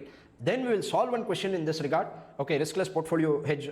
Okay, and we'll move on to the risk neutral model. Then we will discuss the concept risk neutral model. First, we will do a question regarding risk neutral model. Through the numbers, we will understand the concept of risk neutral model. Okay, thereafter, a question which was recently asked in the May 2024 exam. Okay, whereby they combined both riskless portfolio hedge approach and risk neutral model. Both they combined, then asked. Okay, a beautiful question regarding binomial model interpretation also involved. We will discuss. This is the flow in which we are going to discuss. Agreed? Shall we start? See here. Steps for computing binomial model to create a riskless portfolio. What we will do now? See, this method tries to find out call option using a portfolio. Write a call, hold a delta share. What is the strategy you need to understand? Write a call, hold a delta share. Logic I already explained. Why you need to write a call. Why you can't buy a call. Why you can't become a holder of a call. Yeah. Are you listening? Can't we do that? Why should we do? Okay, there is a reason, because we are trying to create a riskless portfolio. So hedging corresponding, okay, position you need to take. Set step 1, calculate change in FSP and change in value of call. What is the first step involved? First to calculate change in FSP and change in value of the call. Why we need, see, delta we need to compute. First step, if you can remember straight away the step, very simple. First delta you need to find out. Delta is nothing but change in value of the call divided by change in FSP. FSP na future spot price, correct? Change in FSP na today's spot price some amount na. Change in FSP na, if tomorrow the spot price moves to this much, what is the change? That is what we are trying to understand. Say, change in FSP. So FSP is nothing but spot price on a different date, correct? Delta shares you need to find change in value of call divided by change in FSP. Step number 3, so you have calculate future value of the portfolio. Step number 1 you create a portfolio. Okay, write a call delta share. In delta we need to compute, that's why step 2 and 3, step 2 we will compute delta. Step 1 and 2 we will compute delta, correct? Now you have delta share. What is the portfolio? In the box sum portfolio, you have delta share plus return a call. You have written a call option. Return a call option. You are not a holder of the call option, correct? Now you have created a portfolio. This portfolio's future value you need to find out. F in a face value, future value. Calculate future value of the portfolio. Next step is to calculate the present value of future portfolio using risk-free rate. This is the future value of the portfolio. Now you calculate present value of the future, which means simply discount the portfolio using risk-free rate, using RF. Using RF you will discount this portfolio. Okay, present value of portfolio. Next step, calculate PV of delta shares. Why? Because you see in the this portfolio is having one full share, only delta shares are only delta shares, which means I am having a writing call option. Call option is only one call option you can write it. But shares, can you buy one full option shares? You are holding only delta shares, which means very simple. Yeah. Okay, if assume delta is the one of the questions we get delta as 0.61. Okay, some number 0.61. Can you buy 0.61 shares? fraction, how can you buy in foreign US and all market? If you see, they can buy the fraction shares in fraction. I told you na, that's right, correct? Now you should not question, we cannot buy 0.61 shares, how we can buy? Are you listening? Okay, through mutual funds also exposure can be happening. Yeah, that, okay, you can buy fractions of mutual funds. Okay, units you can buy. Are you listening? You don't need to buy okay, entire unit you can buy also in decimal units. Sorry, all this concept you will understand. Say, calculate PV of delta shares. We found out using risk-free rate we need to discount, correct? Discounted value of this future cash flows. Last step, calculate value of the call. How should we value of the call? Very simple. We calculate PV of the delta share, correct? You remove this value of the delta shares. Very simple, yeah. Delta we found out some number we will find out, and the delta into spot price is the nothing but value of the delta shares. You remove from the portfolio, you will get the value of call option. Okay, little bit you will be it will be difficult. I can understand. No one will be discussing. Okay, these concepts. That's why when you see the revision video, sometimes you will feel like there's something new happening. Are you understanding? You will feel it little hard to comprehend initially. But through numbers, when we discuss the question regarding this, okay, in the regular batch, we will discuss fully. Are you listening? You will have absolute clarity. But since lack of time is there, so I am also trying to, fasten this lecture. That's why, okay, you may have some difficulty, but listen to it again. You will have absolute clarity. See here, then we knock off what we'll do from this portfolio. If I remove the present value of this delta shares, what I will balancing number, what will be there in the portfolio? Okay, you will have value of call. Are you listening? Say, now note value of put is found using put call parity equation. Okay, as per this model, of course, put call parity should always tally. Okay, any valuation model you take, put call parity should always be, okay, satisfied. Put call parity equation is there, that should be balanced and satisfied. Otherwise, valuation is wrong. The meaning is that the valuation is wrong. Why? Because, okay, value should be derived from the, because the put call parity underlying assumption is very important. Same strike price, same underlying asset and same maturity period, which means it cannot be different. Yeah, future value is same, present value should always be same. That's why when you are trying to value option, when you are trying to fix a premium, it should be equated to put value, put call parity equation. Are you understanding? Say, the balancing number, you can find out value of the put. Listening, if at all they ask, they don't ask generally, they ask only value of the call. Whenever they are asking the ICAI questions and all, they are asking only value of call. Whenever they are using binomial model, they are only asking value of call, not value of put. Say, risk neutralization model. Okay. Questions not given. Yes, I will discuss the question first. Now, before going to risk neutral model, first we will discuss this question. Okay, this question will solve under both the method. Why it is important, I will tell you. Okay, we will get the same answer because risk neutral model is actually derived from the binomial model. Deep derivation involved, but the underlying concept is derived from the binomial model only. Okay, it's an extension of binomial model, but different way. Okay, it is used to facilitate the risk-free cash flow. Are you listening? Say, first we'll take this question and discuss this binomial model. Then we'll discuss. Then we'll solve this using risk neutralization model also. Then we will have the discussion about risk neutralization model. See here, binomial model. Find out the call and put option value from the given information and confirm the answer through put call parity equation. Of course, it should tally. Say,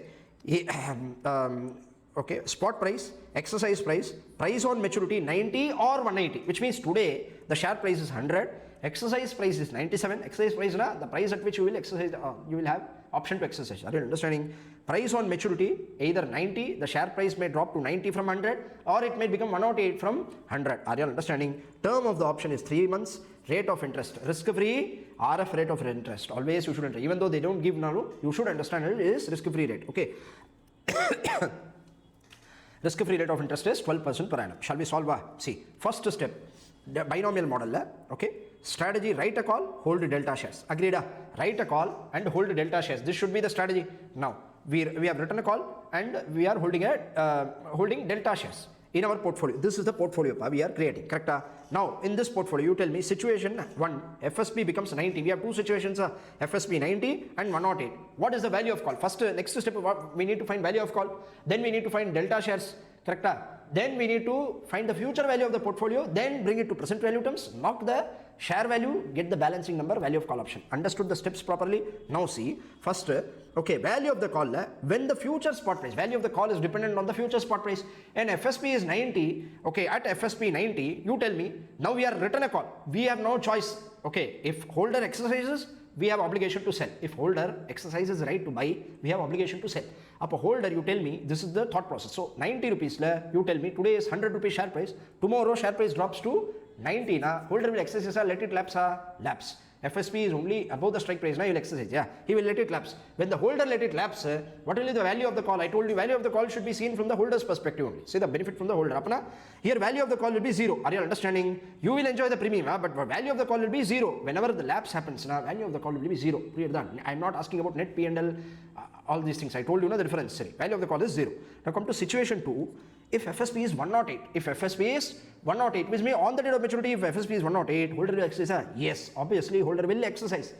We will have loss. What is the loss? 11 rupee. Okay, what is the minus 11? I will explain it at the end of the discussion. Okay, value of the call. The minus 11, what is that minus 11 you are saying? You may ask, correct?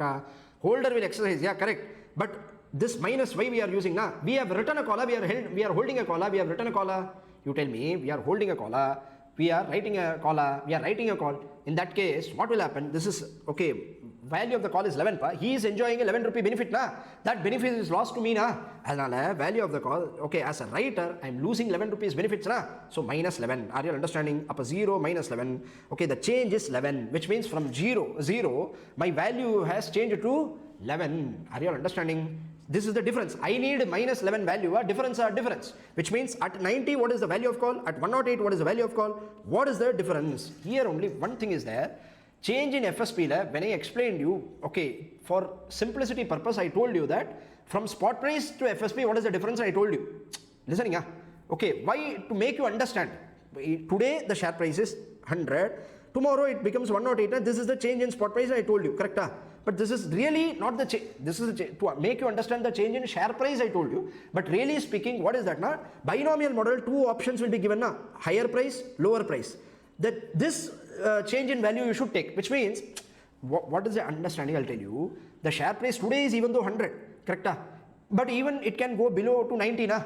Are you listening? Okay, there is a choice that during the option maturity period, the share price may even drop to 90. Up 90 to 108 only you should consider. Up a difference between FSP, you should take 90 and not take 100.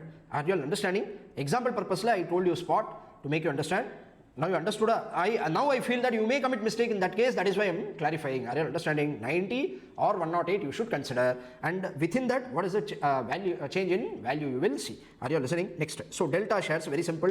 Delta you got call change in value of call as how much? 11 divided by change in value of FSP. Change in FSP is nothing but, okay, 108 and 90. Difference between 108 and 90, which is 18, which is 0.611 shares, which means for every call you have written, okay, you should consider buying delta shares, 0.611 shares. You will consider holding delta shares. Are you understanding what I am trying to say? This is the portfolio you will say. Next step, what is the maturity value of the portfolio? Situation number 1, FSP is 108. Situation number 4, 90. You tell me maturity value. Now we need to prove how on the date of maturity it will become riskless. On the date of maturity it becomes riskless. We need to prove. Now you see what happens. Okay, FSP 108 the share price 66 into 108, which is, see, 66. What is that? 108 into, if 108, this is the into 0.611. See here. If the share price jumps to 108, if FSP is 108, you tell me what is the share value? Simply 0.61 into share value, share value which is inside your portfolio. One share value, 0.61 only you have exposure. What is the value of it? 0.61 into FSP. Even though the share value is 108 per really, but you have bought one share, 0.611 share, 0.611 share, which means the value is nothing but 66. Correct? Up a share value, future it may become 66. And okay, it may become 90 into 0.611 at lower FSP. At lower FSP, it will become 55. Upper it may become 66, and upper end it may become 55. This is the share value. Correct? Are you understanding what I am trying to say? This is the value of the share. But your portfolio consists of only shares or call option also. Writing call So call option value, what will happen? You tell me. In case share price appreciates to 66, the value of the call will become minus 11. Why minus 11? We have written a call. Okay, in case the share price increases, option holder will exercise, we will lose 11 rupees. Correct? Minus 11. Are you listening?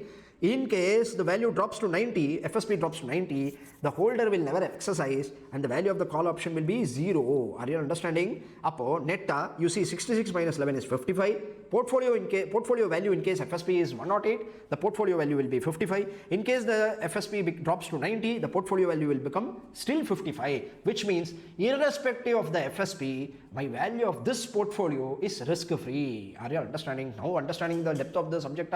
Okay, now the portfolio I have constructed is risk-free, considered to be risk-free, which is free to, now it is free to discount using risk-free rate. Okay, it will facilitate discounting using risk-free rate. PV of portfolio, now we need to find. Present value, not discounting. What you should use? Risk-free rate. The future value of the portfolio is certain and not influenced by the FSP. Hence, to calculate the present value, we can use risk-free rate. PV of portfolio is nothing but future value divided by e to the power TR, which is 55 divided by 1.03025. E to the power TR, inga 12% rate of interest. How to compute? Na? E to the power TR, time is 3 months, correct? Up point, see, 3 by 12, simply 3 by 12, 3 months, na? 0.25, 0.25 into, what is the 6 months maturity period? What we saw in the question? Term of the option is 3 months, correct? Rate of interest 12%. Sorry, rate of interest is 12% of 0.12. 0.25 into 0.12. How much is that? 0.03. Up e to the power 0.03 is nothing but 1.03045. You can calculate, yeah, or see the time value of money. Okay, I've given everything there. You can use the calculator and find out E value, correct? Say is nothing but 53.37. The 55 which we got the future value, na? This is the future value. That benefit we are using discounting using 55. Appo, you tell me what is this 53.37? This is the present value of the future benefit derived from the option, share, or a portfolio consisting of option and share. This is the present value of future benefit derived from the portfolio which consists of shares, okay, delta shares as well as option. Now if we knock off the value of delta shares, you will get the value of the option, residual value of the option. PV of delta shares, nothing but spot price. One share, what is the value? Spot price, okay, which is 100. But we are having in the portfolio one share, delta share. Up what we will do? 100 into 0.61, that is the real value of the share inside my portfolio, 61.11, which means out of the 53.37, okay, inside the portfolio, I have 61.11, the value of the delta shares. That if I remove, I'll get the call option. What I will do? Simply, okay, value of the portfolio is nothing but value of call plus value of delta shares. Up a value of call is equal to value of portfolio minus value of the shares. Up a value of the call is nothing but minus 7.74. What is this negative value? Question arises, na? That's why go to this notes I have given here. See here. See here. In the solution to question number different, okay, question number is wrong. We have seen that when FSP changes by rupees 18, the call value inversely changes by 11. Hence, to tackle, okay, the change in call value, we need to hold one share. It is enough if we hold 0.611 share, whose change in value will be 0.61 into 18, 11 rupee. To tackle the change in, okay, see here, to tackle the change in call value, we need to hold one share, only delta shares are delta shares. Are you understanding? So that equivalent share value is taken and the risk is mitigated. Are you listening? To make the portfolio riskless, this is the strategy. Say, last, this is the important part. The step 6, we calculate the value of the call to minus 7.74. Are you listening? Now we calculated, we got minus 7.74. How to interpret the negative call value? What is this negative call value? It's a call value negative. Now what is the interpretation? See, without call writing, the portfolio value will be 61.11. Agreed? If I don't write the call itself, if I only take position in shares, that is delta shares if I hold. Are you listening? If my portfolio is consisting of only delta shares, okay, I am not including the call writing inside my portfolio. I am not including the call option in the portfolio, which means what will be my value of this delta shares? 61.11. But due to call rating, it became 53.37. Are you understanding? See, had I exposed to only cash segment, the value of the portfolio, my value of portfolio would have been, how much is that? 61.11. Correct? Are you listening what I'm trying to say? My value of this portfolio would have been 61.11. Why? Because spot price is 100. 0.61 of the 100 you are holding, it is 61.11. The worth of this share would be 0.61. Correct? Now 61.11. Sorry. Now due to this additional inclusion of this asset, okay, call writing, what happened? My portfolio value from 61.11 it decreased to 53.37, correct? Therefore, by undertaking the obligation to write the call, the writer loses a value of 7.74. What happens really? The writer for option have obligation to sell, which means writer has an obligation to sell. He undertakes an obligation. Because of this obligation, okay, his value, portfolio value is getting reduced from 61 to 53.37, 61.11 to 53.37. Are you understanding? Okay, this is the value which writer loses. Therefore, he is losing some value. Na? This value today he has to ask from the holder, okay, to compensate him, which means holder has a premium. Are you listening? See, writer undertakes the obligation to sell. Listening. So for that obligation, he will incur some loss in future. Who will compensate? That to that extent, the holder is enjoying the benefit now. Because of this option only, he is enjoying the benefit now. To compensate for this, okay, the premium is fixed in such a way that it is offset. The 7.74 will be charged as a premium from the holder to compensate for the loss for the writer. Are you understanding? Which he has to charge as option premium or the value for the holder. Listening, very, very important discussion. Understood? Everything we understood. Did one question also? Okay. One more question we will do in this regard. This is all about, see here. Okay, yes, one more question we will discuss, then I'll get back to same question we'll solve using risk neutral model also. But before that, one question I'll discuss in your study material. Mr. Dayal, one question. Okay, there is one question for the option delta hedging model. I will see in the question, the ICAI question, they have not solved using our method. But ultimately, that is to be done. Okay, are you listening? How? It is same as our method, I am telling you. Okay, the presentation is different, but not the concept. You will understand now. See here, Mr. Dayal is interested in purchasing equity shares of ABC Limited, which is currently selling at 600 each. He expects that the price of share may go up to 780 or may go down to 480 in 3 months. The chances of occurring such variations are 60% and 40% respectively. A call option on the shares of ABC Limited can be exercised at the end of 3 months with a strike price of 630. What combination of share and option should Mr. Dayal select if he wants a perfect hedge? Question number 1. Are you listening? Okay. Next. What should be the value of the option today if the risk-free rate is 10% per annum? What should be the premium fixed today? Are you listening? First question understood? See, first question, what combination of share and option if he wants a perfect hedge? What is the value of the portfolio? What combination you need to find? That they are asking. First step. Are you listening? Next step, what is the value of the call option? If you knock off the delta shares value, you will get the value of the call option. Correct? What is the expected rate of return of the option? This is unique. Okay, so this is not considered time value of money. One question given, whatever given, we have to solve as per the institute. Are you all understanding? This question, expected rate of return is not the real CAGR rate of return. This is just a theoretical discussion, theoretical numbers to be calculated. They have given. Okay, not much of use. Just need to understand the calculation. Do the calculation. No concept, deep concept involved. Are you all understanding? Say, if you hold the call option today, whatever the benefit enjoying, over and extra benefit you are enjoying, that extra return it is to be calculated in the third part. We will come back to that. No issues. First to take step number 1.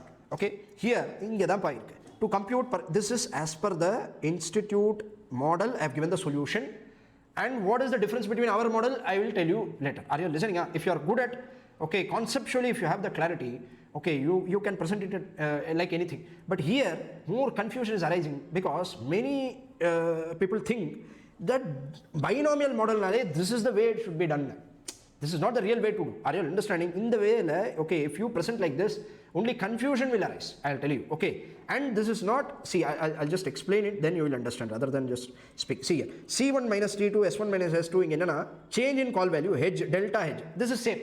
Delta value they have computed, but this is same. We will compute as per our method also, very simple. Change in call value na FSP they have given higher end 780, lower end 480. 780 minus 480, the change in FSP, that is the denominator. Numerator, change in value of the call 150 minus 0, simply they have given. But how to get value of call? What we have done na, we have segregated. First, how to get value of the call, how to get value of the call in case higher end FSP, lower end FSP, how to compute value of call, we have given. Very simple, yeah.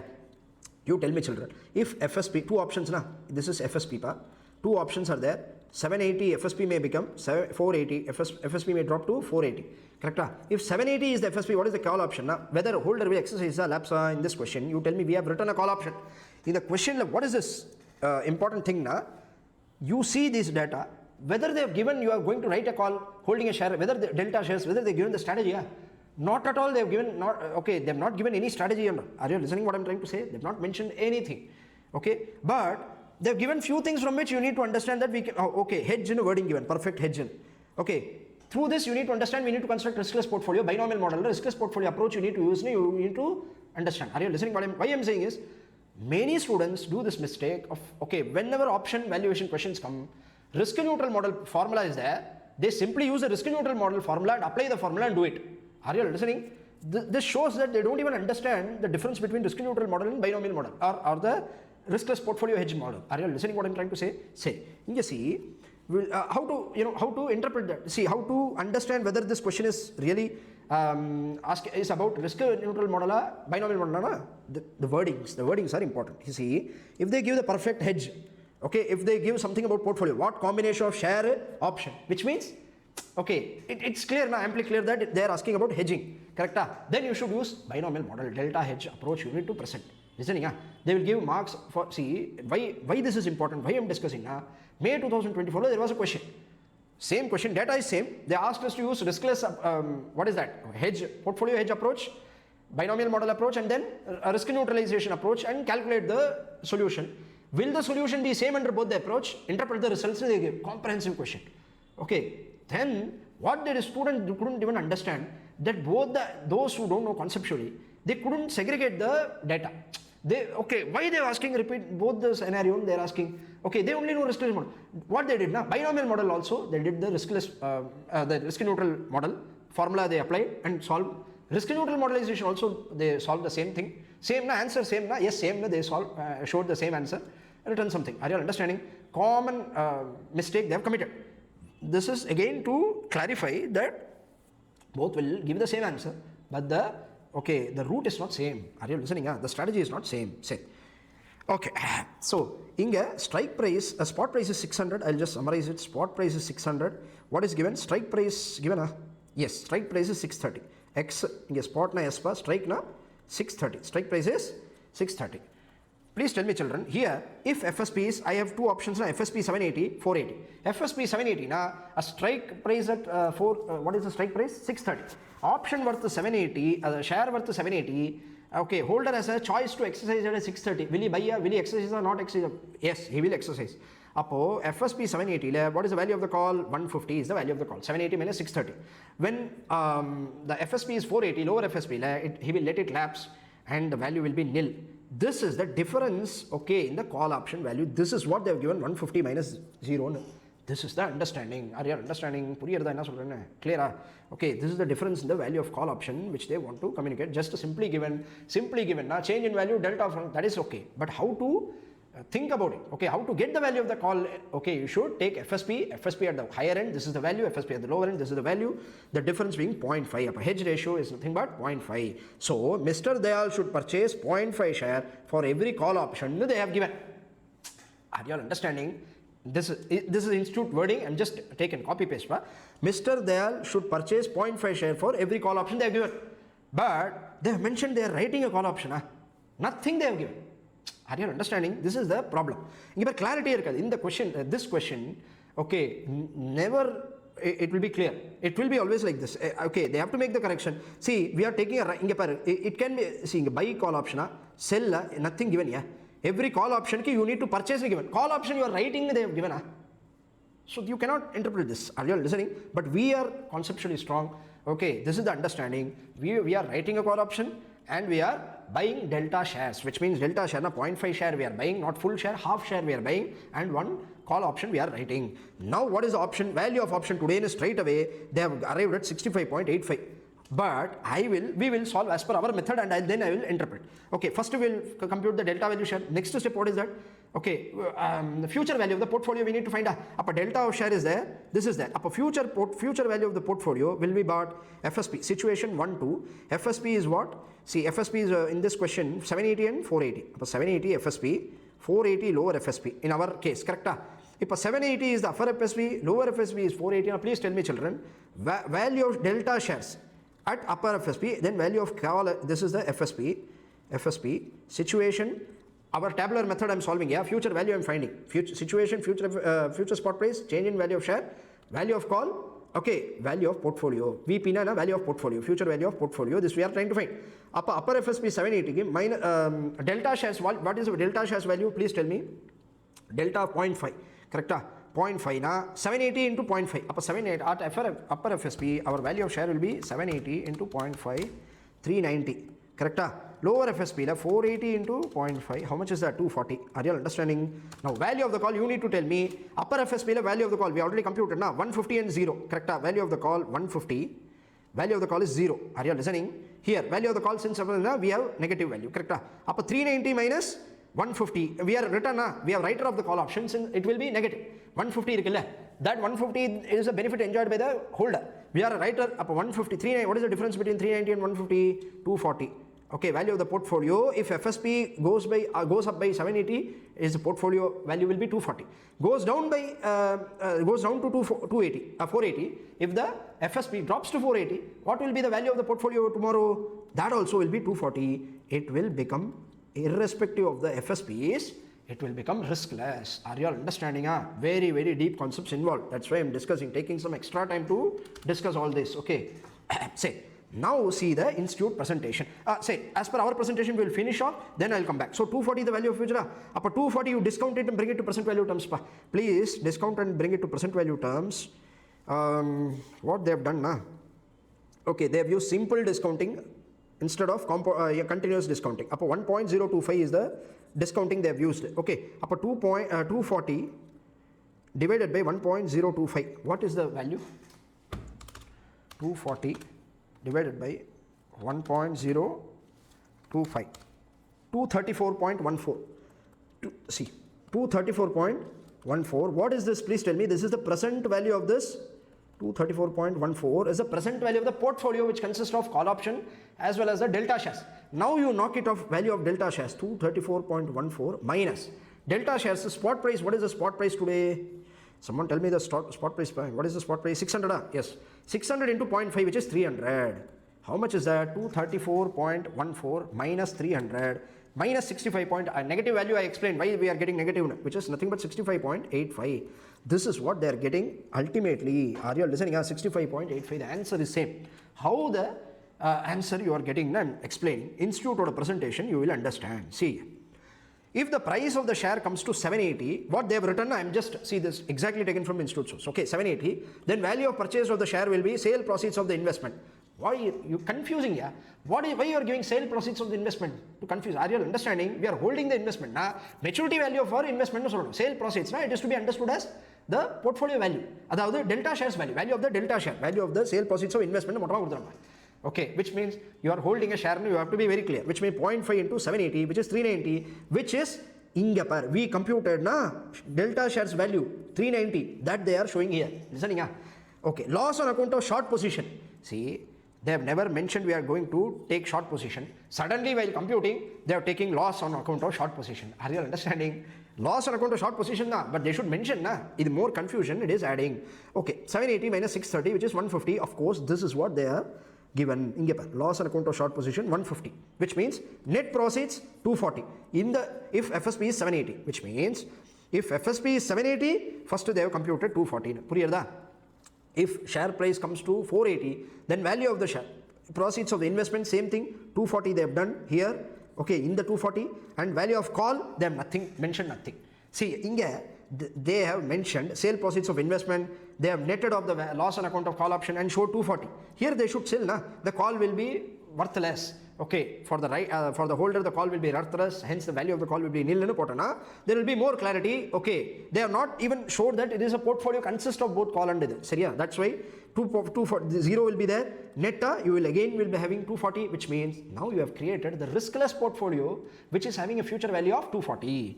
Okay, accordingly, premium shall be computed as follows, which is 300 minus P into 1.25, 240. What they have done, they have not even shown. Correct? Simply 300 minus P into 1.025. What is this 1.05? Discounting, is equal to 25. Okay, are you listening?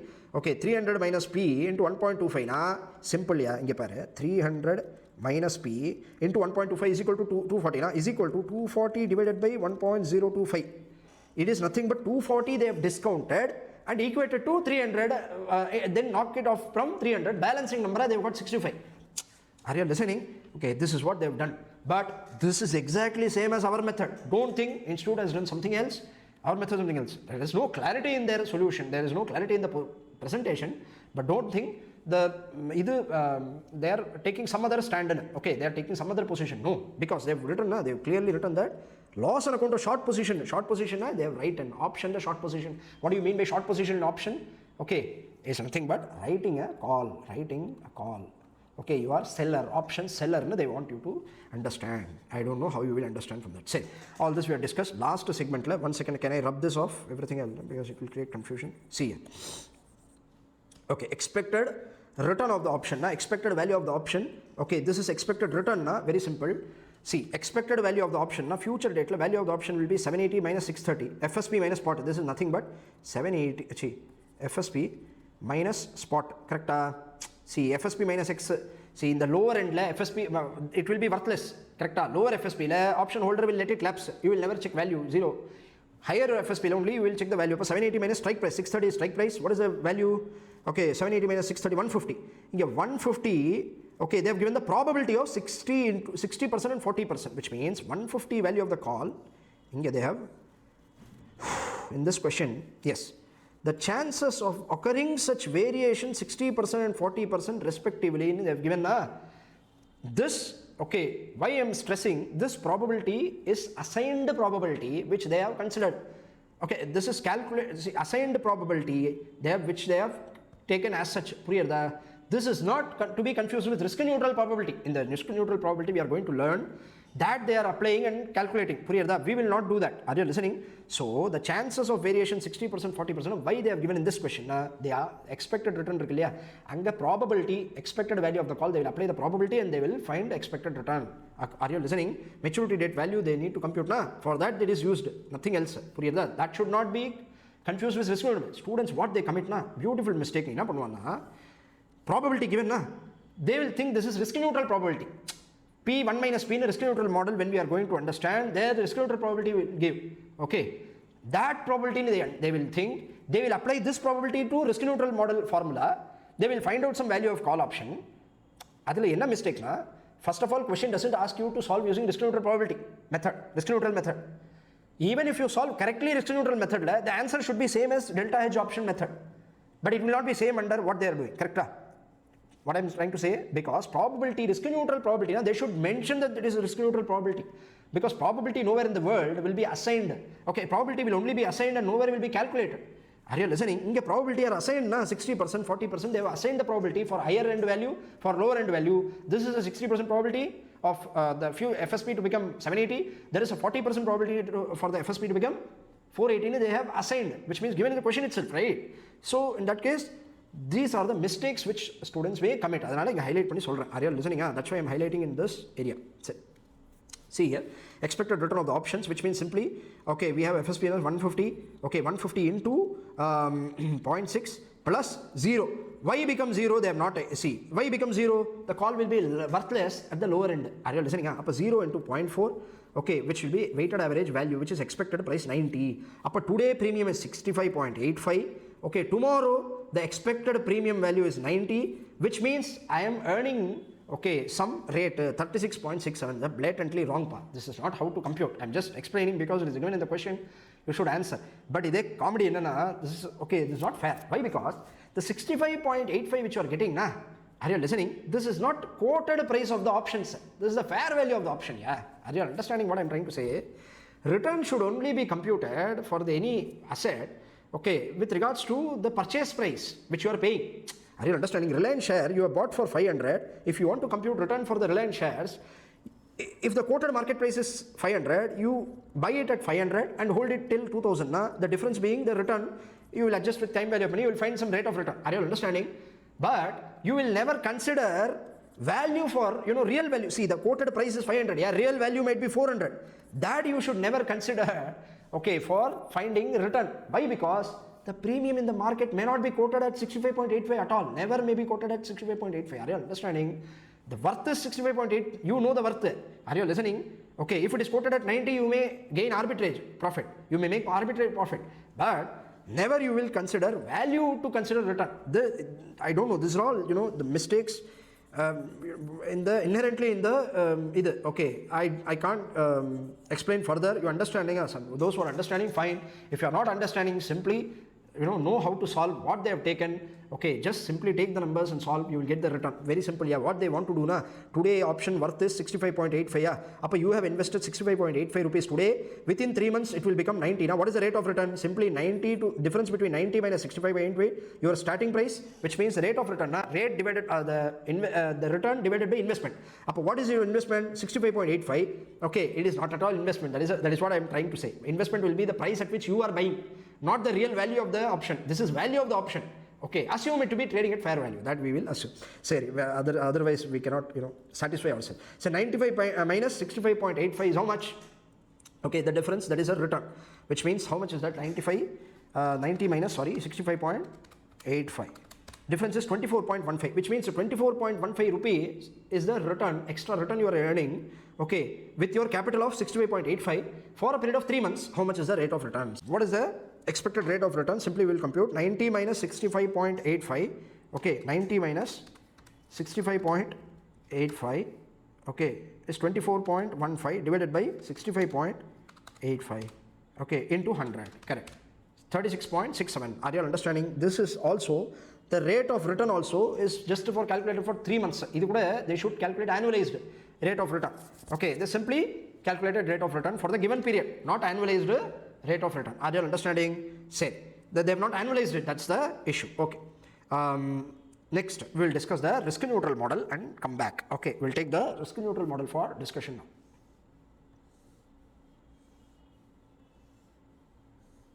See, now we'll solve one question regarding risk neutral model. Okay, then I'll come back to the discussion. Okay, before discussing the risk neutral model, you need to understand how it is solved. Okay, check. Okay, now we'll start with the risk neutral model. Are you all listening? Okay, see, first we'll solve this question using risk neutral probability, risk neutral method. Then I will explain through numbers the concept. See here, same question, no change in data, but we will solve through risk neutral method. Find out the call and put option value from the given information and confirm the answer through put call parity equation. We will not go for confirmation at all. Okay, I'll just explain how to find it using risk neutral method. Then we will have a brief discussion on risk neutral method. See, spot price is 100, exercise 97. Price same, again binomial model. Same, the price will be either upper side there will be one price given, lower side the price will be given. So the share price at the future date may become 108 or may on the lower side become 90. Okay, after 3 months. Term of the option is 3 months. Rate of interest is 12% per annum. Now, see here, under risk neutral method, what we will do is that first we will find out. See here, I have given it risk neutral approach. See, first step in the risk neutral probability is that first risk neutral method is that finding risk neutral probability. First step in what is how to find risk neutral probability. We'll see. Very simple. Okay, what you should do now? There are 2 situations given. Situation number 1, upper FSP 108. Okay, on the lower side it may become 90. Yeah, this is the situation. So 2 situations are given. Upper side, lower side value you take, and the upper value I call it as P, probability. Okay, we will find out the P value later. First you understand what is P. P is nothing but value of the call, the probability. P is nothing but the probability. Okay, on the upper side, which means what is the probability of the future spot price to become 108? This is what we are trying to find. Are you listening? Very simple. What we should do now? Okay, 108 and 90, the 2 situations are given. We will take that. Okay, if P is the probability of the share price to become 108, okay, what will be the probability of the share price to become 90? 1 minus P. Why is 1 minus P? Very simple. There are only 2 possibilities now. Under binomial method, on the date of maturity, future spot price may either become 108. That's why I told you the importance of or there. Are you listening? And or it may either become 108 or it may either become 90. Okay, within these 2 there will be number. Correct? Appo, if probability is P for the price to become 108, na, okay, then 90, what is the probability? 1 minus P. Are you understanding? If 75% is the price probability for the price increase, Balance 25% will be the probability of price decrease, which is 90, lower side FSP. Are you listening what I'm trying to say? Say. Now what you should do, this is expected weighted average FSP you are trying to find. Up P is, okay, you need to compute. So simply 108P, multiply this, see, multiply this with, this is column number 1, 2, 3 and 4. In the fourth column, you just multiply FSP with probability, 108P. What we are finding, now weighted average, okay, value we are trying to find. FSP. What is the probability we will find. Now we need to equate it with something. See here, 90 into 1 minus P, we got like this. The total you should equate. What is the total here? Risk-free rate of return. The spot price compounded to future using risk-free rate of return. So what is this all about? Very simple. Spot 100 rupees into e to the power TR. Okay, which means what is this value? 103 point, see here, 100 into, how much is that? 100 into 1.03045. How much is that? 103 point. So 103.045 is the value here. Are you listening?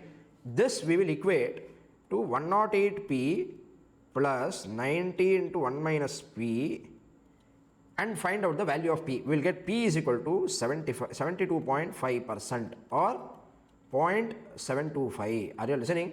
And 1 minus P, obviously on the downside probability, what is the probability? Downside probability, please tell me what is the downside probability? 100 minus 27.5. 27.5% or 0.275. This we get, correct? Now the question, real question. Okay, this is how you should find probability. This is called as risk neutral probability. What it is all about, I'll discuss. First, we will let us finish the question. Upper side probability is 72.5%. Lower side probability is 0.725%. Agreed? This is the probability. Now, weighted average value we will find out. Expected value of call and put we will find out. See, if the upper price 108, this is 90. Upper value of the call, if the upper price prevails on the date of maturity, the value of call will be 11. We already saw that. 90, the holder will not exercise, the value will be nil. Probability for the upper price, okay, is nothing but 72.5. Upper 11 into 72.5. Weighted average probability you find 7.975. Lower side is 0, therefore total becomes 7.975. This is the value of the call. Come to value of the put. Value of the put is very simple. Okay, when the FSP increases, he will not exercise. When FSP decreases, he will exercise. Correct? Put option holder will exercise. We have an obligation to sell. Value of the put will become 7. Why? 97 strike price. Strike X minus FSP is the value of put. Correct? 97 minus 7 gives you 7. Probability, this is upper FSP, the 0 into 72.5%, 0. 275 into 7, we get 1.925. This is nothing but value of put. All this is fine. Are you understanding? This is the future value of call, future value of put. If we discount and bring it to present value terms, okay, we will get 7.74 as value of call, 1.87 value of put. Understood? A calculation, simple, straightforward. Are you listening? Very simple. First you find out risk neutral probability, value of P and 1 minus P. Then using the probability, upper FSP, what is the probability? P is, okay, nothing but probability of the price increase. Higher end price, what is the probability? That is denoted as P. Lower end is there, that is, okay, 1 minus P. Which means if the chance of share price to become upper FSP of 108 is 72.5%, the lower FSP chance to become 90, the share price to become 90, what is the probability? To 27.5. Because there are only two chances, that is why binomial model, only two possibilities are there. Upper side one value, lower side one value. Are you listening? This we will equate to 103.045, some number we studied, correct? That is nothing but 100 into e to the power TR. Now question arises, what is this 100 into e to the power TR, correct? Are you listening what I am trying to say? Solution same under binomial method model or riskless hedge portfolio method also. You got the same number as 7.74. Are you listening? Put value and call value will never change. Listening what I am trying to say? Okay. Why this is same? Okay, how this is derived? The risk neutral model itself, okay, the formula they have given e to the power TR, okay, the P upper value is there, P value is nothing but e to the power TR minus, okay, D, there is a term called as D, divided by U minus D. This formula given in the question, institute material. We will derive the formula later. First you understand the facts. This is how it is to be done. Understood? In the formula, I will come back to this formula later. First we will understand, say P upper value 1 minus P lower value is fine. We don't know the probability. First tell me, sir, nowhere in the world probability is calculated. You are calculating probability. Probability can only be assigned and never be calculated. Correct? While see any probability you take statistically, okay, you assign the probability. You will never in the world, okay, what do you say? You will never calculate probability this way, correct?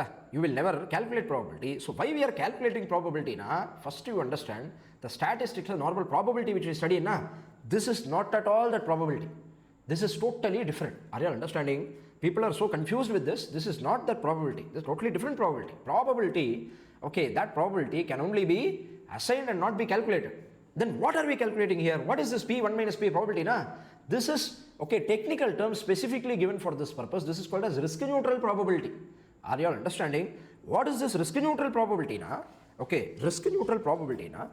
First you need to understand, okay, what is this risk neutral model is all about. Then you will understand why we are calculating risk neutral probability. Risk neutral model says, okay, initially when we discussed, I told you that all the investors decided, all the researchers decided that risk-free rate should be used for discounting option-based cash flows, correct?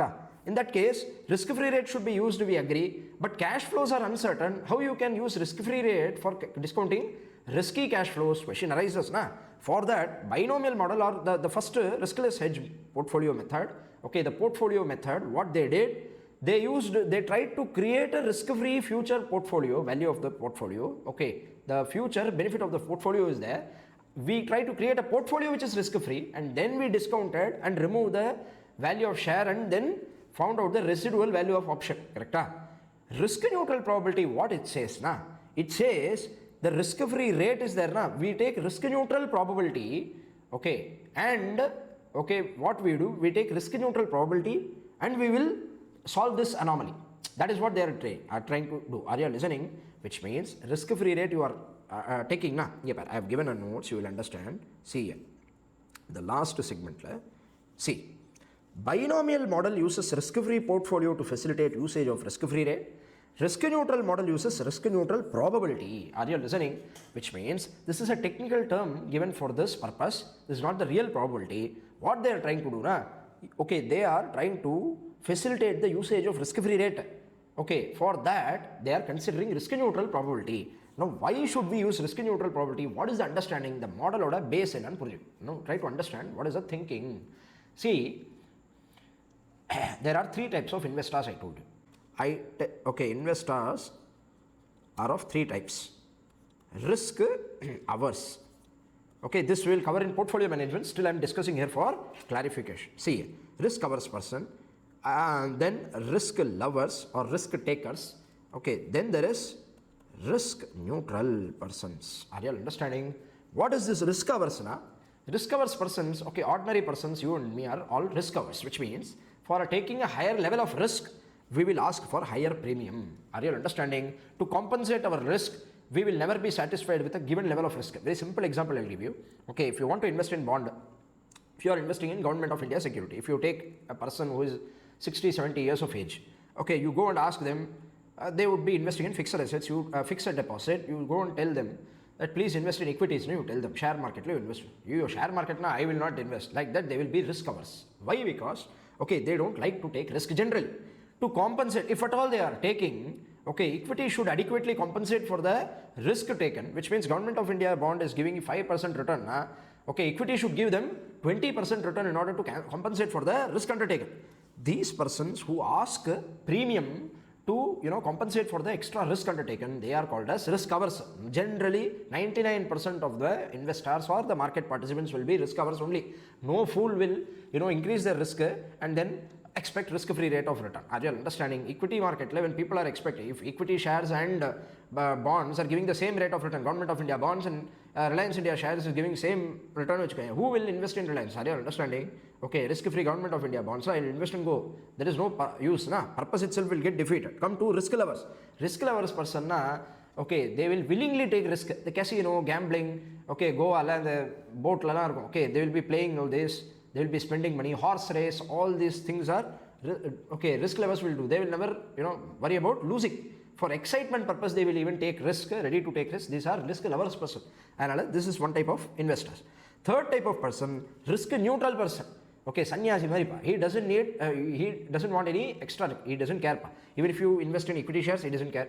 Even if you get, same 6-7% from the equity shares, he doesn't care. Okay, Government of India is only giving 7%, then also no issue. I will invest in anything and everything. Are you listening? They don't care about risk. These are called as risk neutral person. This is the three types of investors. Are you all understanding? Okay. Now coming to the main discussion, what this risk neutral probability, risk neutral model says. The main thinking of the risk neutral model is, see, we don't know how to value the option initially. So what we will do, we will remove the risk portion from this. We will value as per the risk neutral world. We will try to value this option, okay, assuming that we are living in a risk neutral world. Don't think I am saying something risk neutral world. What is that world? Okay, famous authors like John C. Hull in their derivatives book and all, given the exact same wording. Okay, this is not that simply I am using some words. Are you all understanding? Risk neutral world, okay, a group of investors who are never caring about risk. See, ideally it may not be there, it's hypothetical. It's a hypothetical situation that they will try to value an option, okay, based on the fact that risk will never be considered. Which means, who will never consider risk? Risk neutral persons. Are you listening? Risk neutral investors will never care about risk. In that sense, so we will try to value this option as per the risk neutral investors perspective, or risk neutral world, value of the asset will be there. Based on that, that value will be applicable to all other investors as well, because there is no other option. This is what risk neutral probability theory says. Are you understanding?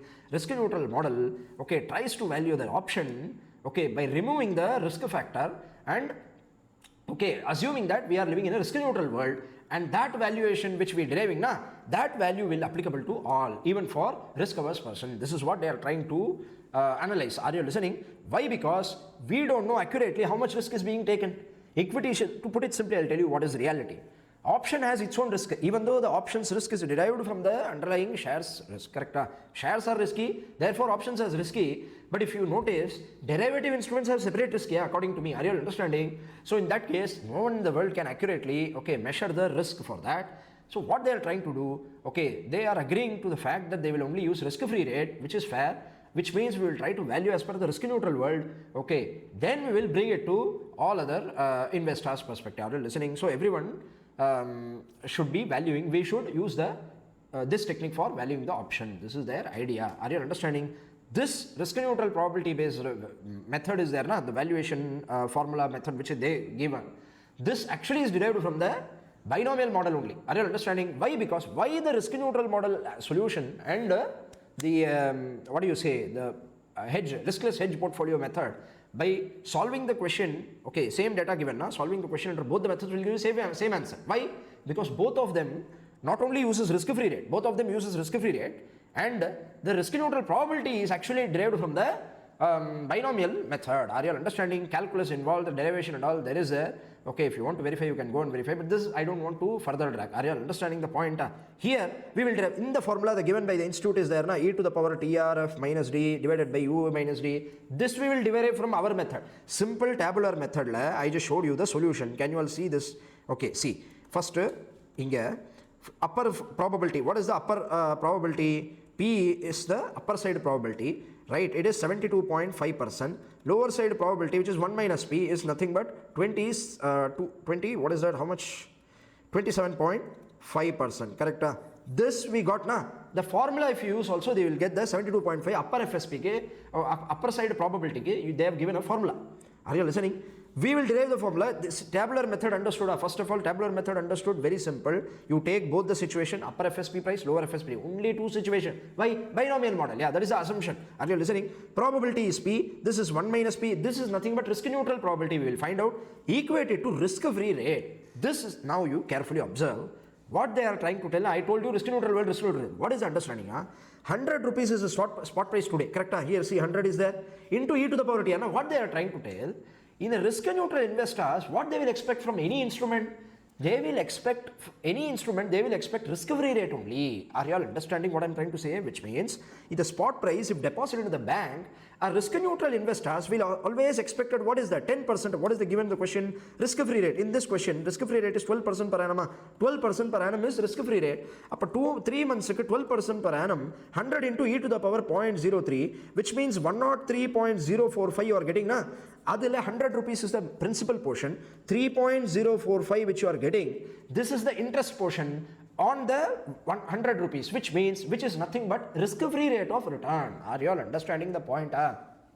From the risk neutral investors perspective, what they will expect, required rate of return we studied na, required rate of return for the risk neutral persons is only risk free rate, which means if I compound the 100 rupees to the future using risk free rate, I'll get 103.045, which implies I'm just earning a return of risk free return of 3.045 in rupee terms. Are you listening? That is why we are equating to the compounded value of risk-free rate, which is spot compounded to future 103.4. This if we value, okay, this we equate, we'll get the probability. What is the understanding of P na? Okay, P is such a 72.5% we got na? 72 point, which means very simple, yeah. Okay, for earning a return from this option of 103 point for 100 rupees to become 103.045, are you all understanding? FSP should become 108 higher FSP, okay, with having a probability of 72.2, and lower FSP should have a probability of 27.5 in order to earn me risk-free rate of return of 12% for 3 months, which will equate to 103.045 spot price, okay, compounded to future. In the future, cash flow which I am trying to earn na, risk-free cash flow, I am trying to earn a cash flow of 103.045. If this is the cash flow which I am going to earn in the future, what should be the probability in the upper side and the lower side we are trying to compute? This is called as risk neutral probability, which means for the risk neutral investors, what is the expectation based on which he is expecting that upper price, share price, okay, in order to earn 103.045 upper FSP price, the future spot price should really become, there should be a 72.5% chance probability that the spot price to become 108, there is a 27.5% chance for the FSP to become 90 on the lower end, so that my weighted average, okay, probability, weighted average value, okay, compounded value of my investment will be 103.045, so that I earn a risk-free rate of investment, return on my capital. Are you all understanding? Comfortable? Now I will discuss the notes, then we will again discuss the numbers, last derivation. Okay, we will discuss that also, very important, because people are so confused with the formula. I am telling you, no need of formula itself. Are you listening? See. See. Shall I read out? Okay, I am just reading out so that revision also will happen, because this I am pretty sure that you will be, listening to this kind of lecture the first time, mostly. Okay, why this is risk neutral model, what is the difference between binomial and risk neutral model, what is the basic assumption of these models, this you need to clearly understand. So, see, probability of future prices should be assigned and never be calculated. First point, discussed now. But in this model, we calculated probability using the formula. This is given by institute. We have taken the tabular method I have taken and showed how to solve. I will come back and then tell you both are same only. Okay, don't worry. How to understand this probability. In question, we calculated probability upper FSP 72.5%. This is not the actual or real probability of the price. Instead, it is a risk neutral probability. In a risk neutral world, investors ignore risk, do not ask a premium for taking risk. They always expect risk-free rate irrespective of the uncertainty of the cash flows. Are you listening? Okay, risk neutral. That's why I discussed 3 types of investors. Here we are talking about risk neutral investors. In a risk neutral world, when spot price is 100 and risk-free rate is 3% for 3 months, which means 12% per annum, for 3 months it is 3%, it means that investors are expecting a future spot price of 103.045, 100 into 101.03045, so that they earn risk-free rate of return of 3%. This is continuous compounding. Otherwise, simply 100 into 103%, 3% return, 103 it will become. Are you listening what I am trying to say? 3 rupees will be the return, 3% compounded, then okay, this is continuous compounding, so hence little more than 103.045. Are you listening? From a share whose price can be 108 or 90 or okay, either 108 or 90, because more choices na you cannot solve using risk neutral probability. If an investor expect FSP to be 103.045, it means that they have assigned a probability of 72.5% and 27.5% for the upper and lower prices. Thus, the probability calculated above is the one a risk neutral investor assigns to the share prices, and hence it is called as risk neutral probability. Are you all understanding till now? Shall I proceed? Okay, very, very important discussion. Okay, when we multiply the possible call and put payoffs with the risk neutral probability, we get the expected value and call or put from on the date of maturity. Are you understanding? From a risk neutral investor point of view, since the risk neutral investor expects no risk premium, we discount the expected call and put value using risk free rate to get the value today, which means this probability you will apply risk neutral probability using risk free compounding only you got. Again you use the the value, okay, probability of upper side and lower side, P and 1 minus P, okay, that you will use. Again you will put it in the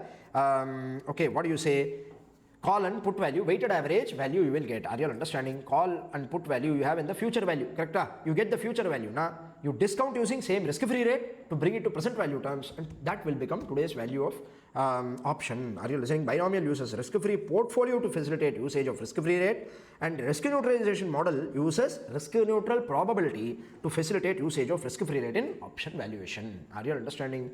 Both the methods will surely give you the same answer. One question we are going to see wherein, okay, both the methods different, but what people do now, they use the same risk neutral probability formula which they given the e to the power TRF minus d divided by u minus d for upper p probability, lower probability. Then we will expect they will do weighted average expected FSP and solve the question. This you should never apply to binomial model or riskless hedge portfolio method. That method you should not solve. I told you 6 or 7 step in the binomial model. That only you should use for, you create a portfolio, then you find residual value. Correct? Here we are not valuing like this. There is a difference. Say, risk neutral probability formula, we will revisit. I'll just derive. See here, what institute has given now. Institute, the risk neutral probability formula is this. Okay? We will understand what is this very simple. Inge, left hand side, 103.045. I have just, okay, round it off. 103.045. I told you, where is the solution? Where is the solution? 1 second. See here. Here, the table which you use now. See, this is the formula. In the formula, you need to find out. Correct? In the formula, you have e to the power TRF, nothing but compounded value. Up 1 rupee compounded to future, now 1.03045, which we got now, that you will get, minus d. If u in a d, now what do you mean by u? U na upper FSP by spot. Are you listening?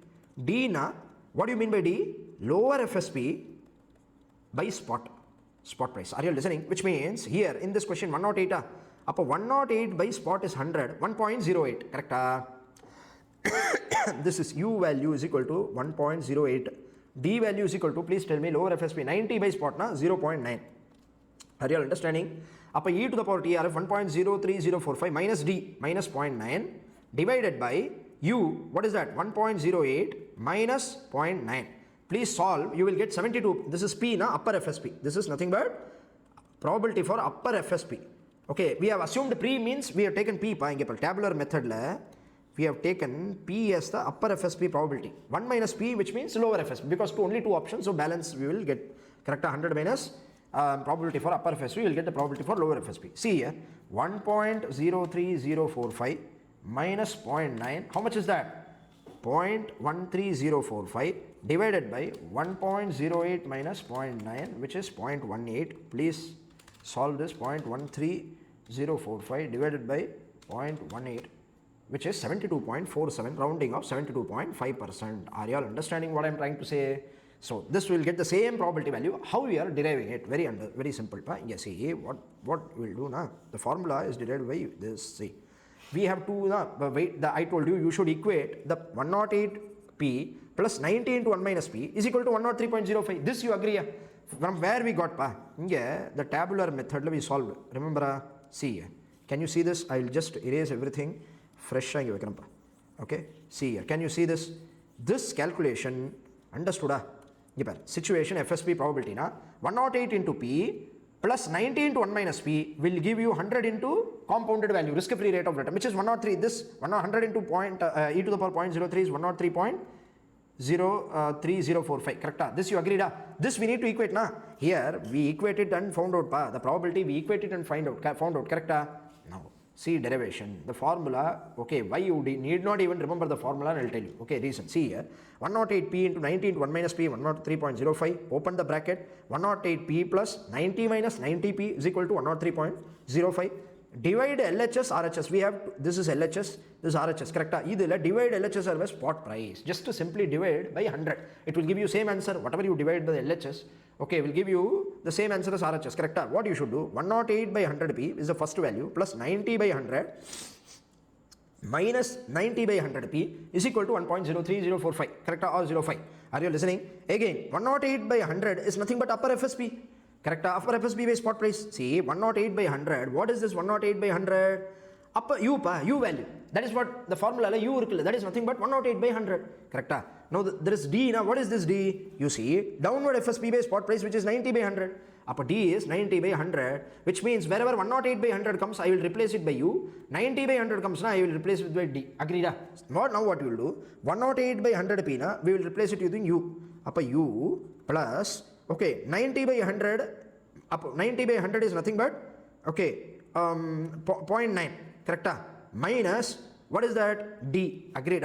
Here 90 by 100 minus P, which is lower FSP by spot, which is D, is equal to 1.03, some number here, 1.03045. Okay, now if you equate it, that you will, okay, this way you will equate it to what? 103. This 103.045 is nothing but e to the power TRF, which is e to the power TR. R is risk-free rate, that's why I told you TRF. Are you understanding? This is nothing but e to the power TRF, which means, okay, u plus 0.9. Okay, if we solve this, what you will get? You see, formalizing UP plus D minus DP, which means U here, upper FSP by lower FSP, UP plus D. Okay, D is nothing but 0.9. We are already computed there. No issue. Okay, minus DP. Here again, DP is there. DP is there, na? See here. 90 by 100 P is there. So just we write it, P is equal to e to the power TRF. Are you listening? Now, P we will take it as common. Here P is there, P into U minus D. U is there, minus D is there, P is there, plus D. In the D we will take here. In the U, P and DP we will try to join.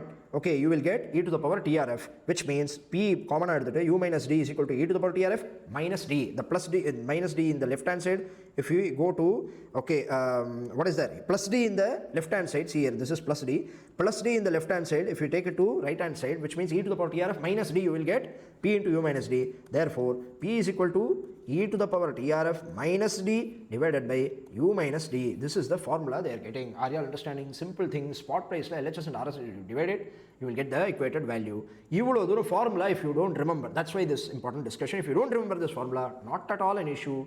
Just equate the P 1 minus P to the future risk-free rate of return or the spot, which means spot you compound it to future, equate it with this number, you will get the P value and 1 minus P value. Solve P and 1 minus P, you will get the risk neutral probability. Once risk neutral probability you got, thereafter simply, okay, apply the value of call in the upper side. Well, there will be some value. Lower side, like call will never be exercised, value will be 0. Correct?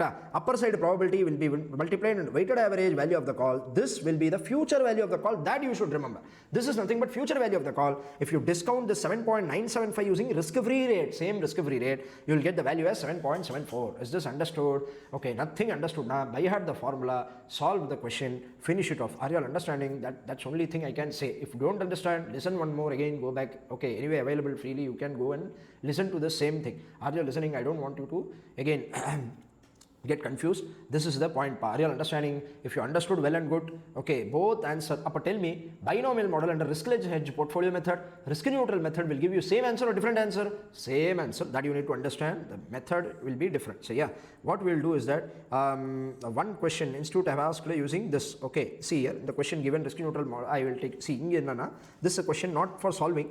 You can solve using the formula. I've given the solution. Yes, I've given the solution. See what they're asking. Let us see. Let us go through. This is the pure risk neutral based probability based question. This we will solve. Then we will solve one more comparative question. I will discuss. Okay, May 24. Yes, May 24. I think they have asked both the methods how to solve this. I'll just show you that question also. We'll discuss. Understood risk neutral model. Shall we proceed? See here. Sumana wanted to buy shares of AL, which has a range of 108. This is a big mistake. Okay, big mistake. Why I'm saying question mistake, but this should be never understood as range. Range where they have told is range. Okay, binomial model, it is not range. This is not to be misunderstood as range. Something like lower range, upper range. No.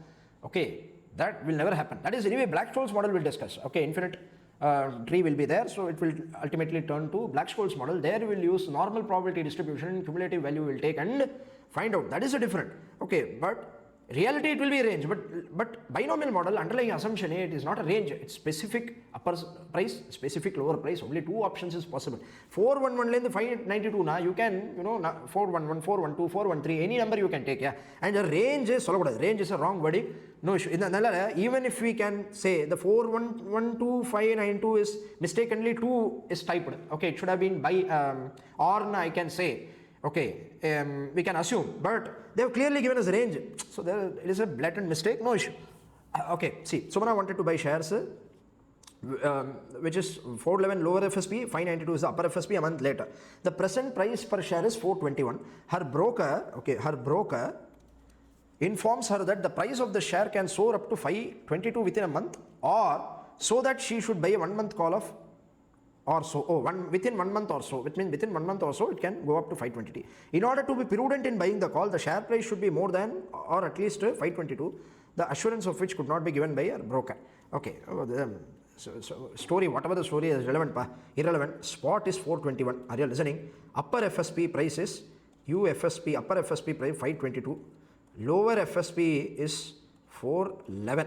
Are you understanding? Now they want to value the call using, though she understands the uncertainty of the market, she wants to know the probability of attaining the share price 92. Simply they are asking the upper probability P. Are you listening?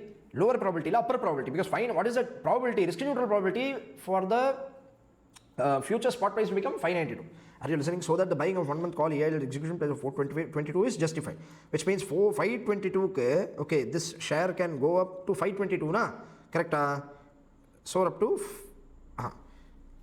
592 or 522 okay, for 522, right. The share price should be more or at least 522. Okay, it can go up to 592, but she wants to go up to at least 522. Maybe it's because that yes, execution price of 522 is justified. Na? Call option ka strike price may be 522. Are you listening? So for that, she wants the price to become 592 to enjoy the profit. Okay, advise her, take as a risk-free rate and E value given. See what happens in questions institute.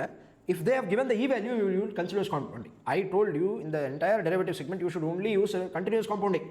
The logic also I discussed it. But okay, institute if they have not given E value, then you will use normal compounding. Very simple. Yeah, I'll tell you what happens. In that case, E to the power TRF minus D divided by U minus D, upper peak value is there na. This formula will change accordingly. If you use normal compounding, what will become na? Okay, this will simply become R minus D by U minus D. In the R or capital R, they have denoted as R. R means nothing but okay, the compounded value of spot, normal compounding, which means not continuous compounding, normal compounding. R will become simply 1.03 minus D, all other data will be same. Just wanted to clarify that E to the power value given now only take value as such. If E value not given, which means you need to solve using normal compound, normal interest, R they will give. In the E to the power TRF vidra, you will solve using normal compounding. P is equal to E to the power here given, so we will take normally. E value will get D value, U value. D value per lower FSP, down value is equal to lower FSP of 411 by 421, which is spot 421, spot price. Upper FSP is nothing but 592 divided by 421, okay, spot, which will give you 1.046. Upper value is E to the power 0.036, which is 1.037 minus 0.976 D divided by U minus D. U minus D is nothing but 1.046 minus 0.976. You will get 0.43. Okay, the value is 14.18 or 0.1418 is nothing but 14.18%. This is the value of P, upper FSP. So the chance of the share price to become 592 is really how much? 14.18 as per risk neutral model. Are you understanding? This is risk neutral probability, not really. Okay, the probability of rise in price is 0.1418. Okay. This I have solved again. Okay, this one more question. See here, what I wanted to clarify na, E value is given. Okay, yes, the current market price on equity share is 420. Within a period of 3 months, the maximum and minimum price is expected to be 500 and 400. Okay, are you listening? Yes, this is the question. 500 and 400 is given as expected price, which is to be understood as it may go up to 500 or 400. Are you listening? And also in this question, they have asked us to use risk neutral approach. If this is important. If they have not mentioned anything in question, okay, are you understanding? The previous question, they have not mentioned anything. Did they mention anything? You use this formula, risk neutral probability, you apply and find out, which is because it is simple step. There is no need to construct a portfolio, writing a call, finding value, all these things you can avoid. Simply use the formula, okay, and replace it with numbers. Are you listening? You will get the answer. Point is, when they give clearly risk neutral method, okay, then of course you will use risk neutral method. Nothing given also risk neutral method you will give. But if suppose they have given riskless hedge portfolio, okay, delta or like that, I told you na, there's some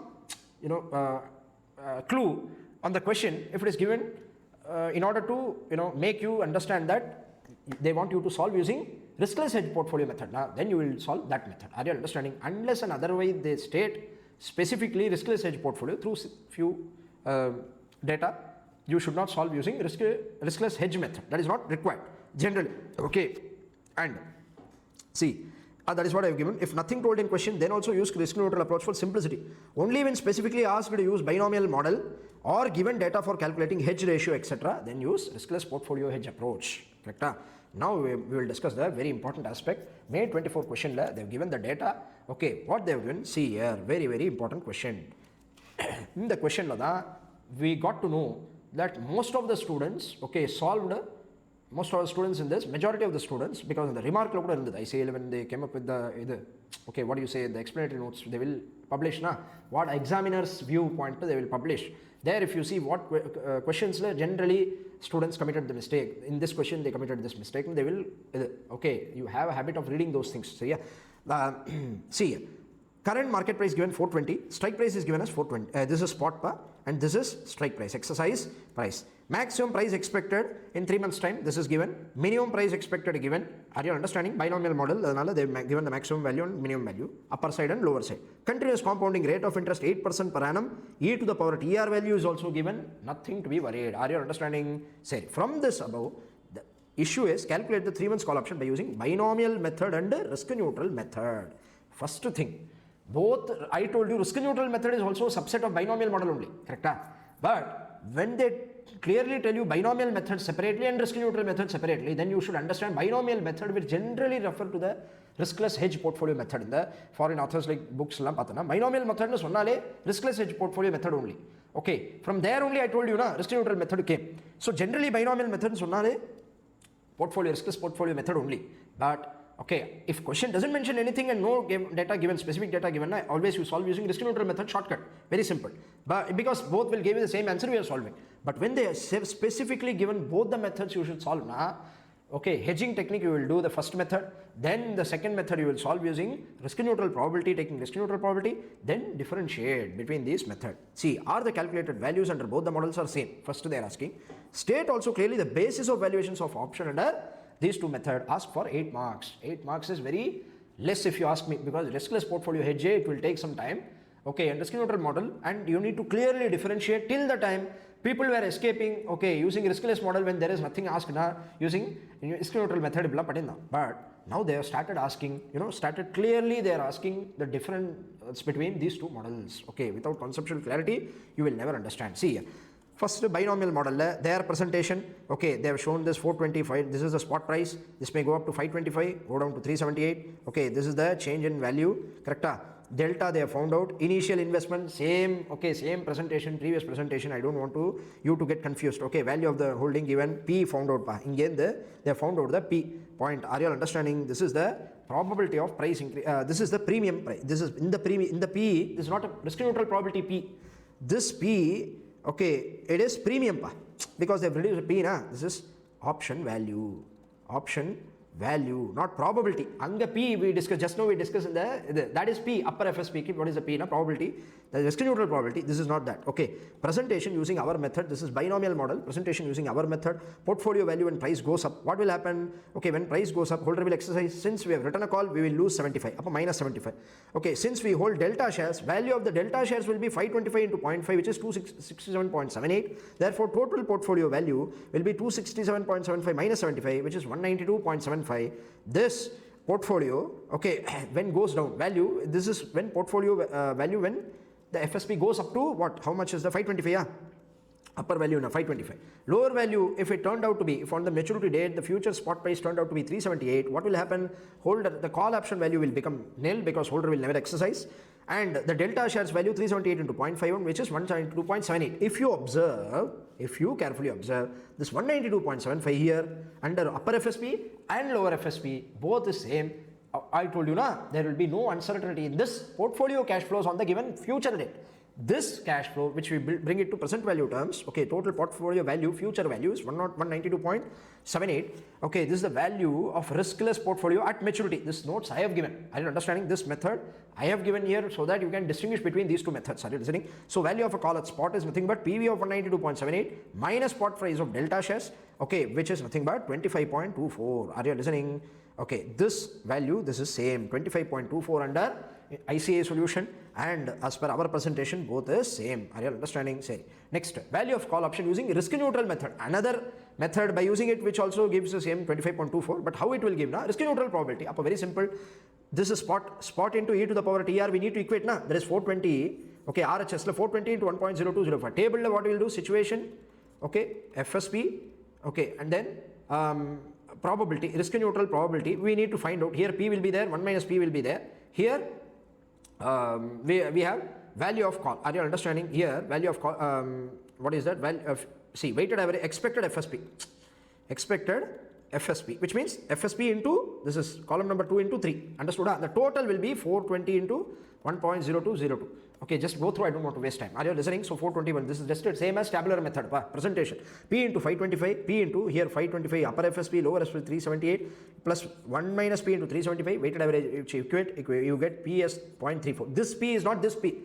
This is premium value, that's why they have given us P, denoted as P. This is probability, risk neutral probability, hence denoted by P. Are you understanding? Probability of price increase 0.34, clearly given, 34%. Okay, here 66%.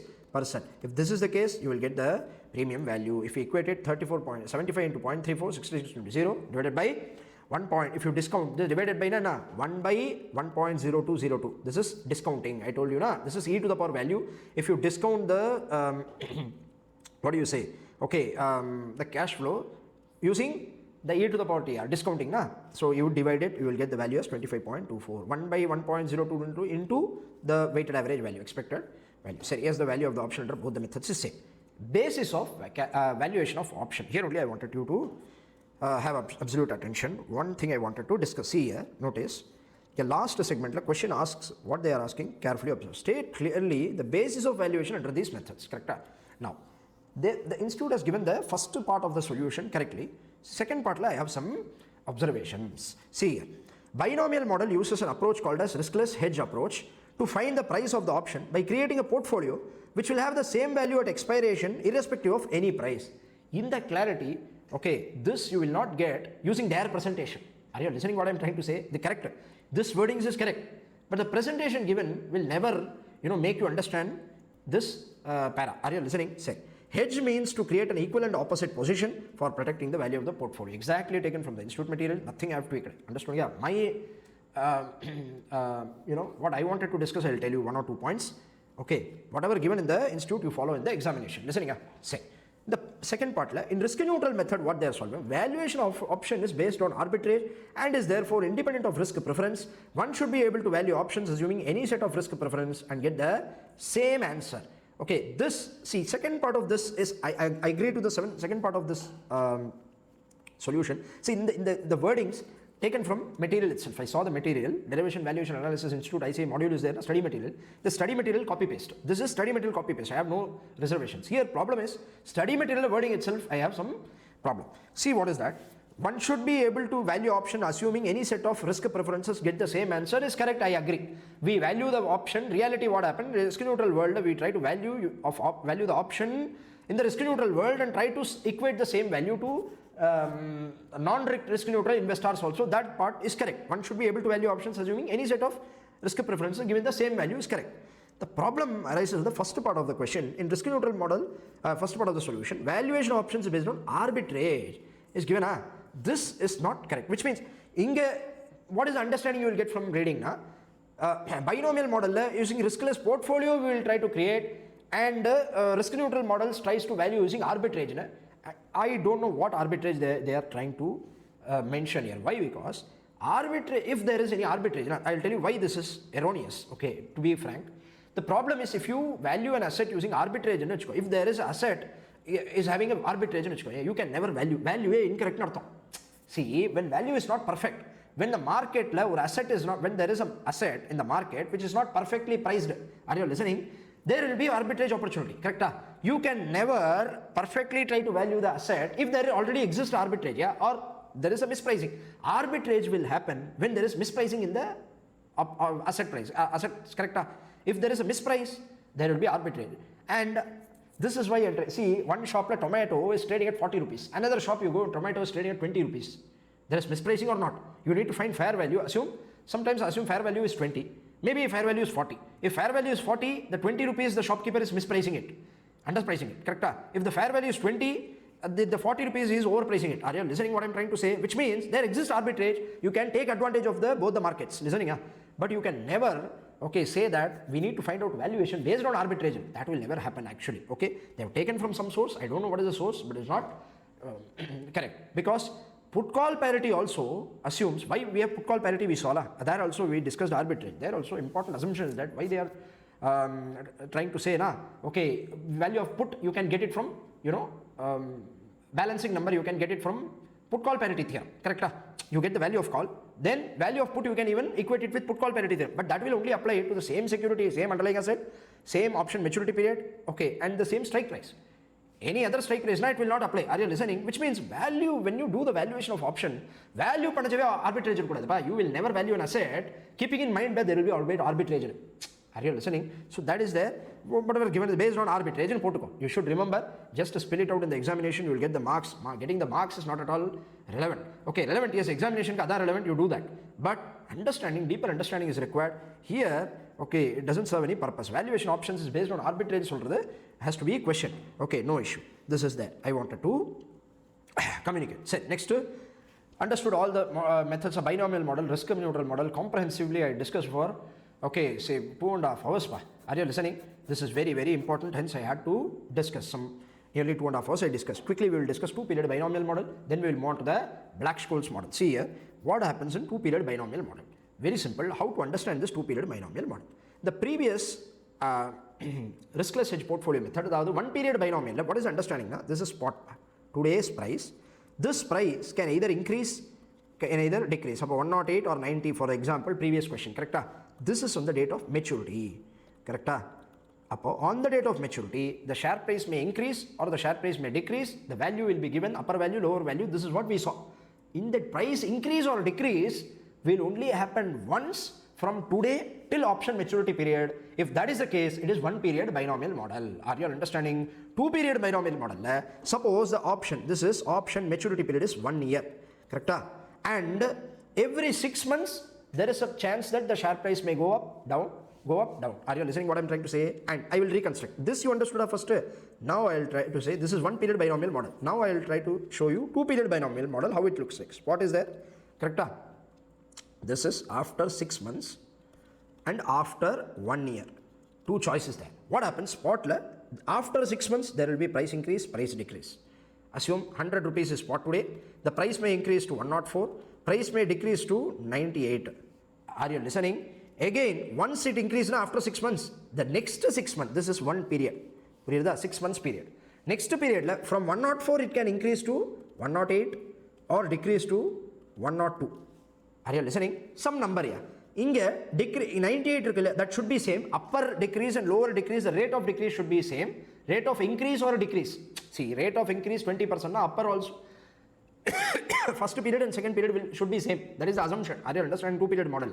First period, the increase is 4 rupees. Second period, the increase 6 rupees. Like that, you generally don't assume. Are you listening what I'm trying to say? 98 clear. The 98 will increase to 102 and it will become 90. Assume it will drop to 90. Some number. This is just to show you. Solution. Examination question is there. We will solve the question. First, you understand how this two period binomial tree works. Now the point is, this is a spot. Correct?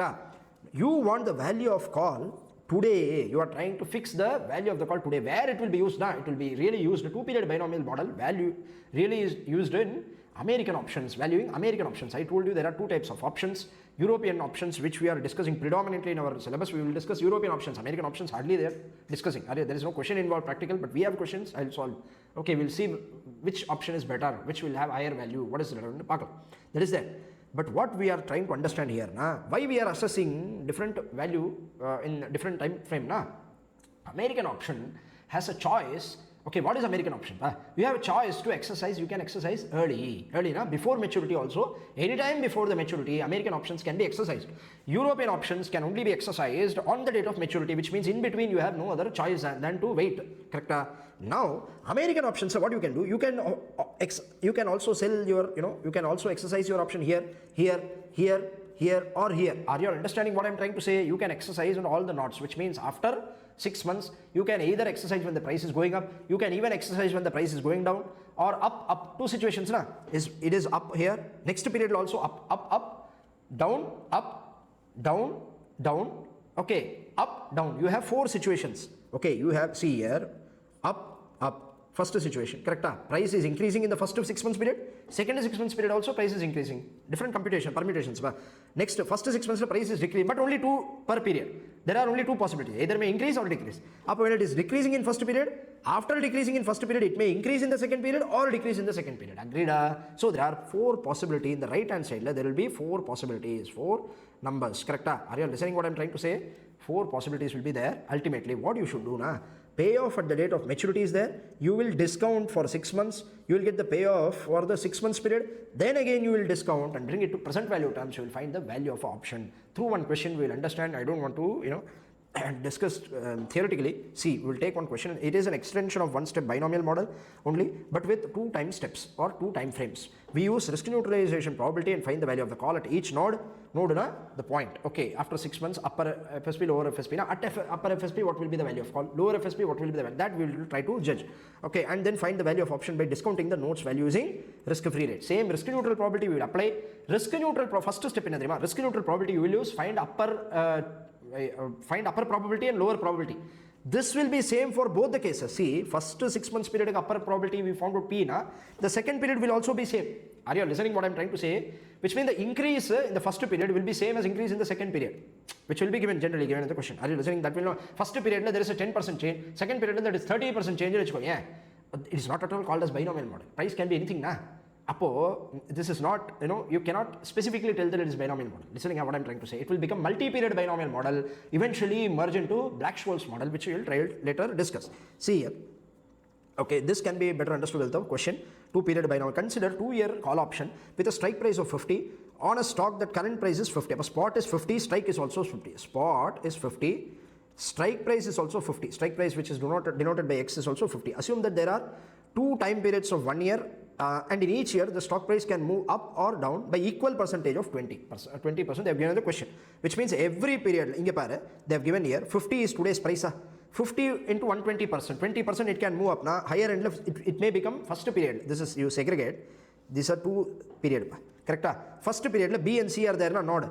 I'll just try to find out what is that. 50 length 120% is what is 60. If it goes below by 20%, what is that? 50 into 80%. How much is that? 40. Are you listening what I'm trying to say? 60, it may either jump to 60, upper end, lower end 40. Next, okay, the risk-free rate is 6% using binomial option model. Calculate. Okay, that is there. I'll come back to that. Again, first check all the knots. From 60 in the second period, it may again rise to 20% or drop to 20%. Correct? Drop by 20%. If 60 increases by 20%, what will happen? 60 into 120% or 1.2, how much is that? 72. Are you listening? If after going up, next period it is falling by same 20%, 60 na 50 vandradhe. 60 from 60, see, that is a very important observation. You should not think if price is falling from 50 to 60%, next period if it is falling 20%, same 20%, 50 to 60%, upside is 20%. 60 to 48, downside is 20%. Same 20% na, but the value will be same. Why? Because while computing 20% upside, we computed from starting point 50. But while computing downside, we are starting from 60, you are computing downside. Up to 60 into 80% only you will compute. 20% wiped out. 48 will be the answer. Are you listening? Next, 60 is there. First step going down by 20%. First 6 months going down by 20%. What will happen? 50 into 80%, 40. Next 6 months period, either it may go up to 48, 40 into 120%, or it may come down to 40 into 80%, 20%. How much is the fall? 32. So 72 possibility, 48 is same. Why? Because 60 length 20% drop and 20% increase from 40, both will give you same answer. Are you understanding? Technically speaking, there should be 4 answers. 48, 48, 32. Are you understanding? But this will be same. So I will consider one, both of it as 1. Okay, it is not an issue. That's not at all an issue. Are you understanding? Say, now first step we will find risk neutral probability, which is nothing but R minus D by U minus D, 1.06. Inge patiya R. Here the question does not mention continuous compounding E power value kudugala. They have not given. One more comedy.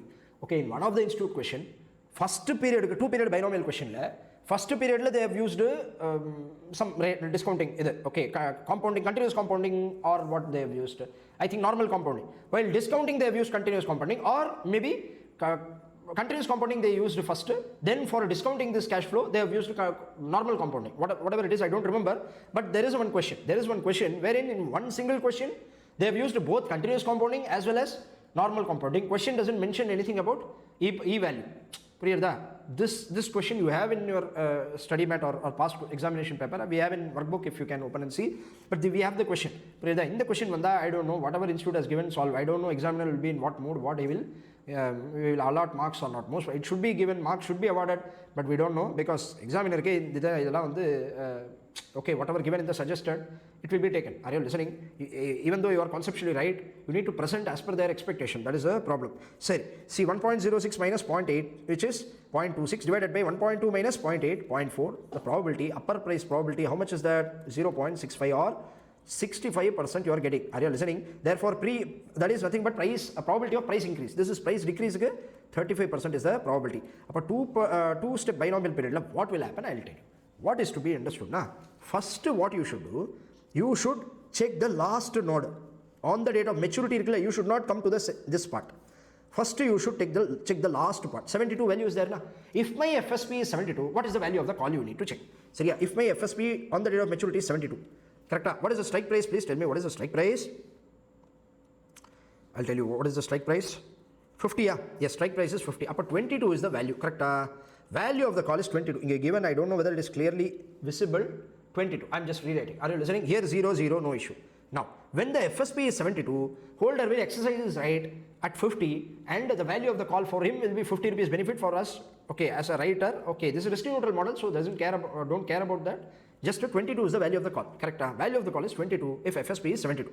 Next, at 48, you tell me a share worth 48 in the open market, will he exercise? A holder will exercise? Will never exercise. He will lapse. Value will call 0. Even lower, it will be 0. 48, and FSP is 32. All the value will be 0. It will never be exercised.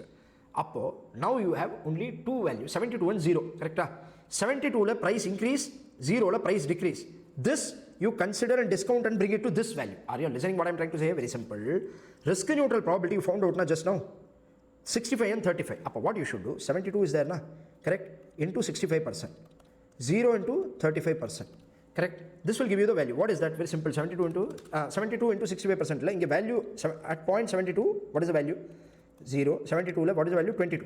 22 into 65%. 14.3. What is that? 22 into 65%. 14.3. This is 0. Weighted average total value of the call at this point is 14.3. The value of the call at this point, okay, is 14.3. Are you listening what I'm trying to say? On the date of maturity, on an average, my value of call is 14.3. Expected value of call on the date of maturity. Correct? That you should bring discount using 6 months period rate. Discount using 6 months. Okay, and bring it to this node. After 6 months, you bring it to the value. Which means 14.3 is there, na? This 14.3, if I discount and bring it to present value terms, 14.3 divided by e to the power TR, see 1.06 is there, 6% annual compounding. What is the given? See here, what is the risk-free interest rate is 6% per annum. Annual 6%, 3% will be taken for 6 months period. Agreed? 6 months period if you discount, you will get 14.3 divided by 1.03. Okay, assuming I'm not using continuous compounding, they have used normal compounding, that's why I'm using normal discounting. Okay, what is that? 14.3 divided by 1.03 will give you 13.88, some number. What is that down? See here, maybe they have taken risk-free rate, and I will just check it. Okay, see here, 14.3 divided by 1.03045, still 13.87. So what is that?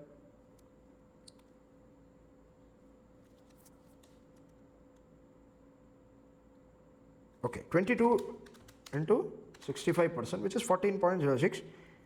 Okay, 1.06 they have given. 1 second. The question is 12% per annum. What is the risk-free rate of interest? Is 6%. Two-step. 1 second. The year they have given. Sorry. They have given clearly. Sorry. My mistake. See here. They have given 2 time periods of 1 year. Okay, that is 6% per annum only. 2 period na. Up 1 year rate 6% you will discount instead of 3%. I thought 6 months period and 6 months. Okay, no issues. So 1 year and 1 year. The question. Okay, up what you will do? 14.3 divided by 1.06. Instead of 1.03, you will use 1.06 and discount. Are you listening what I am trying to say? What you are understanding? Sorry, 14.3 divided by 1.06. How much is that? 13.49. Are you understanding? This maturity date value, they discount and bring it to 2 year end value. This is the future value. 14.3 is the future value. Expected future value of the option, call option. Correct? That I bring it to present value terms again 13.49. But this has considered only the upper scenario. When the price is increasing and second period we have taken weighted average. Are you listening? But we have to consider downside also na. Upper downside this not what is the price at the end of first year. What is the weighted average expected value of call? Very simple. What you should do? 0 into 0, 0 into 0, value 0. This not okay, 0 divided by anything will give you 0 only. Are you understanding? Now we got the value 1 year price. After 1 year, this is the value of call option. Adavadhu if FSP is 60. If FSP turns out to 60 and 72 in the later year, it is expected to be 72. Okay, and lower FSP to be 48. Now, on an average, the value of the call is expected to be 13.49 after 1 year period. Now, the lower FSP is 0, upper FSP is 13.49. We again need to discount 1 year discount. See, from second year, we calculated dragged expected value to 1 year end value. Now from 1 year end value, we need to bring it to present value terms. Year 0, today only you need to value option. Are you understanding? This option has 2 years maturity period, having 1 year as interval. Are you listening? Initially we thought it is 1 year period, 6 months interval. Then I saw in the question specifically given 2 year option, 1 year as interval. We value today after 1 year. Today, this is the value after 1 year on the upper side. This is the value after 1 year on the lower side. How to find it? Same probability will apply. Upper 13.49. Upper FSP probability, here what you applied, same value you should apply, I told you, into 65%, okay, plus 0 into 35%. This will give you weighted average value of 8.272. Are you understanding? This is the value of call option. This is, they have done using risk neutral method only. Ultimately, formula used money, they have found out the probability, but weighted average expected value of the call they have found out. Okay, and they discounted and bring it to present value terms. See, value of American call option at knots D, E and F will be equal to the value of European option at these knots, and accordingly, call values at knot D, E, F will be 2200 using the single period binomial model. The value of call option node B is this much. The value of option at node A, which means the starting point at node A, this is very important. Today, what is the value of option? Okay, node B and node C, weighted average, you use and discount and bring it to present value terms. Okay, 1.062 discount. Numerator 13.49 into 65% upper probability into 0 into 0.35 lower probability, you will get weighted average value of the expected value of the call, fair value of the call as of today. It's not expected. The fair value of the call today. Are you understanding the solution? One step binomial model understood. Okay, same way this is also happening. Why we require different, okay, at different point, why we require value to be, you have to decide the American options, right? It will be better to decide at what point you need to sell the option or you need to exercise the option. Are you listening? That is why this is very important. Absolute clarity is there. Shall we proceed? Okay, now we will move on to the understanding of normal distribution value. This is a basic discussion for the Black-Scholes model. What is this? I'll tell you. See, in the normal table values we have n value, z score is there, table value will be given in the question. This we will briefly discuss. Why I am discussing this briefly? Many students get confused in the normal table value. Okay, they know how to solve the solution, but logically they need to understand before understanding this. In the entire CA Final AFM syllabus, you have 3 places where there is a requirement for this understanding. Normal table value you need to understand. One is here, Black-Scholes model, you need to understand. But okay, to understand Black-Scholes model in a better way, you need to understand basically how the probability is taken from the normal table value. That is first thing. Secondly, okay, we will discuss in the advanced capital budgeting chapter. Okay, there also we will have capital budgeting under uncertainties. There also we will discuss the same thing. Okay, but there I will not discuss here. Somewhere you have to discuss. Okay, here I am going to discuss. Regular lecture we generally used to discuss in advanced capital budgeting. Here I am discussing it here. One more area where this comes now, the risk management, okay, VAR, value at risk. There is a topic called as value at risk, correct? At the fag end of this discussion, I will discuss about value at risk. There again the normal distribution value, Z value will be used. Okay, what it is, what is the understanding through an example, through various graphs I have given, we will try to understand so that it will form part of the Black-Scholes model, which we will try to eventually solve. Black-Scholes model, okay, since last so many attempts I have never asked. Are you listening? But anytime they can ask. Put call parity also same situation. We never know when they will ask. Are you understand? You have to be prepared. Okay, so Black-Scholes model, there is a formula. When we apply the formula, we'll get the solution. That's it. But I am trying to, we cannot derive the formula. It's a big, huge calculus-oriented derivation is there. Okay, we will never derive here. No time for that. But one thing is, what we can do now, at least we can understand the logic of this formula through numbers. We will understand the logic of the formula. Probability based theory, just an extension of binomial model only, Black-Scholes model, how it came into existence, we will try to analyze. Then we will try to by heart. This formula you need to by heart, there is no other choice, but okay, it will be very useful. Okay, if you know the formula, if you revise the formula, you will get the 8 to 10 marks. They may ask for 8 to 10 marks. Black-Scholes model, minimum they will ask for 8 to 10 marks, so you can easily get it done. Okay, shall we start? Okay, understanding the normal distribution values. Shall we start?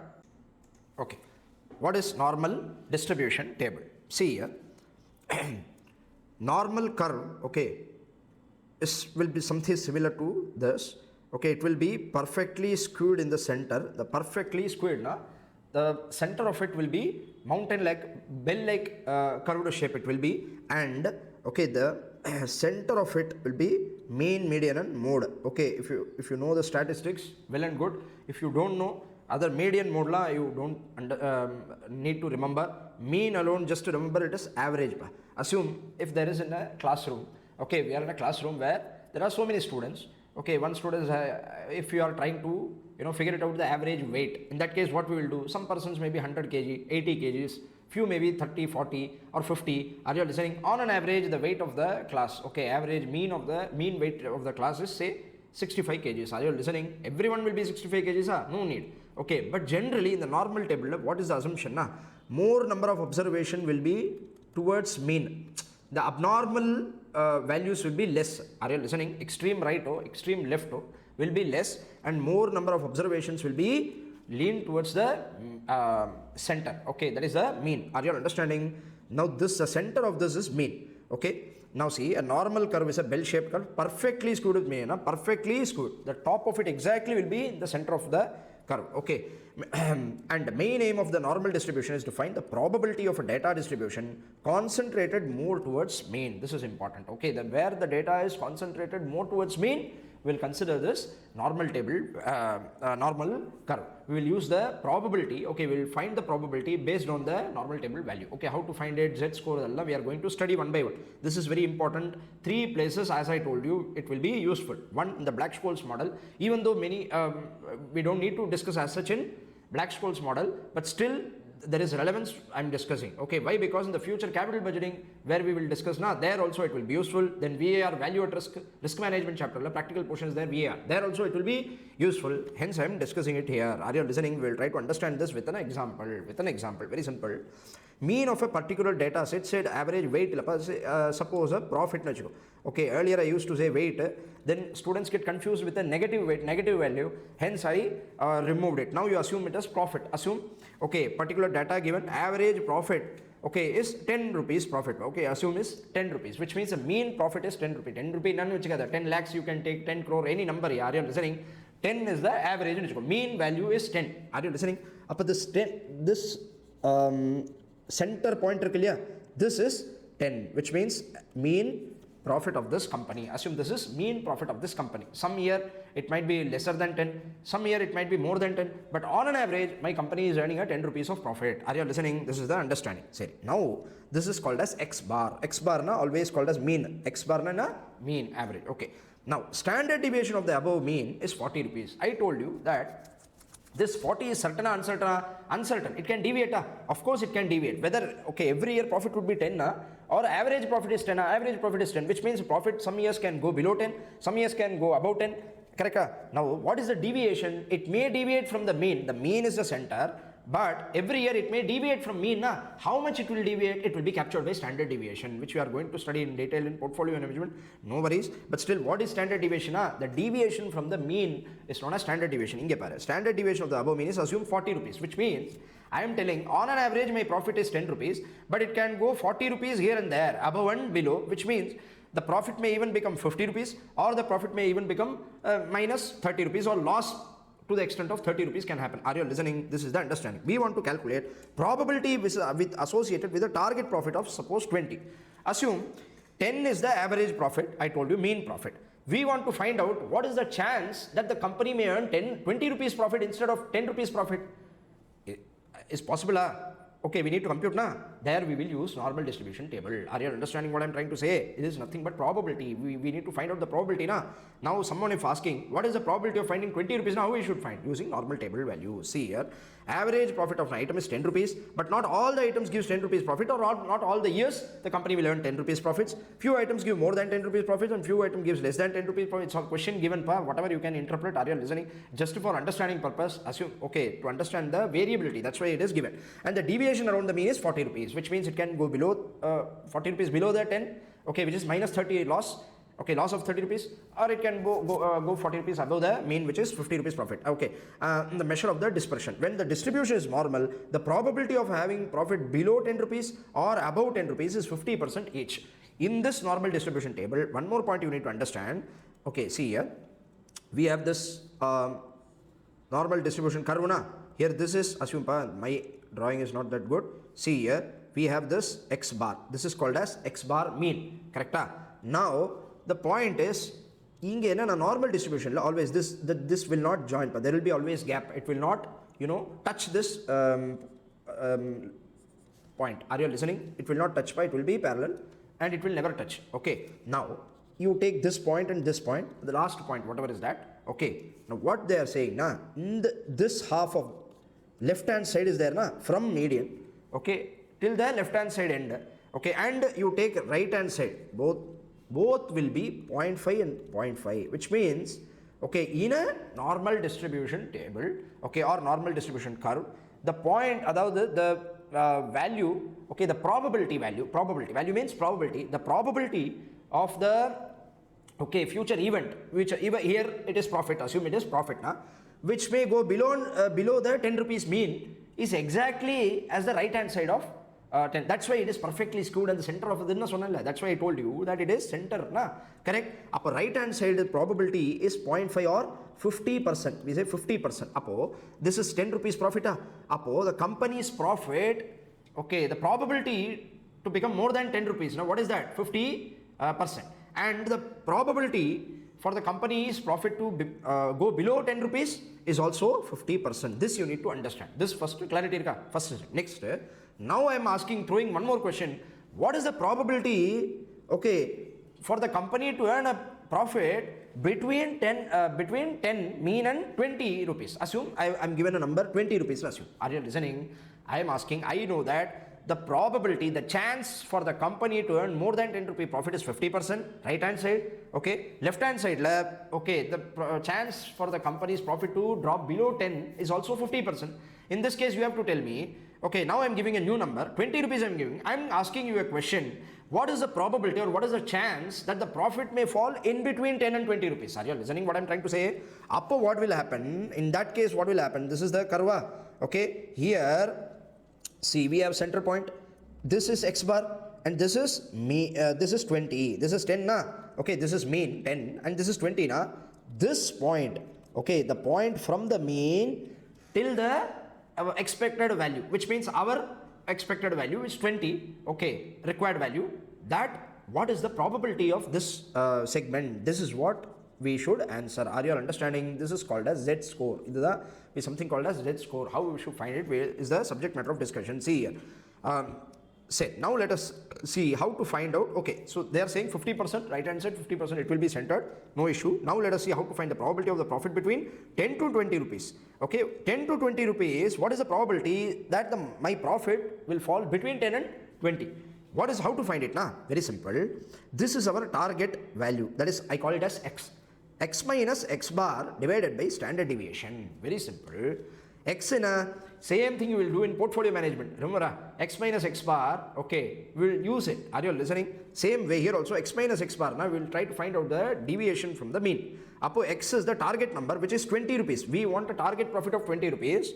And X bar is minus mean, X bar is 10. Divided by standard deviation is 40. 20 minus 10 minus 10 by 40. Assume it is, okay, 0.25. Are you understanding? Okay, 20 minus 10 by 40 is what? 10 by 40 is 0.25. Are you listening what I am trying to say? X bar is 10 na, so it is not minus the upper right hand side. Up this 0.25, Z score is 0.25. What is understanding? This we call it as Z value we call. What is that Z value? We will understand now. Are you listening? What I am trying to say? This is called as Z value. Z value, okay, is a target number, okay, or target point, and it will try to find out what is Z. Now I will try to tell you the interpretation. You will understand. Z tells us, okay, the target number, which is 20 rupees profit in this case, is how many standard deviations away from the mean. Are you understanding? Very important interpretation, which means the 20 rupees is there na. I know that this is not mean, correct? This is not mean. It deviates from the mean. Yes, it is deviating. 20 rupees is deviating from the mean. 10 rupees is the mean. But 20 rupees is something more than the mean. It is deviating. But how much it is deviating? Question arises na. Which means, if I measure this in terms of standard deviation, I need to answer how many standard deviation is away from the mean. It is 0.25 standard deviation away from the mean. Are you understanding? This is the understanding, because 40 is the standard deviation and 10 rupees is the distance. So in terms of, if I calculate in terms of standard deviation, it is 0.25 standard deviation away from the mean. This is the understanding. Now we got the Z score. Okay, we got the Z as how much? 0.25. Now the interpretation, the target profit of 20 rupees is away from the mean, we know that. But the distance or gap between 20 and mean depends on the standard deviation, because how the prices are deviating from the mean, that also we need to understand. Out of this population, how much is the deviation also we need to have. Another first step is to calculate standard deviation. If they have given standard deviation straight away in the question, use the number and calculate the Z score. Z is nothing but, okay, target, which is X, target number minus mean. Target minus mean divided by, okay, what do you call, that is standard deviation, which means X minus X bar is mean, X minus X bar divided by standard deviation, sigma. It should be understood that 20 rupees is 0.5 standard deviation away from the mean. 20 rupees is the target profit, which is 0.25 standard deviation away from the mean of 10 rupees. The normal distribution table gives answer to probability associated with a number which is a n deviation away from the mean, which means 0.25 deviation away from the mean. Now you will refer the standard deviation table which is given. Okay, no need to, the examination, they will give you the Z value. Okay, they will give you what is the Z value, don't need to worry. But we need to understand what is that, so that you need, okay, you will understand conceptually the Black-Scholes model. For that you need to understand these things. Why I am discussing suddenly, why I am discussing, no, don't think. Okay, the next segment you will understand the relevance. Are you understanding? Say, which in case is a number which is 0.25 deviation from the mean. Now I have given here, now we need to find out the Z score. The 0.25 is not the probability. This 0.25 is just a, okay, deviation in terms of standard deviation. The deviation of the target number from the mean, the distance of the target number from the mean in terms of standard deviation, it is called as Z score. Z is 0.25 na, we will go to standard deviation, we will go to what is that, normal distribution table and try to find out. This will not actually touch the line, no issue. Okay, this is the normal table given here. See here, 0.25 we need to find. 0.2 is here, correct? And 0.05 is here. What you will do, you will take the corresponding number. You need 0.25. Up 0.2 plus 0.5. This, the matching number will be this 0.0987. What is this? All these numbers given in the table, normal table. This is nothing but probability in percentage terms. If you can see probability in a decimal terms. If I say this is 0.0987, what is the understanding now? This is nothing but 9.87. 0.0987 in percentage terms is nothing but 9.87. What is the understanding? Now I will tell you. Okay, this captures the distance. In the question we had, this has 10 rupee mean and 20 rupee profit as what? The target profit. Upon the probability of earning a profit between 10 and 20 is the shaded area black given this is 9.87%, which means, okay, I have a 9.87% chance that my profit will fall exactly between 10 and 20 rupees. Are you all understanding the interpretation? Very, very important in the future. Say, I'll come back to that. We'll move on to the see notes here. I'll just clarify 1 second.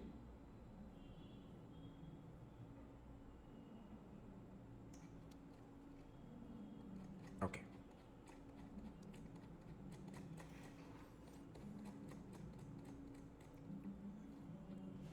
Okay. Now we have different types of Z table. One by one we will try to understand what is that. Okay, that Z table or normal distribution, normal table we call it as normal table, Z table, okay, normal distribution table, okay. These are called, hinge pare 10 kgs rupees assume, okay. Earlier I used to give kgs, people used to get confused. Okay, rupees now you will have, you can easily comprehend. See, now regular table, this table is called as X table, X to X bar table. This is nothing but Z table na, X to X bar. Z value always it measures what is the distance between the target number and mean. Apo, you should not get confused with the other areas. Forget about it.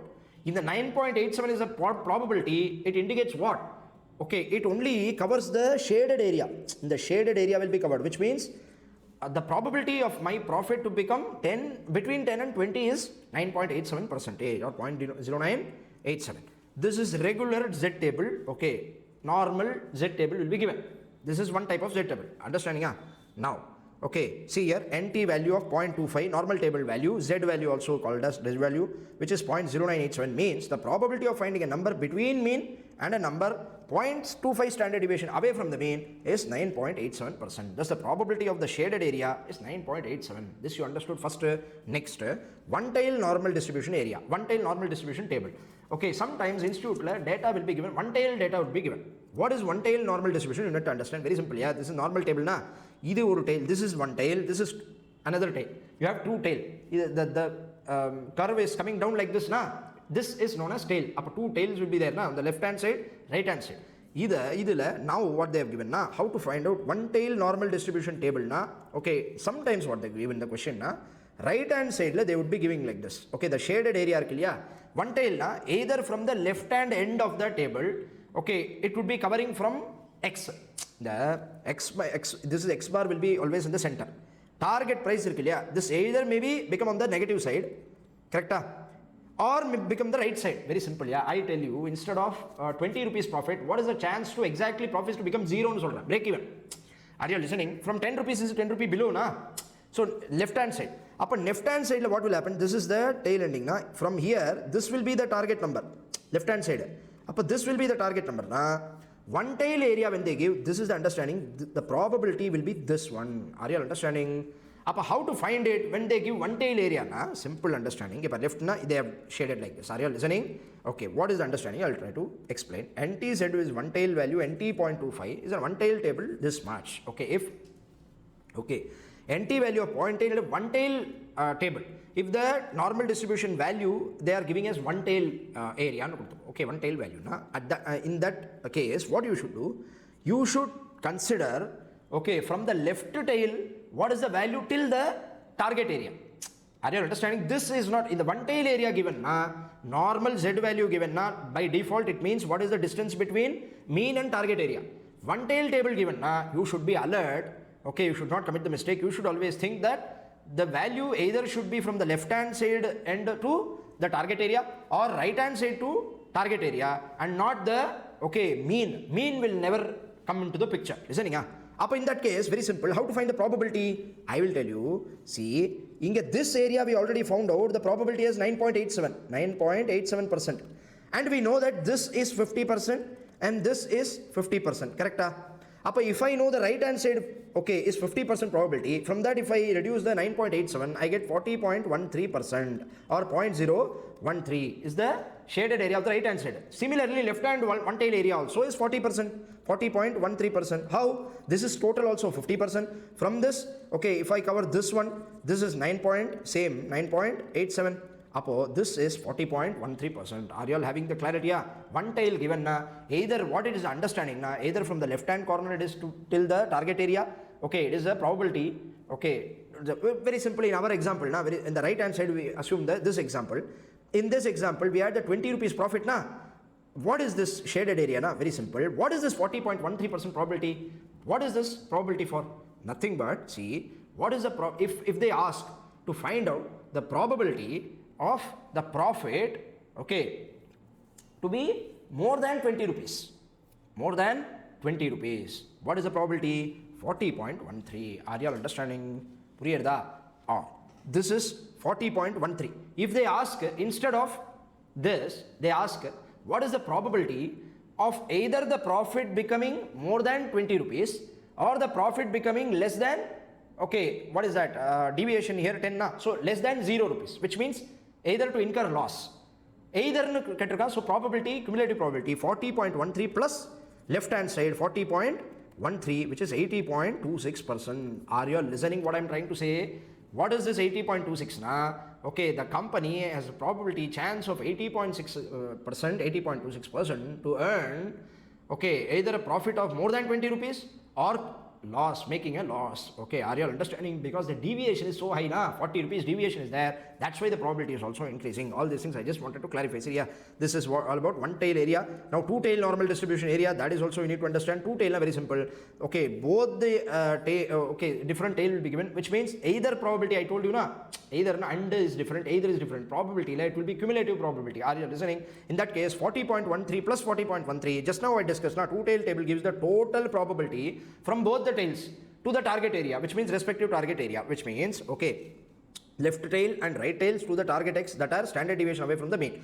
In this case, the probability of finding a number between left tail and a number point SD below mean plus probability of finding a number between right tail and a number which is 0.25 standard deviation above the mean is 80.26. In other words, probability of finding a number above 20 rupees profit, okay, above 20 rupees and below 0 rupees is 80.26. okay, and below 0 rupees na, okay, it is either. That is the understanding. Are you listening? Both will not happen in one single case. What I am trying to say, which means if you earn more than 20 rupees profit, you will never earn loss. Yeah, you will never incur loss. If you are incurring loss, that means you are not earning profit itself. That is not the real understanding. What is the thing? What they wanted to communicate? Na? Okay, what is the chance of either the profit to become 0 or either to incur loss, which will cover the left hand side tail, or the profit to become more than 20 rupees, which means which will cover the right hand side tail. This is two tail. If you combine it, you will get cumulative probability of 80.26. Are you listening? Next, cumulative normal distribution table. Cumulative probability, what I use? I just normally use in your technical cumulative. Okay, this is the real cumulative table. See here, what happens in this case? Okay, cumulative distribution table. What is this cumulative distribution table? Very, very important. Okay, this is only relevant for, if you see, most of the time cumulative distribution will be relevant. In case of option valuation, cumulative distribution is relevant. Why? Because see, generally, in 20 rupees, X target is 20 rupees, X bar is 10 rupees, we already know that. Now the point is, okay, standard deviation, if I want to ask you, what will be the chance for me to earn, okay, a profit below 20 rupees, which means a profit below 20 rupees, which means either it can be profit, it will be covering the profit which is earned 10 to 20 rupees, correct? And even it will cover wherever there is no profit. Why? Because the profit is below 20. You give me a chance for the profit to become below 20. Are you listening? Okay, which means it will cover 10 to 20 shaded area as well as this area. This area we know that cumulatively it is 50%. This area we just computed 9.87%. Upper cumulative area, okay, is nothing but the area from the left hand side, okay, left to tail till the the target area, target point, which is the Z point. See here, we have taken X na, the target, which means 20 rupees, which means you tell me the profit up to, what is the probability of me earning the profit below 20 rupees or up to 20 rupees, up to 20 rupees, what is the chance? 50 plus 9.87, 59.87. This is called as cumulative probability. Are you listening? 59.87, 50.81, 59.87. This I have given. Hence the probability you can go through. You have the notes, you have the PDF, you can go through. We will discuss the Black-Scholes model now. Why I discuss the Black-Scholes model? Now, what Black-Scholes model really tries to analyze the very, very important model. See, in the previous segment, we saw the riskless portfolio hedge approach, risk neutral approach, all these approaches, okay, all these option valuation model try to analyze, okay, or try to mitigate the risk of this future cash flow of the option, correct? Option cash flow was uncertain, risky, okay, and it was uncertain, risky, therefore you cannot use the risk-free rate to discount it to value the option, correct? This was the issue, anomaly to be fixed. Now previous two models, option, binomial model under riskless hedge portfolio, they created portfolio and remove this uncertainty. Risk neutral probability, they assume we are living in risk neutral world and found out the risk neutral probability, the expected return will be risk free, and they solved using that method and they got the valuation, correct? Black-Scholes model, what is that? Black-Scholes model really tries to value, it is just an extension of the binomial model only, but multi-period binomial model, it will converge into Black-Scholes model. How it is? Very simple. I'll just show you. See here. See what happens in case of Black-Scholes model. What is the understanding? Now, earlier I discussed binomial model. This is a spot price. On the date of maturity, there can be only two options. Either it can go, the price can go up, correct? This is a spot price, share price, correct? Say it is 500. It may become 600. It may become 400 on the date of maturity. There were only two options, correct? Now the problem is, this is on the date of maturity. 2-period binomial model, what they came up, this is 1 year maturity period, this is 1 year maturity period option, but within the 1 year maturity period, one more probability if I assign, or one more option, one more, another option if I can tell, say assume the share price may again move up by some percentage or go up by some other percentage, which means here 500 is there na. In between the option maturity period, if the share price can go up either by 550, either to 550 or it may drop to say 450. Are you listening? And again from 550 it may move up to 600, from 550 it may move up to 480, or move down to 480, 450 length it may move up to 480 or it may go down to 400, whatever is the number. If I include another option, another step in that, it will become 2-period binomial model. Are you listening? First, till the date of maturity, if you have only one choice or if you have only one option in the sense, if you have only one, your choice, which means only once the price will go up or go down. If this is the case, this is a single period binomial model. Listening? If I include one more ladder, if I include one more data, that in between 6 months it can move up or down, even though the option maturity period is 1 year. If that is the case, it will become 2-period binomial model. But reality is that the share price today is 500. Every day or every second it jumps up and down, up and down, up and down till the date of maturity. This is what happens in the share market. Have you all seen the demat share market? What will happen? If I go to the demat account, see the share price. Every second the share price keep on changing. Lots of crores of investors trade. Last traded price will be given. The share price will be always fluctuating throughout the day. Market opens at 9:50. Now till 3:30 the share price will jump up and down, up and down. Are you listening what I am trying to say? Which means nowhere in the world, this is just for simplicity purpose, binomial model assumes that only once the share price will move up or down in case of binomial model. That assumption is question. Really it is not correct. So Black-Scholes model really tries to fix this issue by using the we want to remove the uncertainty of the future cash flows. How we can remove? By assigning some sort of probability. We assigned risk neutral probability there. Here we will try to assign, normal distribution, probability based on normal distribution. What is really trying to do? See, future spot price is there. This all issue arises from the uncertainty of the future spot price, correct? This main core issue in a future spot price is uncertain. That uncertainty, is to be fixed. It was fixed by creating a riskless portfolio in the first method. Second method by creating finding risk neutral probability, assuming we are all living in risk neutral. Second method. In this Black-Scholes method, he is trying to assign probability based, normal distribution based probability to try to find out some expected future spot price. Are you listening what I am trying to say? Today's spot price is there. This will grow to future spot price now. We will try to assign some probability to the current spot price and try to find the value. And the strike price is also there now. There also we will assign some probability. Very simple. What is the option option value? See, what is the call option value? FSP minus strike price. We already know that, correct? If the FSP is increasing, value of the call option will be FSP minus strike price. X strike price is even though fixed today. Are you listening? Strike price even though is fixed today, we have, we will assign a probability so that, the exercise happening or, exercising or lapsing depend on the future spot price, correct? Future spot price also will have some probability. Based on that, strike price, will have some probability. Are you understanding? Are you listening what I am trying to say? Strike price is fixed even though today, but the problem is, you will decide whether to exercise it or not based on the future spot price only. On the date of maturity only you can decide, based on the situation only you can decide, correct? we will try to assign some probability to FSP as well as X to find out, okay, what is the value of the option. Cumulative probability, the normal distribution probability we will apply, then find out. This is what the Black-Scholes model try. Generally what happens, I'll tell you, in the Black-Scholes model, we have some, see what they are telling now, there are various factors which affects the option valuation, and using those factors they are trying to value an option. See here, okay, there are 5 factors majorly which will affect the option valuation. 5 factors affect the option pricing or option valuation, which is spot price, strike price, okay, then there is interest rate, term of the option, volatility of the underlying share.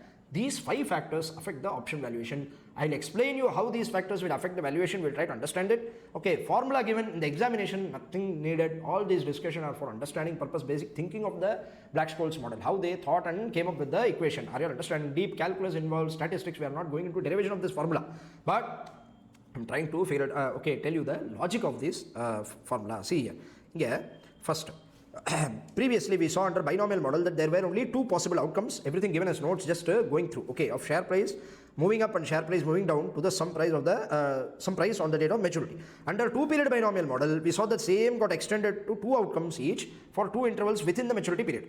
In reality, the share price moves up and down many times, not infinite. Infinite I should not say, because within 3 months, infinite will not be there. Are you listening?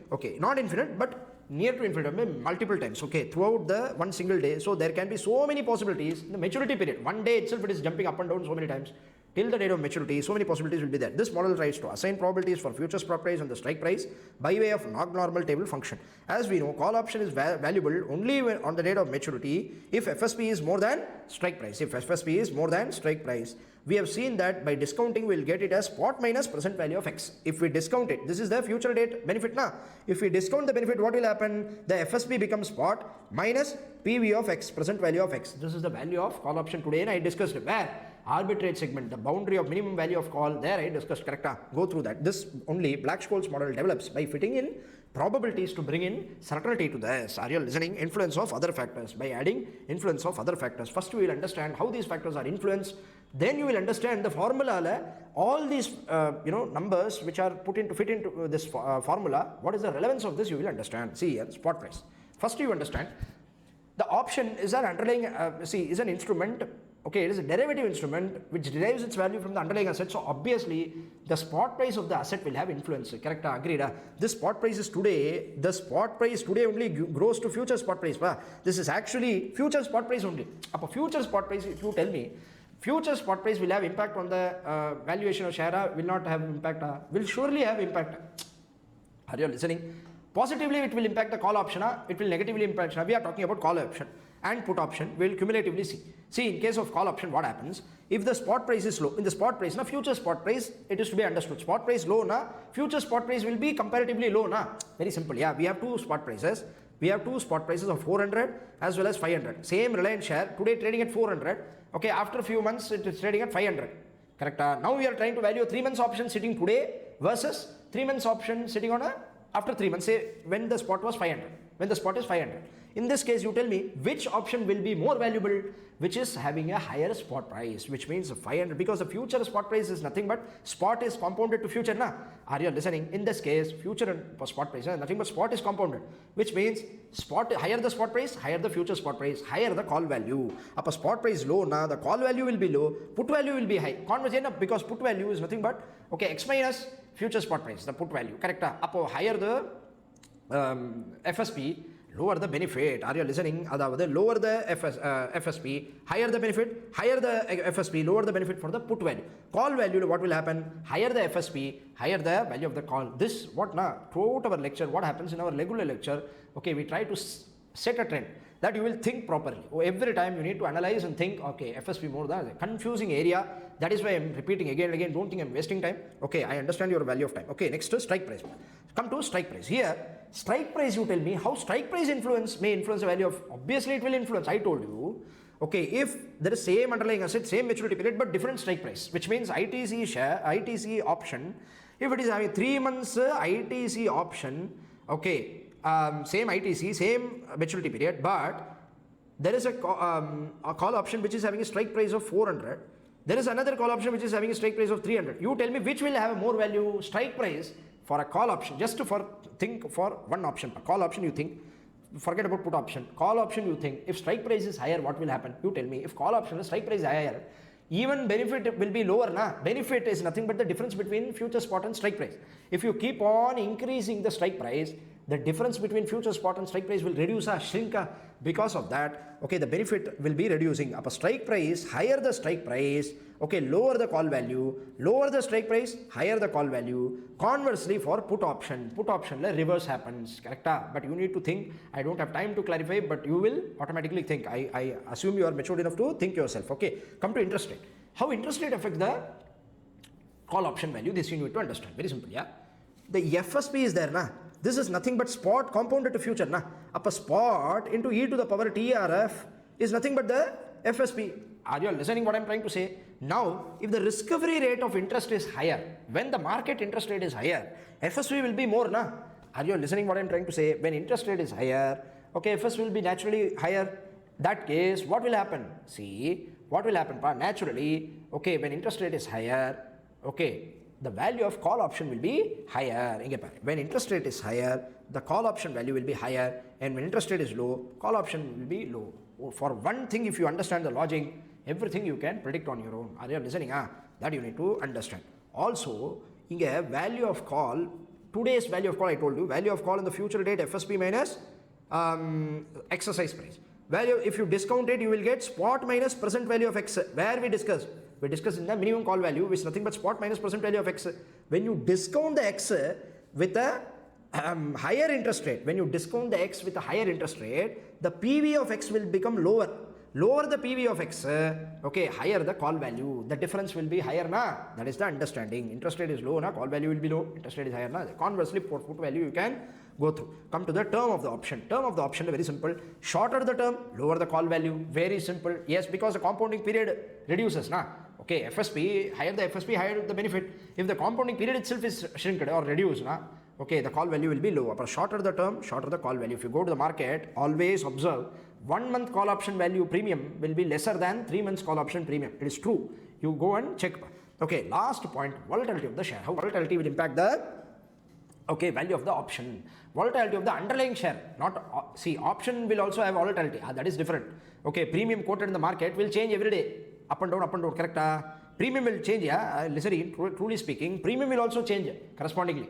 Premium, if assume in the previous question we calculate 7.74, whenever the option is nearing its maturity, the premium will also get reduced. Because I told you, lower the maturity period, lower the value, call option value. Call option value, what is that? Premium, call option premium. Are you listening? Volatility of the underlying share, how it will affect call option value, you need to understand. I will explain. This is very, very important to understand. See, not for examination, but reality, you need to understand these things. I have a chart.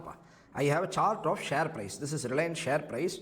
Okay, this is, assume this is rupee, this is the time period. Okay, now what happens? This is the share price looks like this. Are you understanding? Like this, it goes, correct? It jumps up and down. There is another share. Okay, this is high volatility share. This is a low volatility share. Volatility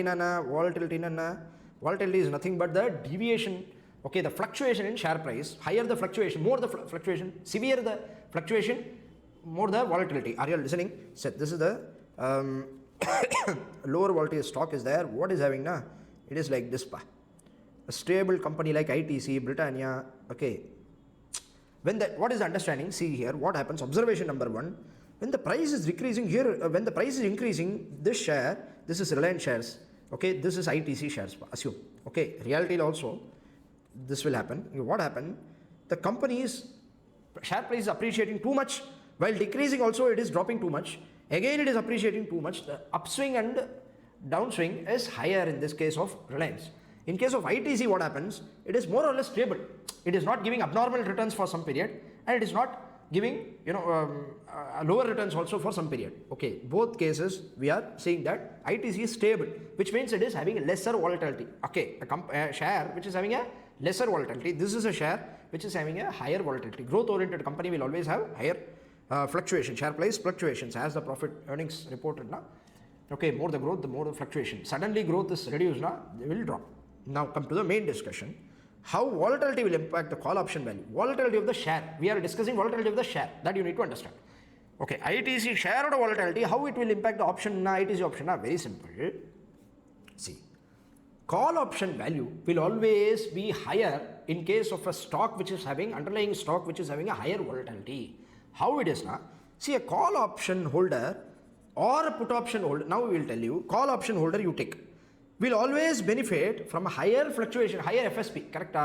Up higher the volatility, higher the profit of the option holder, correct? What I'm trying to say, which means the option holder will always, okay, try to benefit from higher fluctuation. Yeah, he will never enjoy this chart. Why? Because the share price, okay, it is more or less stable, na? Are you listening? More or less stable, na? It will move around the strike price and spot price. It will never give you bumper profits, correct? Apo, there will not be more, where there is no fluctuations, okay, what will happen? What do you say? The writer of the call option, okay, will not charge you a higher premium. Higher the risk, higher the premium. Just try to understand. Volatility is a measure of risk. Higher the risk, higher the premium. Are you listening what I'm trying to say? For a call option holder, just like insurance contract, yeah. Okay, health insurance, if you are going to insure a person who is having an age of 55 and above, okay, insurer, whether he will insure at the same premium rate which he will charge for a 25-year-old, no way. Okay, suddenly heart attack, pressure, BP, everything will come after some age, correct? In that case, premium will be higher. In this case, value of option is nothing but premium, na? It will demand a higher premium, a higher volatility, na? Higher premium. Okay, this is the understanding. See here. See, this is having some trouble. 1 second.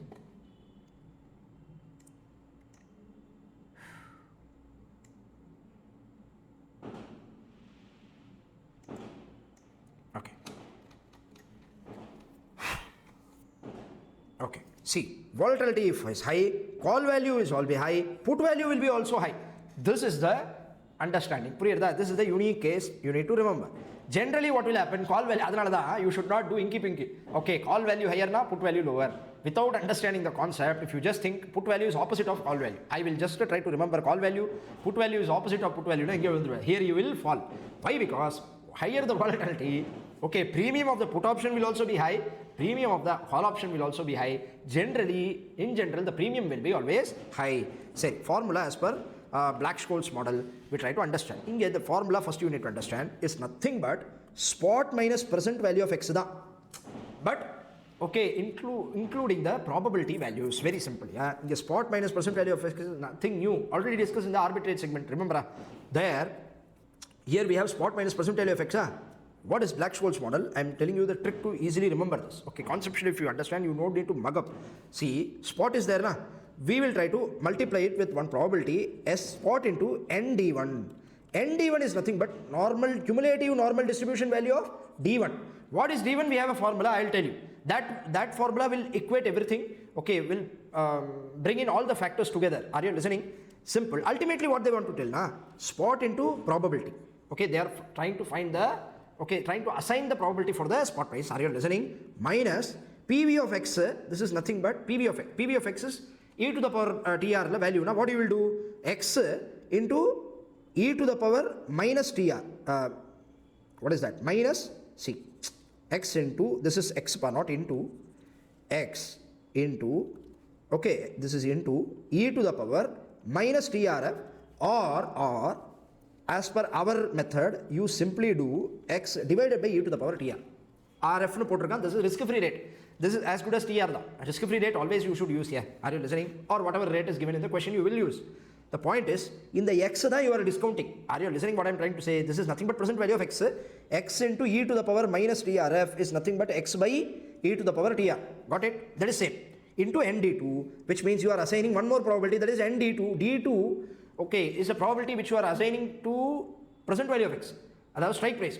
Listening, the probability which you assign to spot price, so is known as ND1 value. Apo, very simple, spot minus PV of x da, what I will do, okay, the Black-Scholes model, spot into ND1 minus present value of x, which is, okay, what is that? X by e to the power tr into ND2. Now, main point, we need to find out ND1 and ND2. Probability finding is the only discussion in this Black-Scholes model. Other thing, D1, D2 formula is there. You by heart, Simply by heart and substitute the numbers, you will get the solution. Put option value also given. Okay, x into, what is the put option value? Very simple. So spot value is spot minus PV of x. Correct? Put value is nothing but PV x minus spot, which I already discussed. Correct?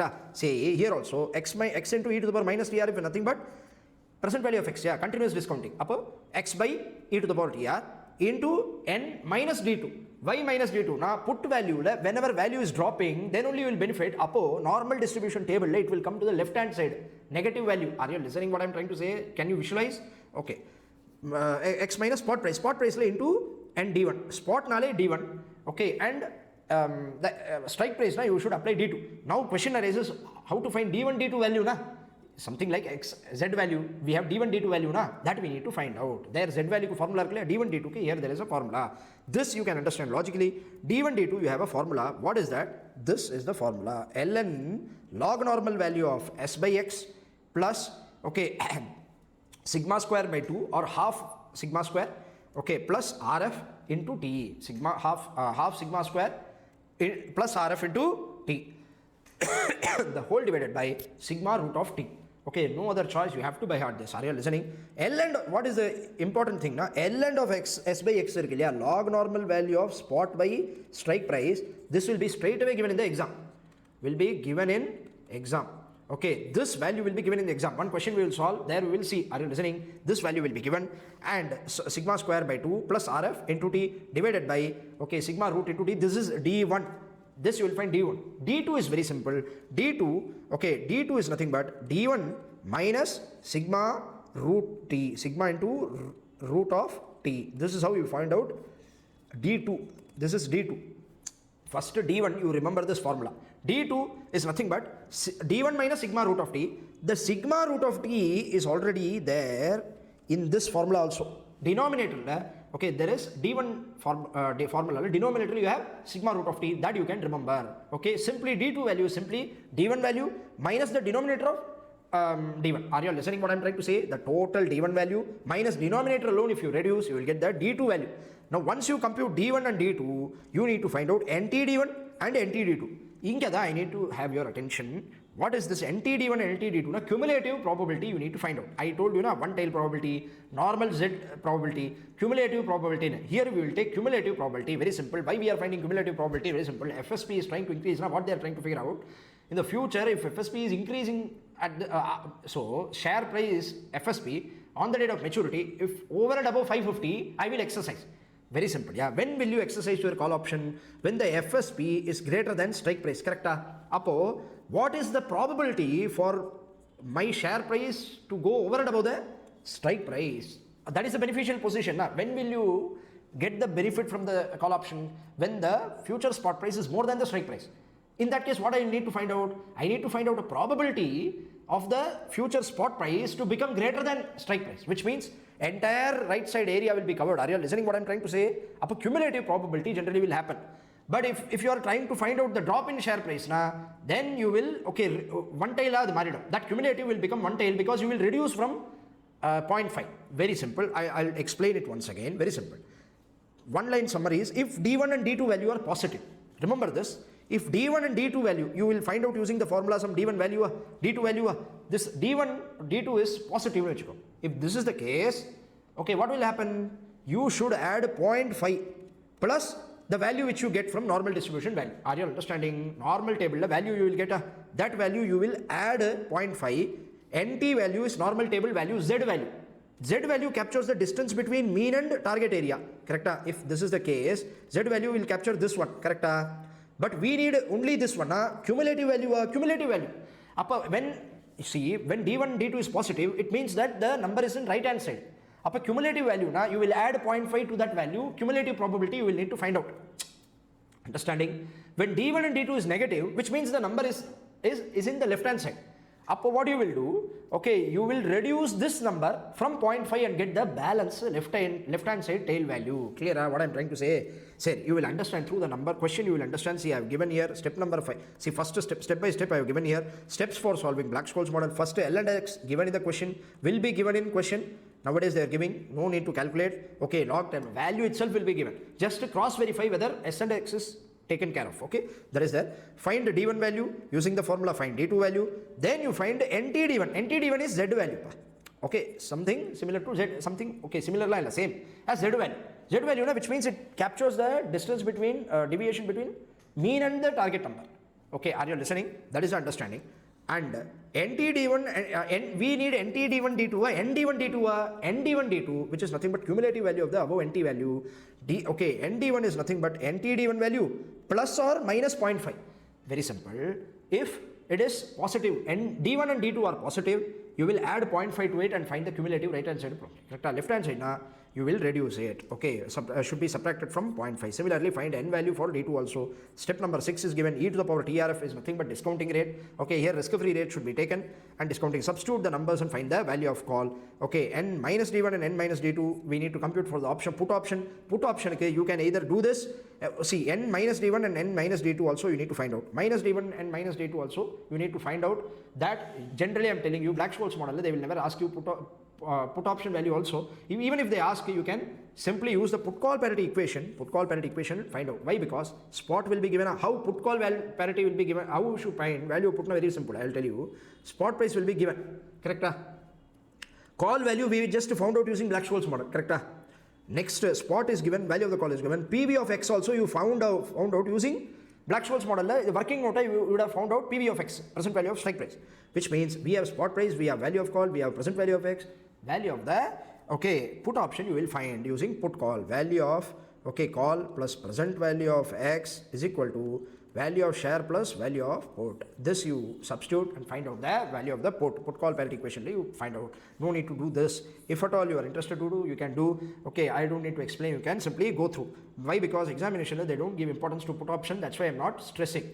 But if at all you find, we need to find out now, we'll see in the question of what they are saying. Okay, this is examination question, we'll see. Okay, study mat question, I think we'll see what are they asking. Following information is available for X company shares and call option. Current share price, spot price is given, option exercise price, strike price is given. Correct? Risk-free rate of interest is given, time of expiry is 3 years. Okay, standard deviation is given. All these are given. Simply find ln of x by x. I have given the value, but examination, don't worry, they would be given log normal. How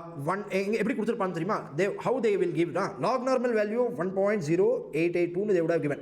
If you notice, this 1.882 will be derived from spot by strike price. Correct? ln of spot by strike price is nothing but log normal value of 1.0882, that is 0.08452. They would have been given the question here. Very old question, that's why not given in the question. Nowadays they will surely give you, I can assure you that they will give the log normal value, don't worry. Now next step D1. Okay, one more thing I wanted to discuss. Many students skip the Black-Scholes model. That you should not do. That is the purpose of discussing 1 hour, okay, this model. Why I discuss 1 hour? So that if at all accidentally the question comes in exam paper, it will be asked for minimum 8 to 10 marks.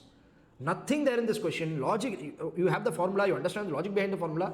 Simply try to by heart the formula. Okay, I generally don't advise to by heart, but you have no other choice, otherwise you will get confused. Okay, logically you try to by heart.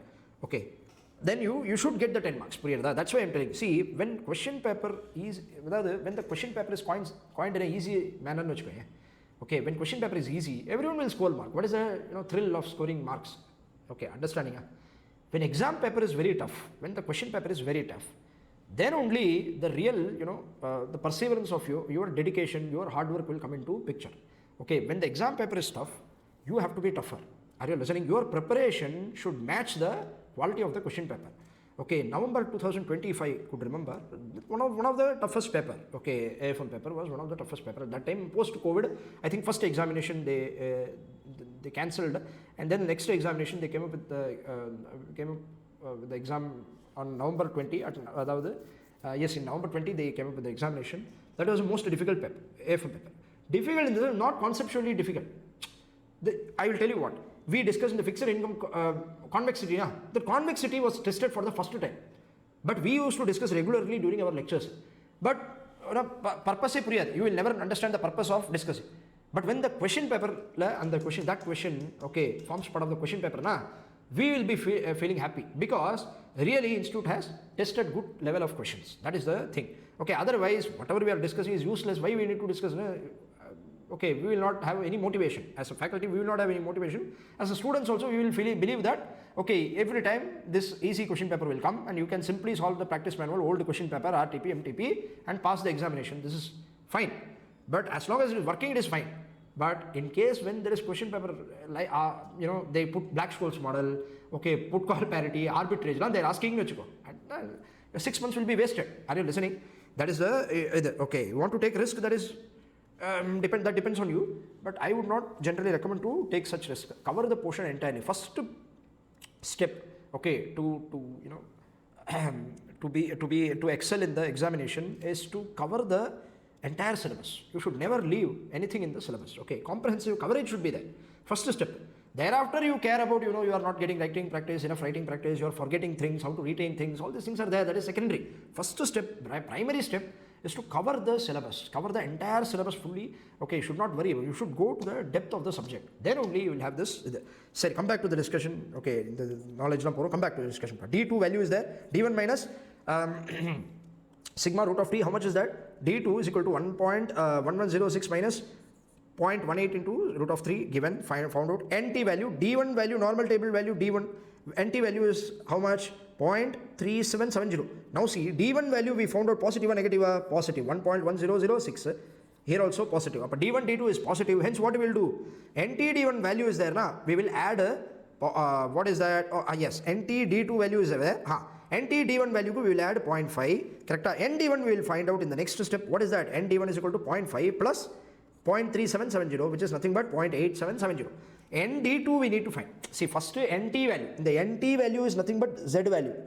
Z value, which is covering the distance between mean and the target number, but not the cumulative number. But we need a cumulative number. Are you listening? When it's in right hand side, okay, you tell me what is the probability of the share price to become more than strike price, na? It should cover entire thing, na? Are you listening? Okay, that is why we will take cumulative value, which is nothing but 0.5 plus 0.3770, which is 0.8870 given ND2, which is nothing but, again, D2 is positive, so ND2 is nothing but NT D2 plus 0.5, which is 0.7848. Okay, if D2 is positive, okay, and minus if it is negative, no issue. 1 by e to the power TRF, na, which is nothing but 0.8106, value of the call. They have only asked value of the call and not value of the put. Generally, value of the call only we ask. If at all they ask, simply if you are not getting time, na, put call parity, na, substitute and solve. Okay, don't bother about solving the minus NDT. You will get confused sometimes. That's why I'm telling you. Okay, put call parity is perfectly fine. Answer will tally. Same answer will be obtained. Correct? Next, we'll move on to the next segment. With this, we are through in this Black-Scholes model in its entirety. Okay, please try to revise all these three models I have covered. Okay, comprehensively. I have covered this comprehensively. Great care has been taken to cover all these areas. Okay, not only the riskless hedge binomial model, two-period binomial model, risk neutral model, Black-Scholes model. Okay, comprehensively I wanted to cover because everyone will have generally confusion here. Students generally they leave these portions. I don't want you to leave these portions in examination. That's why. Okay, lack of understanding, confusion, they will generally leave the exam paper. When I see during correction and all, I see that many students will simply leave the question paper. The questions related to options, this tricky area, they just simply leave the option choice route. That you should not do. You should enthusiastically solve these questions whenever they are asked. Say, next segment, theoretically, see, leftover portions are very few. Quickly, I will discuss within half an hour and try to close the session. Are you understanding? See, very simple. Theoretical boundary of European call option on a dividend paying stock and arbitrage. We already discussed the non-dividend paying call option. Okay, theoretically boundary, very simple. Yeah, okay. Spot minus present value of X. FSP minus X is the future date minimum call value. Now, if you discount, you will get the minimum call value of today. Correct? What is that minimum call value? Spot minus present value of X.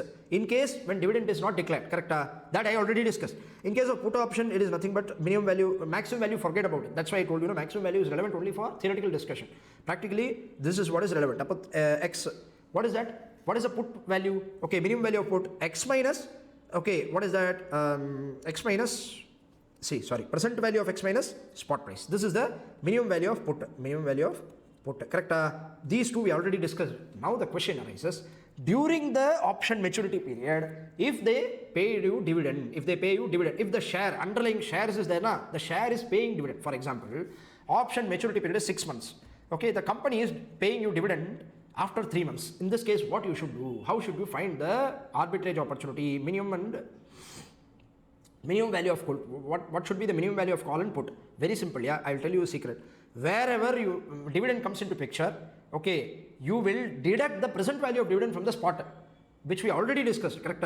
Same way you should. What is the logic I'll discuss here? See, the underlying asset on which the option is created may generate income. The problem, why it will reduce the call option? I'll tell you. See, option is nothing but a contract on the asset and not the asset itself. Correct? There is a difference. Dividend is paid, okay, due to the contract holding or to the asset holding. If you hold the share on the date of, there will be some cutoff date. Dividend declaration cutoff date will be there. Okay, declaration dividend payment. Okay, there will be some cutoff date announced in the stock exchanges. They will announce that on the cutoff date, whoever is holding this share, in their demat account, respective account, the dividend amount will be credited to your bank account. Are you understanding? Are you listening? This will happen only in case if you hold the shares, underlying asset, not the option on shares. Are you listening what I'm trying to say? If you hold call option, who will give you dividend for call option? Yeah, only for the share dividend will be paid. Are you listening? So in this case, there will be two situations. Dividend will arise during the option, after the option maturity period, or before the option maturity period, or within the option maturity period, I should say. There are two possibilities. One is dividend is being paid after the option maturity period, which means option maturity period is 6 years, dividend is paid after 8 months. Just ignore.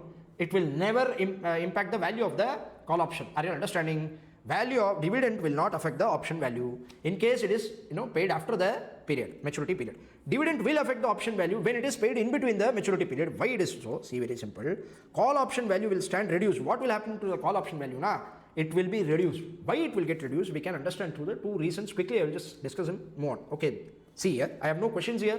Understanding logically, no questions asked, so I am not also discussing. But logically, if at all they ask, you should be in a position to answer still. That's why I am explaining. See what happens now? Call option value will be reduced. Why it will reduce? Now, a call option holder has only right to buy. Call option holder will have right to buy the share, but not actually the share. He is holding the share. He is holding a right to buy. He is holding only a right to buy. Contract on the share, but not the share physically. Literally, are you listening what I am trying to say? The share, but has not purchased the share. He is holding the contract on share, but he has not. He is not holding the share. By the time he exercises his right, when he exercises his right to buy, which means at that time he will, on the date of maturity, he will have to buy the share. He will have the share in hand. But the problem is, by the time he exercises the right, the dividend would have been paid in between. Dividend paid after the exercising period, okay, after the maturity period. No issue. If the dividend is paid before the maturity period, then it will have impact. Yes, the dividend will be lost. Why? Because you are holding a share, you are holding an option, you are holding an option and not holding a share. By not holding a share, you are losing the income arising out of the share, which is dividend. Correct? To that extent, your option value will get reduced. Hence, the dividend income lost is an opportunity cost for holding the call option, which reduces the call value. This is the one understanding. Even if the call option holder short sell the share, see, I am telling today I will short sell the share today. In this case, okay, what I will try, I am trying to short sell the share. How I will short sell the share? Very simple, yeah. Okay, short sell the share, underlying asset with the come dividend price, which means today I will sell the share, short sell the share. I see, having a contract on the asset doesn't prevent me to take a short position on the asset, correct? Doesn't prevent me to take a short position on the asset. In that case, if I take a short position today, the today's share price will be come dividend price, ex dividend price, come dividend price. This price, share price today, will have dividend included in it, correct? In that case, what I cannot do, okay, I can even sell the share, but this is come dividend price, not ex dividend price. First understanding, correct? Now, he cannot enjoy the dividend because he has to pay to the lender of the shares. Are you listening? Even if I short sell the share, I need to borrow the shares and short sell, correct? Settle the short selling. But even, very simple, yeah, short selling when happens, if I need to short sell, I need to have the shares for that. Okay, how will I short sell? By borrowing the shares. Without having the share, how can I sell? I told you a short sell concept, correct? In the share market, you can short sell. How I can short sell? By borrowing the shares from the brokers, we can short sell. In that case, you are holding the share. Upper dividend will arise. You will not lose the dividend income, which means you can even, what I am trying to say, what the second question, okay, is asking now, what the second point is clarifying. See, in the first point, we discussed that if we are holding the contract on the asset, we will not get dividend. By not holding the asset, we will not get dividend. But second point, what they are asking, okay, still, by holding the, holding the call option, holding the contract on the asset, doesn't, okay, doesn't stop you to hold the asset also, na? Are you listening? You can also hold the asset. Why? How? You can hold the asset by taking the asset. You can borrow the asset from the brokers. Okay, by way of short selling. Listening, that case you will hold the shares. That case dividend will arise. You will be given dividend. No, you will still not be given dividend, because the dividend which is provided to you really belongs to the brokers from whom you borrowed the shares. Are you listening what I am trying to say? Which means, okay, even if you borrowed the shares, this is borrowed funds, okay, very simple, you borrowed some money. Adila someone gave you interest in vechiko. Okay, that interest belongs to whom? The owner, na? So real owner is the broker, which means you need to pay back the dividend. Dividend really doesn't belong to you. That is what the second point clarifies, if at all you are thinking what it is. Even if a call option holder short sell the share at come dividend price, he cannot enjoy the dividend because he has to pay it to the lender of the shares, which is broker in this case, from whom the shares were borrowed for short selling. How short selling happens, all these things, arbitrage pricing theory, regular lectures I used to discuss. I don't know if I will get time to revise this concept. That's why, see, something I cannot discuss in the regular lecture. Deep concepts are involved. Few concepts I cannot discuss, lack of time, sheer lack of time. Okay, that's why you need to understand these are all the things which I am skipping. The short selling concept of short selling, most probably it will be skipped, but this is the understanding. Short sell question arises, how you can sell the share without physically having the share, which means you can borrow the share. There is a mechanism in the market to borrow the share from broker, even though you don't have physically the shares. Okay, stock lending scheme, okay, you can borrow the shares, then you can short sell. Okay, then you can make good the broker. You can give the shares back to the broker. Are you understanding? Say, in case of put option, the value is enhanced due to dividend because holder has the right to sell the share and not the sold the shares. He can receive the dividend and sell the shares by exercising the put option. Very, very clear. Okay, summary of boundaries of call option and put option. See, minimum will call you. Very simple. There we computed spot price minus PV of X. Wherever spot price comes, you just reduce it with present value of dividend. PVD, present value of X, present value of dividend. Okay. We studied that spot minus present value of X was there. There you reduce spot minus PV. Just reduce the spot minus PV. Hold a call, short sell the strategy. Arbitrage strategy is given. Not at all relevant, just given. If you can go through, just go through. I am not discussing. You can simply go through. Okay. Same minimum call value we learned now. Same strategy will apply here also. Wherever spot price comes, if there is any dividend given within the option maturity period, just to reduce spot price with present value of dividend. Till now, if you don't understand anything, leave it. This note alone you understand. Wherever dividend given, see whether dividend is paid within the option maturity period beyond the option maturity period. If it is paid within the option maturity period, you find discount and bring it to present value terms. First to discount the dividend. While discounting dividend, see that I wanted to clarify. While discounting dividend, see, this is the option maturity period, correct? This is 3 months. Dividend is paid after 2 months. Assume after 2 months. This is dividend. Okay, what you should do, when you are discounting the dividend, you should use the time period from today to dividend. Okay, if you say dividend is paid after 2 months, this 2 months you should discount dividend. Dividend should be discounted using 2 months discount rate, same risk-free rate, but discount it for the time, the T you should take as 2 months, 2 by 12 you will consider in discount. Option maturity period is something different, dividend is different. This I clarified in futures also. If you remember, well and good. Okay, this I wanted to again clarify. Say. Last discussion, okay, see here.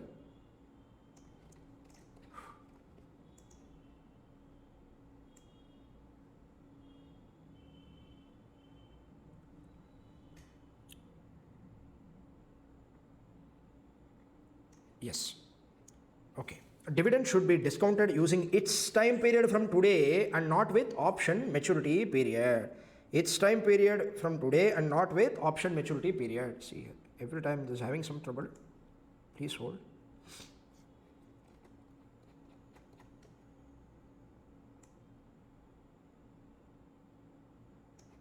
See.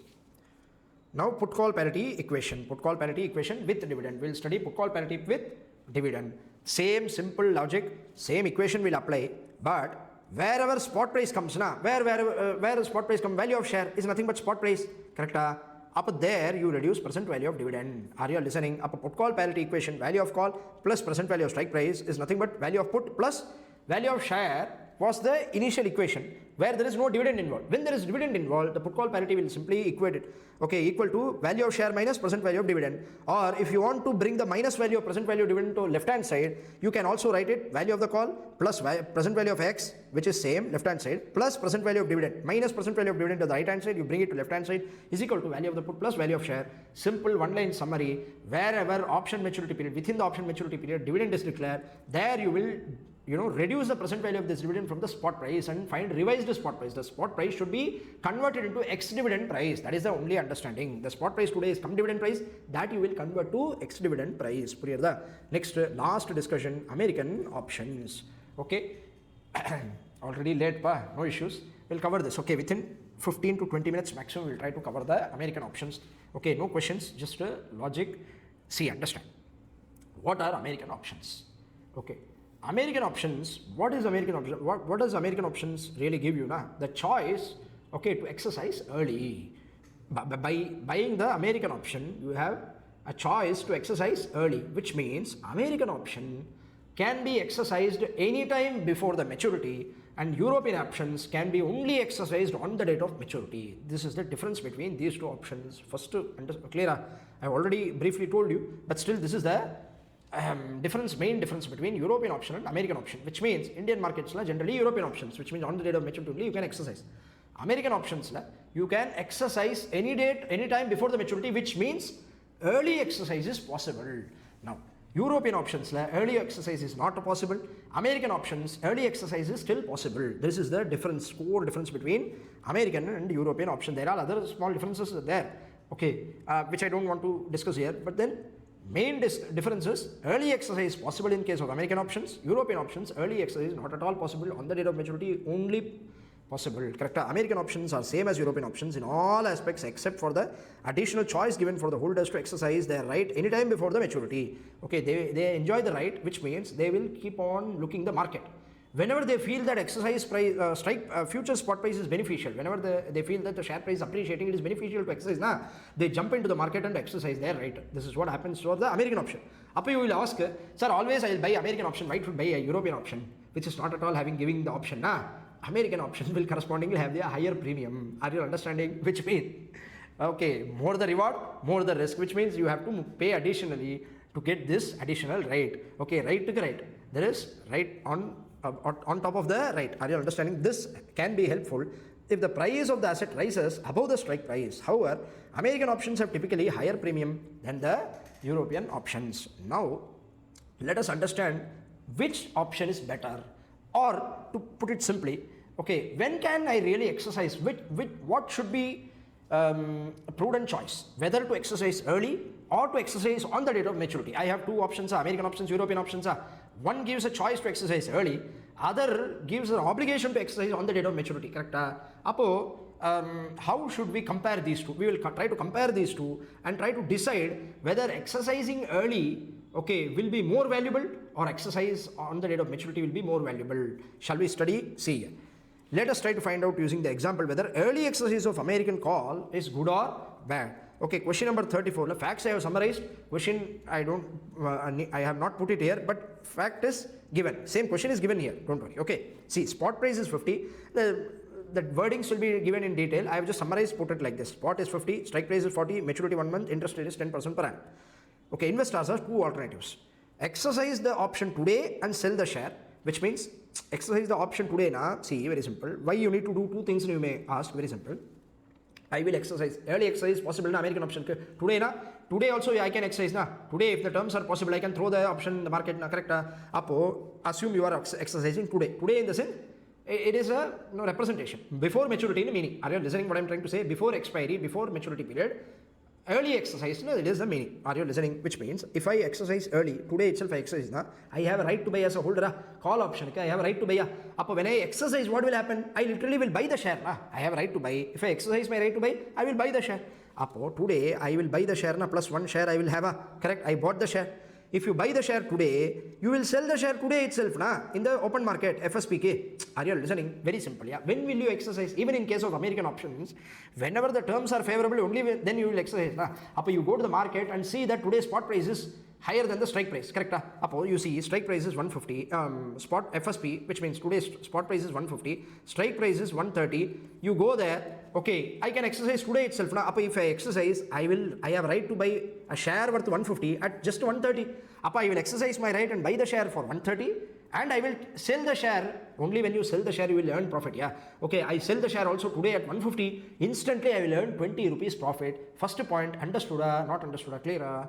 Okay, so first option, exercise the option today and sell the share today itself in the open market. First, correct? This is what you will do if you exercise early. What you will do by keeping the share, yeah, you want to realize the profit. You will buy, exercise the option, get the share, sell the share today itself, realize the profit. This is what you will do. Agreed? First option. Second option, you short sell the share today and exercise after 1 month. Very simple, yeah. You will exercise only after a month. This is the option. Maturity date exercise option. Correct? You will only exercise after 1 month. Correct. But what will you do today? Tomorrow you have a right to buy the share. But today you have only right to buy the share. You don't have the share, correct? Tomorrow you will buy the share. Today what you will do? You will sell the share. You will short sell the share. Are you listening? This is the strategy. So two different strategies you will take. They have asked us to compare and try to come to a conclusion whether American options is better, or to put it simply, early exercise is better or due date exercise is better. Listening, option A, we will see the analyze the cash flow. See what happens. We are exercising today itself, purchasing earlier. Today itself, by exercising our right at strike price, 40 rupees strike price, this is the outflow. I told you there are two different cash flows. Option premium is an outflow initially, correct? That is a consideration for buying the option contract. On the date of maturity, when we are exercising, one more consideration we need to pay, which is the strike price, which we pay and get the option done. Are you listening? Okay, I'm tired. Are you listening? See. When I exercise my option, then I need to pay what? Strike price, which means my outflow will be strike price. 40 rupees is this is to be understood as minus. I should have given like this. Negative cash outflow. Listening? So if I exercise my right, this is my cash outflow. And what I will do with that? What if I will get the share? Correct? 40 rupees I give by exercising. I'll get the share. What I will do with the share? I will sell in the open market for 50 rupees. 40 worth of share I get, 50 rupees worth of share I'm getting at 40, I'm selling at 50, open market 10 rupees, I'm making a profit today itself. This is the profit today, current profit. Understanding? Present value of the profit is 10 rupees. Are you all understanding? Is this clear? Option A is clear. Next, moving on to the option B. What happens? Option B, exercising only on due date. I'm only exercising on due date. Okay, and I'm trying to short sell today. See, having a call option today doesn't, stop me to take a short position in the share market. Are you listening what I'm trying to say? I can be a call holder as well as a share short seller. Understanding what I'm trying to say? Okay. See, what happens here? You are purchased by exercising call on the date of maturity.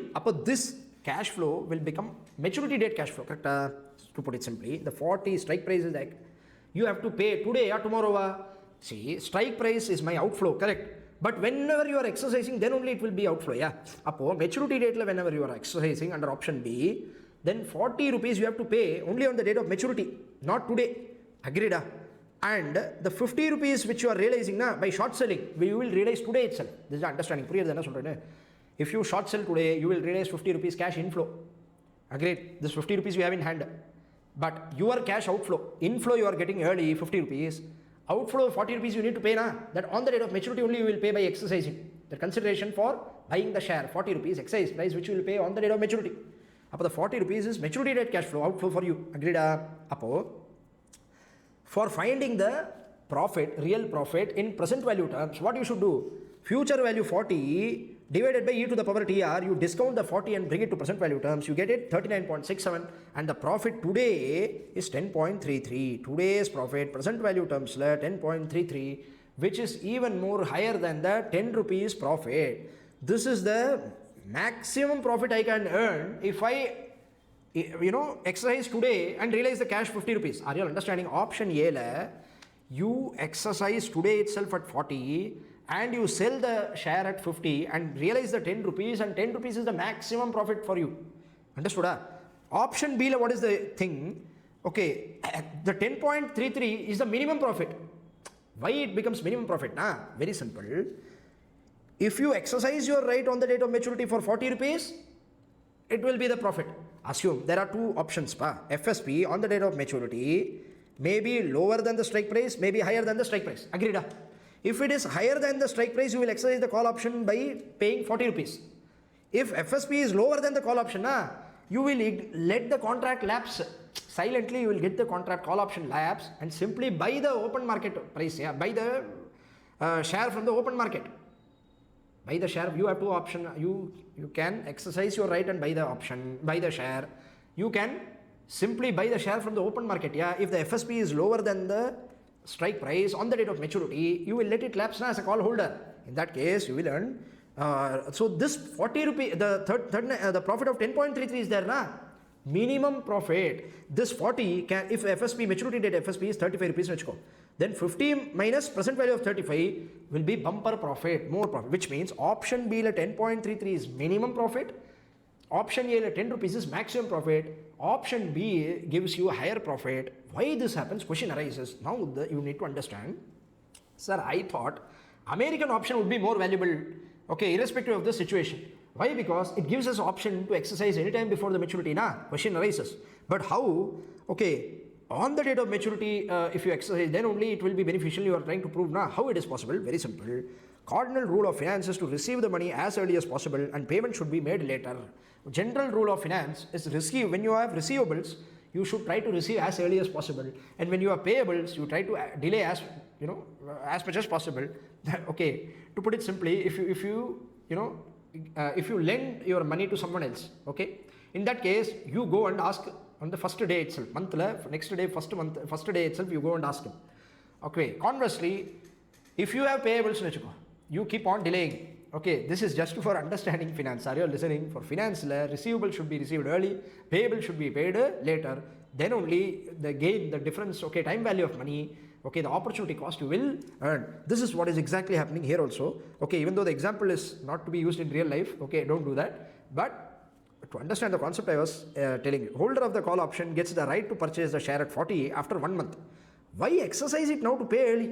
See, if you are exercising you are thinking you are benefiting from that. But the problem is, exercise, you need to pay the consideration for the share. The 40 rupee outflow under option A, you need to pay today itself instead of delaying. The option itself gives a choice to exercise it later. Are you listening? Why should you exercise early and pay 40 rupees today? You can exercise today, but you can never avoid the payment today. Can you tell the writer, I will exercise my option today, give the share today, but I will make the payment after a month? Can you tell them? No, you have to make the payment also today. It will come with a cost. Are you listening? Holding a call doesn't prevent one to sell at spot. We can short sell and deliver the share later on the maturity date of option. Wouldn't the profit be affected due to FSP on the maturity date? What happens to FSP increase or decreases? I just told you, two situations. If FSP is more than strike price, then exercise option, pay 40. If FSP is less than strike price, assume it is 35, then allow the option to lapse.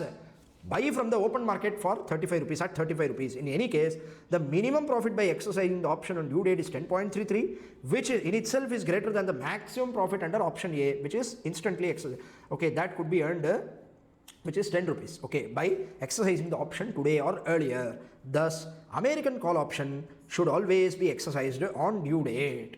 What is that, sir? Even though it gives you a choice of exercising early, but it should always be exercised on the due date. European call can be exercised only on due date, and American call will or should only be exercised on the due date. Thus, European call option will be same as American call option. This is the understanding. Without dividend, this is the value. With dividend, the scenario changes because the underlying asset gives you income. In that case, we will do cost benefit analysis. Quickly, I will discuss with dividend option also. Then you will understand. See here. See.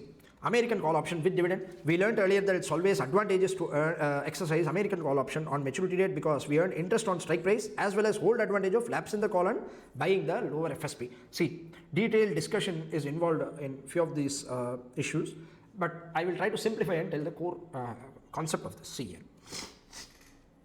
What happens, during the option period, if there is dividend, if the share is giving dividend, the situation changes. What happens now? Late exercise may, you may lose the dividend by exercising it on the due date, by exercising it on the due date or on the maturity date. What will happen? Before maturity date, if the option is giving dividend, you will lose the dividend. Ultimately, the value of dividend you are losing. Are you listening? Appo the dividend, it all depends on the dividend amount of dividend income, maturity period, how early is dividend is being paid or how delayed the dividend is. All these things matter. But dividend over time, dividend amount, all these matters to consider. Appo what you should do in case of American options where dividend is paid, na, okay, you should compare, basis, no, you should compare on a given scenario. Adavadhu you should compare value of call option, okay, if you exercise early and if you exercise on the date of maturity.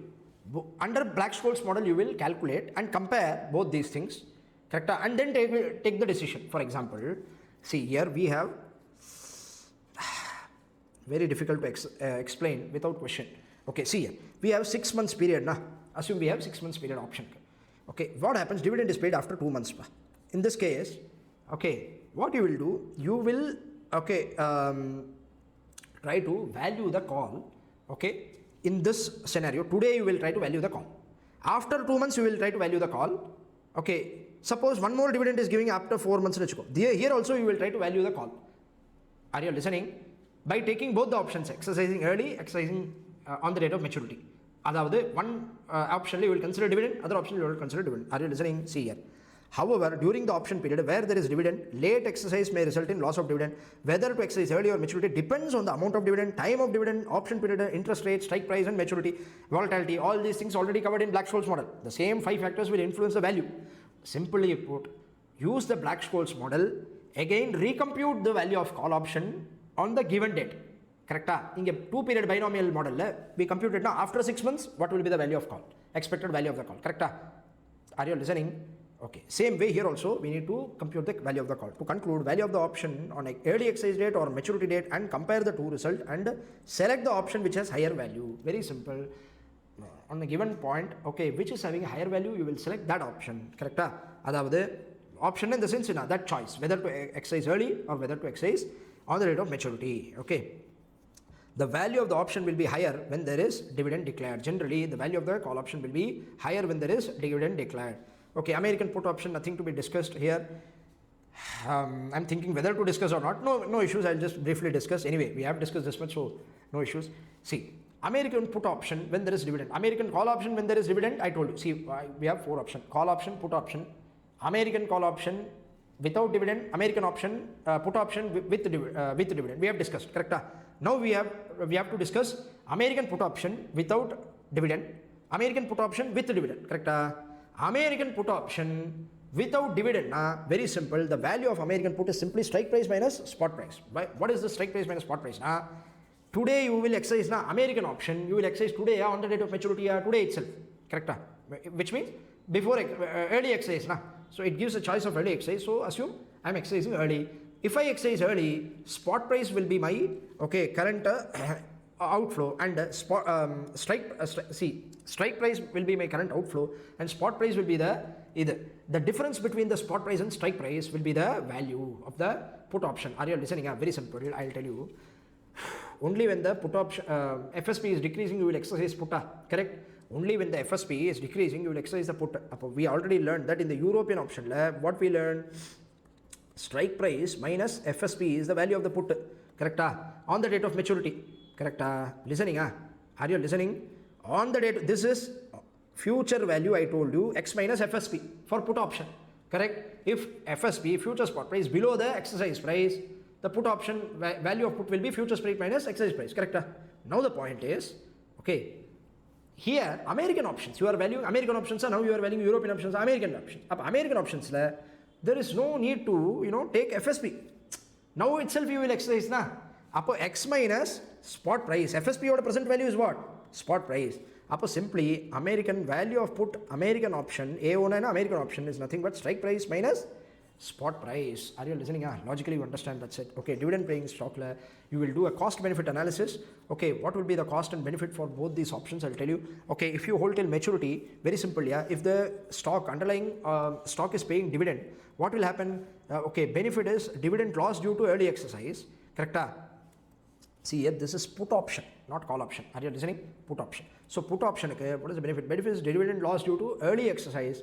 The present value of dividend, okay, if you are exercising it early, dividend you will lose that income. Are you listening what I'm trying to say? If you are a put holder, you have a right to sell, correct? But you have not sold the share. Are you listening? You are holding right to sell. You have taken a position, right to sell. In the future you are going to sell, but I have not sold the share yet. You can even hold the share, Upper dividend income will arise, correct? If you hold the option, correct? But now the American options, if you exercise your option early, which means if you exercise your options early, if you exercise your right to sell, what is exercise your right to sell? If you sell today itself, if you exercise your right and sell today itself, what will happen? Okay, dividend you will receive or not receive? You will not receive. You will lose dividend. Are you listening what I am trying to say? Okay, this is the benefit. The benefit is dividend lost due to early exercise. Now dividend lost is lost. How it will be benefit? You may asking, correct? Dividend loss. How it can become the benefit of this? Are you listening what I am trying to say? Which means, okay, if you exercise early, you will need to sell the share. You will not have the shares. You will lose the dividend. Correct? Yes, you will lose the dividend. This you keep in mind. Come to the other option. Okay, if you hold the share, what happens? I'll come to the cost and benefit. Cost and benefit, okay, it is interchangeably given for early exercise and late exercise. Don't worry about it. Come to this. What if, okay, if you don't exercise your right, today, if you hold the right till the maturity, what will happen? Okay, if you hold the right till maturity, what will be the American put option value? Simply X minus present value of X. Are you listening?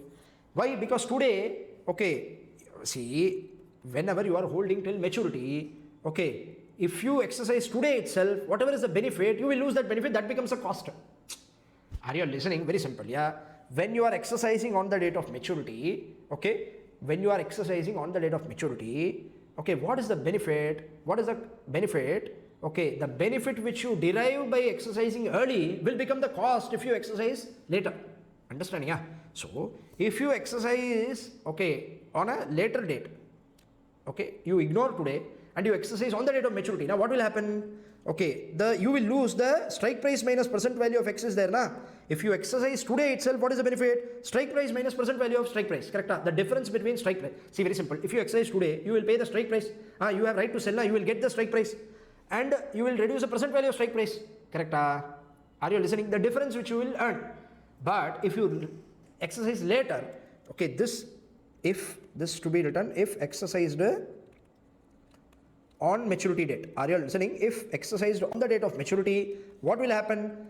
The benefit which arises if you exercise early will become the cost if you exercise it, if you delay the exercising. Are you listening? Upon X minus present value of X, okay, which was the benefit if you exercise today, becomes the cost if you exercise on a later date. Are you understanding? The benefits exceed the cost now, exercise early.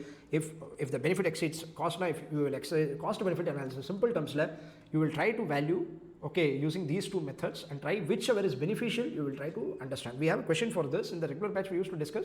It will take us a lot of time, okay, around 40 minutes we will discuss this. One comprehensive question is there, but I don't want to delay, because these things are never asked in your examination. Simply I am telling you, there are these things. Still, if you see research, okay, still there are controversies in valuing American put option.